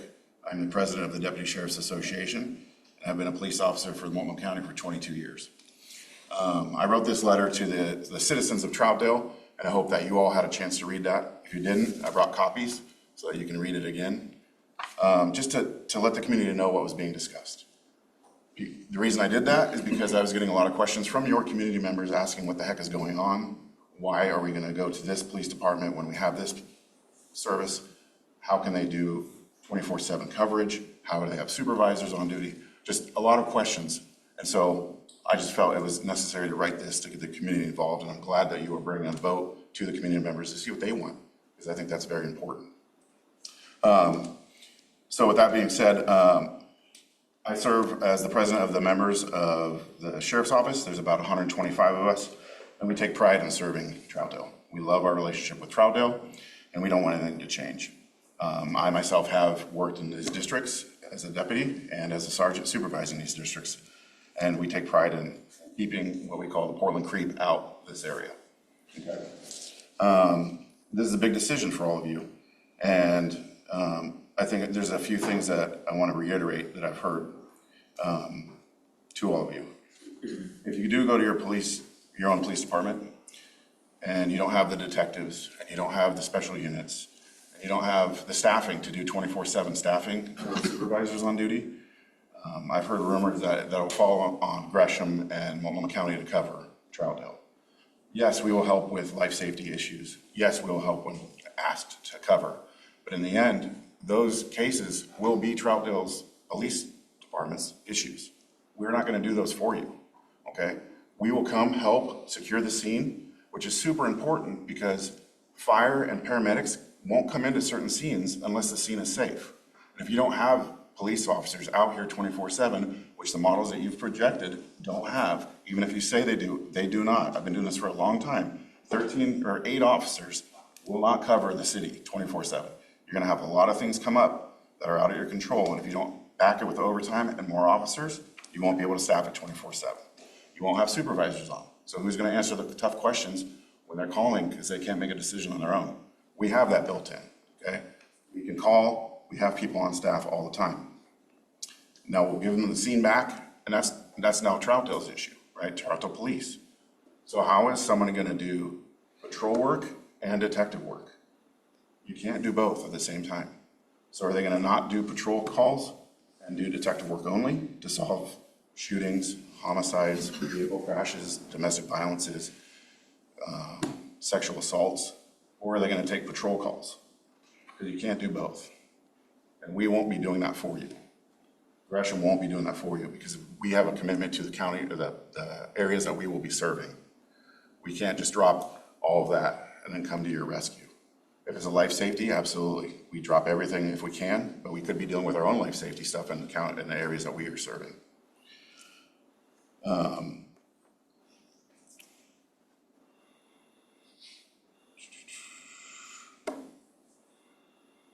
I went off script a little bit, but I think that was about it. In the end, though, the lives of your community and the ones that are affected by this are the ones that need to make this decision. We love this community. We are so happy to serve this community, and we want to just keep that going. I'm here for any questions you ever have. My phone's always on. I'm on call all the time. So you can call me, text me, email me. I'm happy to talk with any of you offline about anything that comes up. Thank you so much for your time. Thank you. Followed the rules on the last one, so this is about the police this time.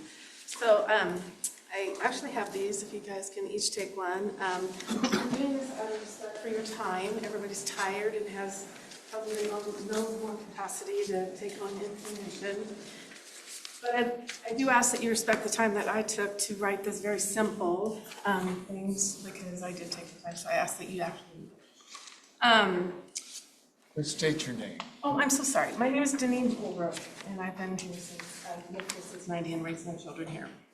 A lot of this has to do with some history. I'm not going to go in, I'm not going to read all of this. I'm going to just do a couple highlights. As the city considers whether to return to a standalone police department, the central question is not simply whether doing so would cost more or less. Rather, it is, would a new model provide equal or better safety for Troutdale residents? I know some people have really strong feelings about whether or not this is dumb, but we have a proposal to take that we need to have these conversations with.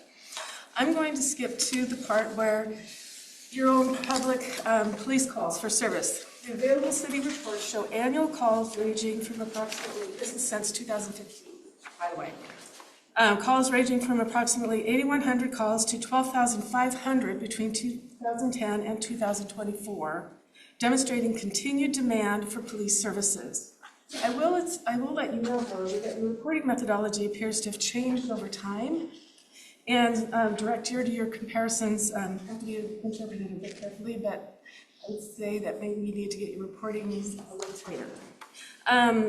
Even after the transition to MCSO, the Troutdale continued receiving thousands of calls for police service each year, indicating an ongoing need for robust law enforcement resources. The community is growing. We've talked about that. I've heard you talk about it tonight, about apartments that are going in and different things. The community is growing, so then that number is going to increase.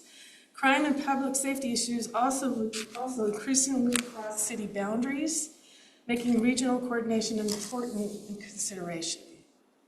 The questions I think that need to be considered: would response times improve, remain the same, or worsen? How many sworn officers would the city employ? How would overnight supervision be provided? Would specialized units still be immediately available? What would be the cost of rebuilding a department from scratch? How long would recruiting and training take? and what contingency plans would exist for officer vacancies, and we've heard a lot of this tonight, but it's on paper for us to all look at. At the end of the day, the 2015 decision was a product of years of study and public discussion. If the city considers reversing that decision, the same level of analysis should be expected. Public safety is one of the most fundamental responsibilities of local government, and I've heard you say that, and I appreciate you saying that. Changes to policing should be based on clear evidence that the proposed model will maintain or improve services to the community while using taxpayers' money responsibly. Any proposal has to be met with objective evidence, not supposition, not opinion, but objective evidence. That's what opinions are, what your decision needs to be made on. And one more thing, you had talked about communication getting out to the public. I agree wholeheartedly. I am on boards for that very purpose, to get communication out. I think that it can still be gotten out. I think that when you have a quarterly newspaper, that's tough. It doesn't work very well because it's not often enough. But there are email blasts, there are mail out things that could happen. Yes, that costs a little bit of money, but if it's important enough, we can. Thank you for your time. I really appreciate it. Thank you. Thank you. Anyone else?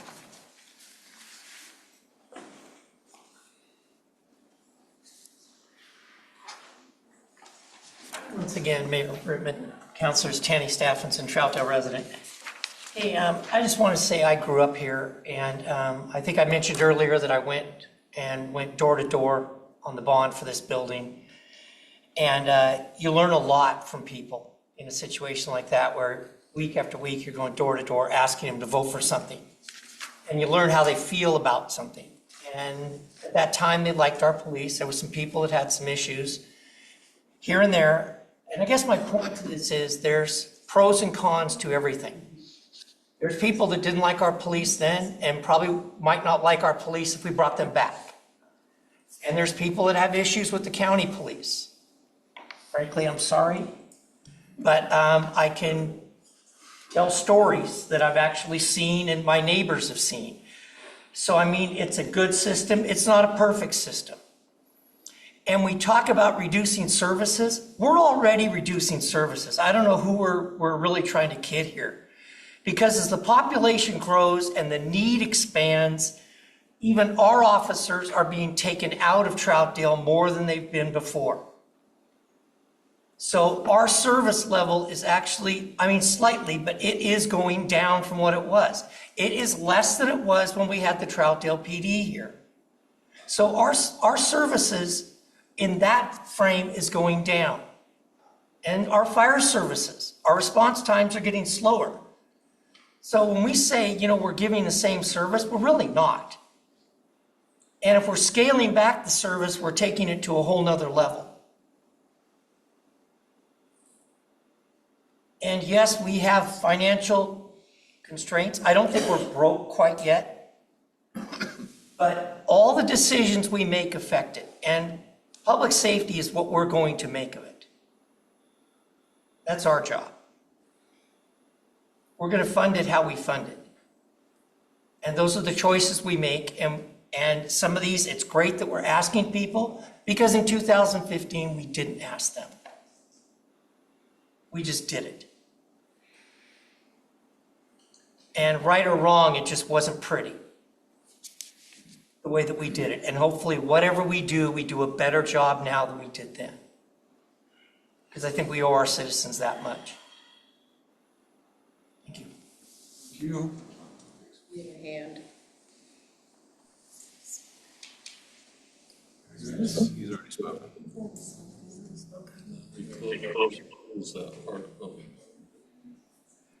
I think there are editorial comments you see when you see the hand up there. Oh, okay. Anyone else? So you're telling me I can't speak? No, Eric Anderson. Eric Anderson. Yeah, go ahead. I will tell you the advisory vote is a good idea. It should have been done in 2015. It was too late of an ask, and it wasn't. It's a good ask tonight. I would advise you all to wait on this decision until you get the result of that advisory vote. David, that's what you wanted in 2015. You got it this year. It's a good idea. Slow this down, let the public have their say, and then make this decision. Eric Anderson, Troutdale resident. It's late. Thank you all. All right, thank you. Anyone else? Okay. Well, I will close public comment, and the question before us is the resolution directing the city manager to negotiate a reduced services law enforcement intergovernmental agreement with the Multnomah County Sheriff's Office. I mean, we currently have an agreement, and the sheriff has actually proposed the outline of a reduced services intergovernmental agreement that looks really good.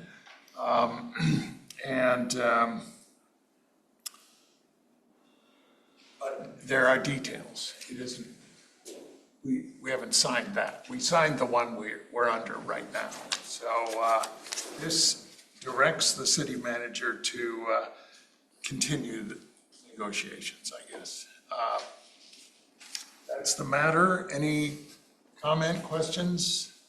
Yes. If we go ahead with reduced services agreement with the sheriff's department, I just want to make it clear, we could still go with the police department later down the road.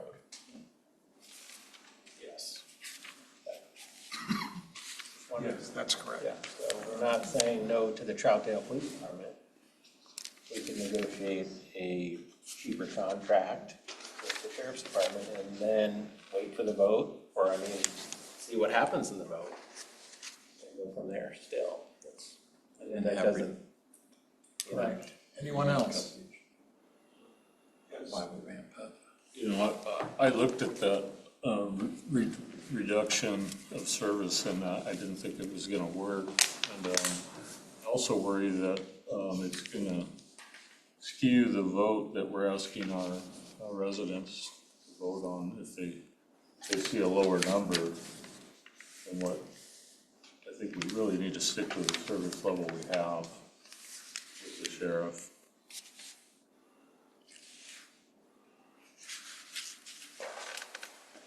So you don't favor directing the city manager to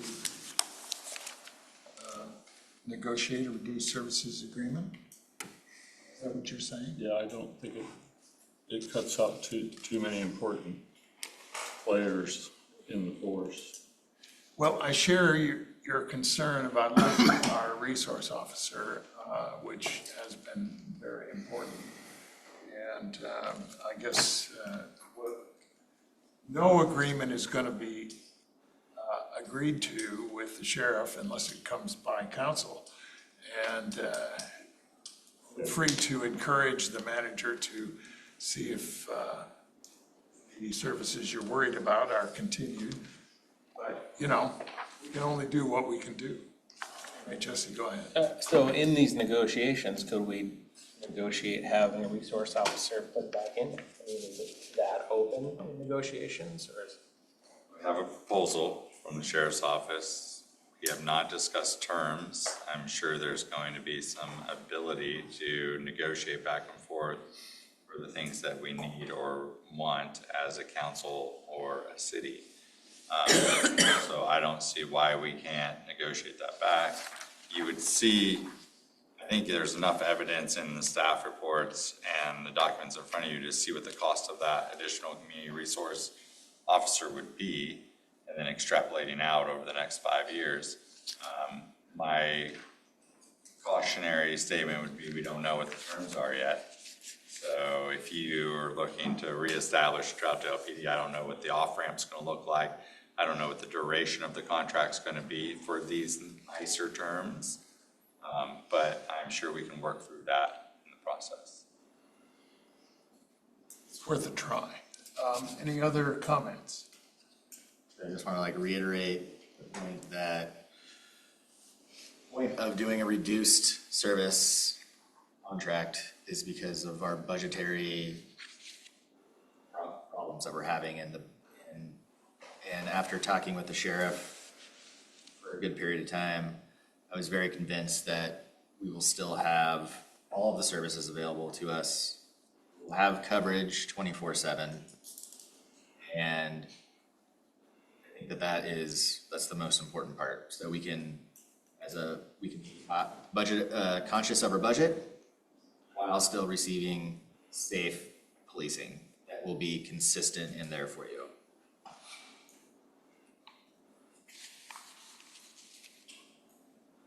All right. Further comments? I agree that the sheriff's department did a really good job of analyzing what they thought they could reduce and still leave Troutdale safe. And I'm also confident that that is what they proposed. And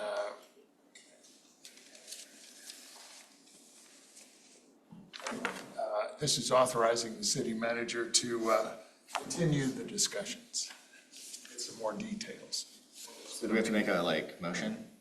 I would entertain a motion. I make a motion that we make a policy direction choice, selecting a police services provider with option B, a resolution directing the city manager to negotiate reduced service law enforcement IGA with the MCSO. Second.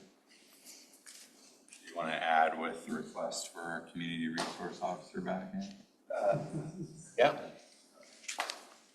I think it should That'd be a friendly amendment. Well, it doesn't really need to be in the motion.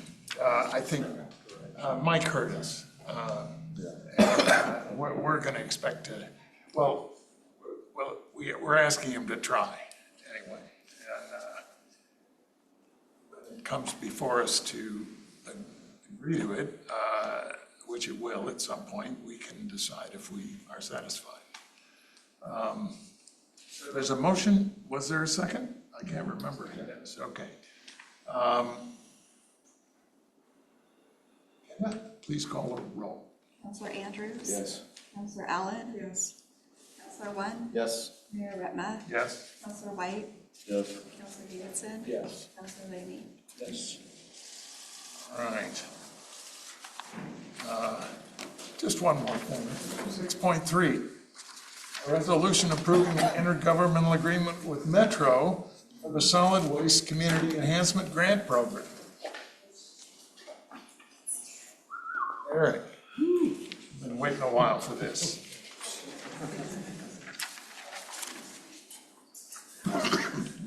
Mayor and Council. I think, as I mentioned in the staff report, the city had this program back in 2015 ran for 6 years, I believe. Only Councilor White and the mayor were on the council and therefore on the committee at that time, but some of the rest of you may have been aware of the program. But as I mentioned in the staff report, Metro, as they manage solid waste across the Metro region, they have a community enhancement fee that they subject the waste haulers to at the transfer stations. The community enhancement fee is intended to rehabilitate and enhance the area around the facility from where the fees are collected to reduce the volume toxicity of waste disposed through those facilities and so the impact that having all of those waste hauler trucks coming in and out. The program ran for 6 years under the previous IGA. Some 30 grants, 425,000 or so grants provided. It was originally a 5-year agreement. It was extended 1 year during the COVID period. The Metro staff decided to go in a different direction and prioritize different issues in 2021, and as a result, the composition of the terms in the IGA for that renewal were found to be pretty unfavorable toward the city. ultimately, the council did not agree to that. Metro went forward and administered the community enhancement program for the Troutdale Transfer Station on their own by selecting a East County nonprofit to work with.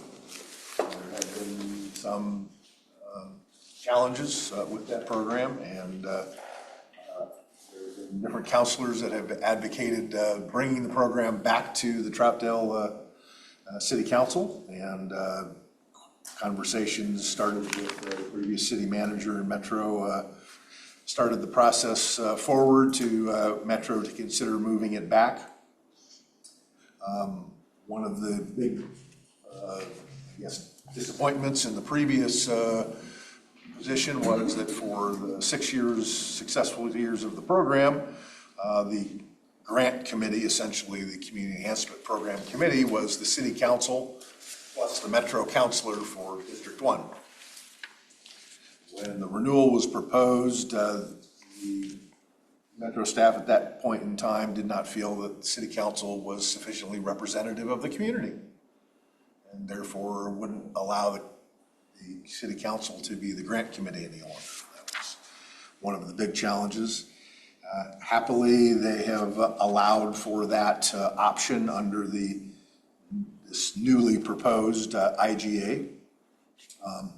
I would point out to you, two of you I know have done it before, but I would point out to you part of the options that for the grant committee is that the council could elect to assign it to another city committee. You could decide that you don't want to take on the activity, and you could assign it to the CAC.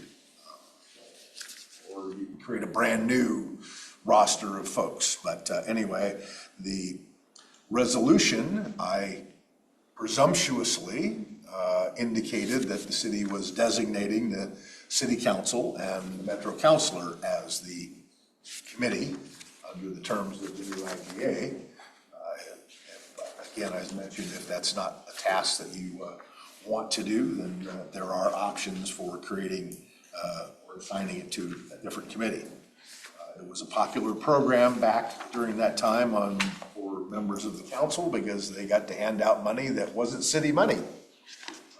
So it was popular from that standpoint.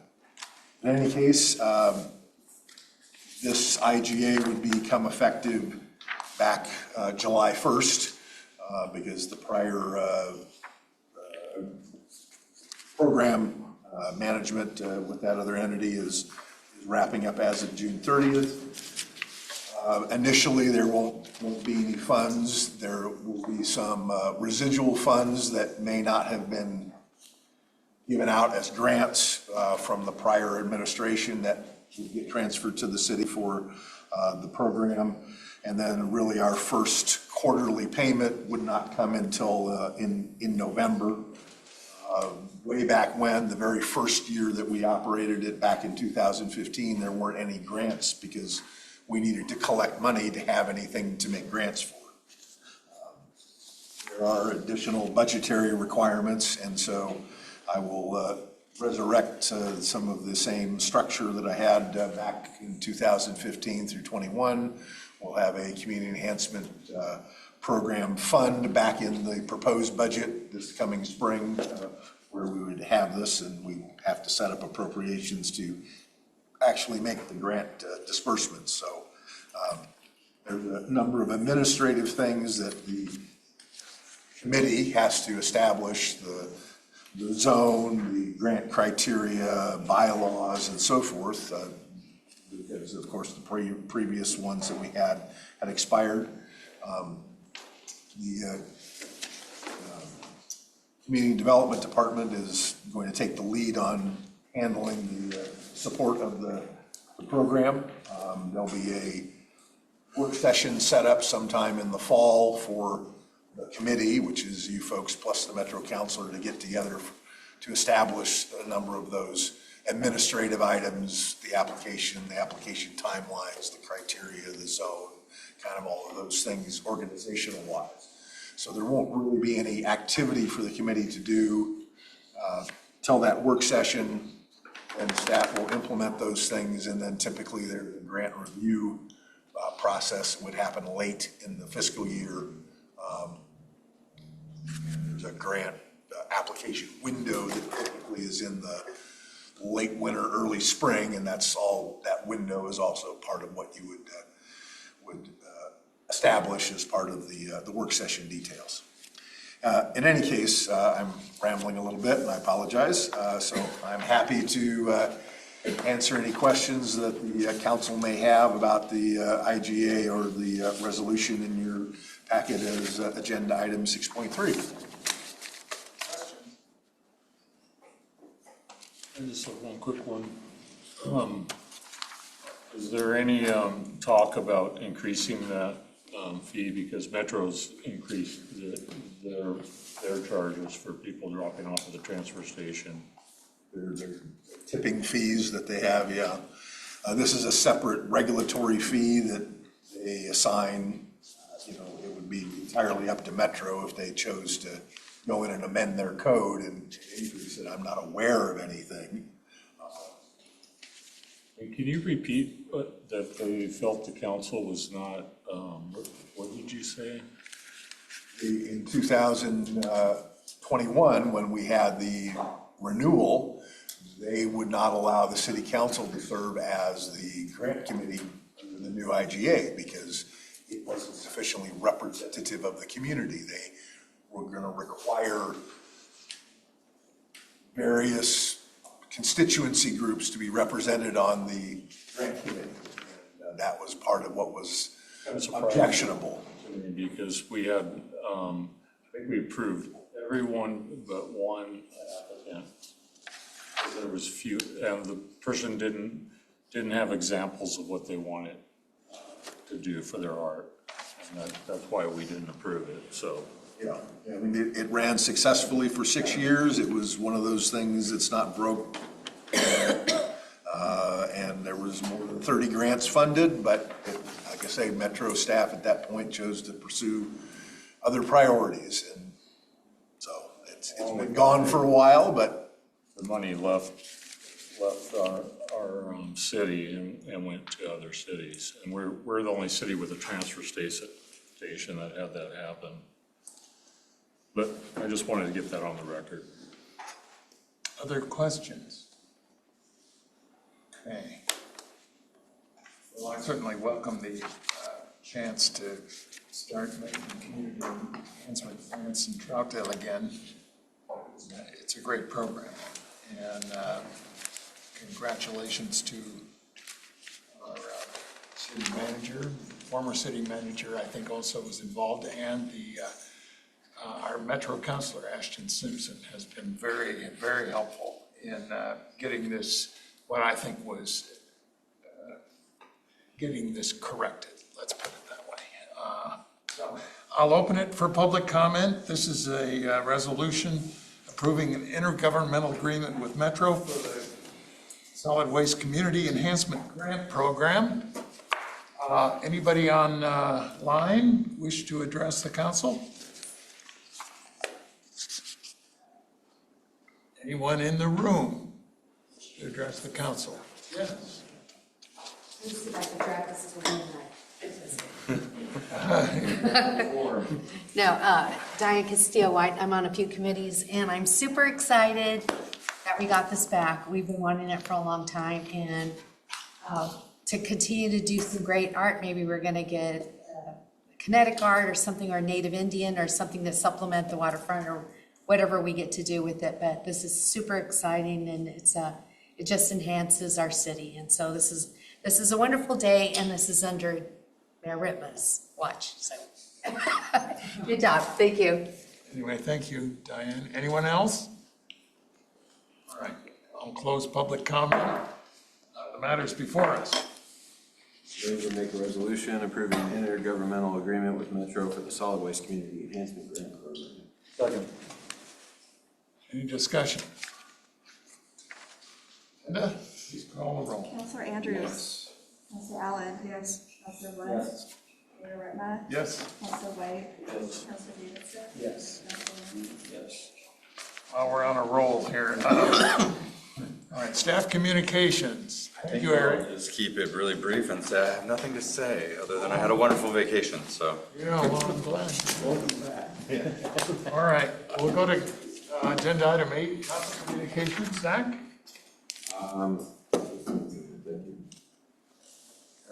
I wanted to thank everybody who came tonight and for those who spoke and who continually come to our meetings. I appreciate that. I would like to make a statement to clarify that a statement that was brought up earlier. That in 2015, it was my husband that was on city council, it was not me. I also wanted to make sure that everybody knows on record that I do not speak for my husband does not speak for me. And those of you that are married probably do the same thing. We believe differently, we don't talk politics in my house very often. And I just wanted to put that on record, that please do not compare me to my husband, because it keeps happening over and over and over. Thank you. I just want to mention that on last Wednesday, on the 8th of July, there was a simultaneous reading throughout the country of the Declaration of Independence. And we did it here in Troutdale at Mayor's Square. I had mentioned this about 6 weeks ago to the council and didn't hear from anybody for a long time, but finally Shelby Stephenson called me and said, I want to do that. And finally I had somebody else. So I want to thank Shelby Stephenson. Ed Trumke joined, Glenn White, thank you. Sharon Nesbitt, our historian, and former city manager Ray Young, all participated in it. It's available. You can see it at the Troutdale Historical Society Facebook page, but you don't have to sign into Facebook. You can just watch it. It's kind of short. 11 minutes it took to read the Declaration of Independence, but it had been done in Philadelphia at 6:00 p.m. on the 8th of July. That was the first public reading, and we did it at 3:00 in Troutdale, and it was done all across the country. Anyway, it was a great event. That's all. Dave, with your permission, I'd like to read it again.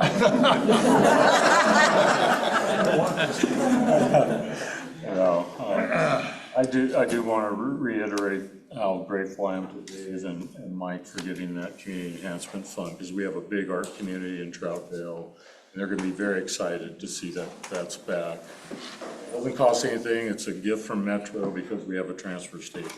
So hopefully we'll see some good projects. And there was also, I wanted to thank ODOT for our Troutdale Bridge on the side by Sugar Pine got hit last winter by a truck, and they're fixing it. So it's finally actually being done, and they're making good progress. So I'm very thankful for that. I just would like to say real quick that we kind of waited till the last minute to get Eric in here.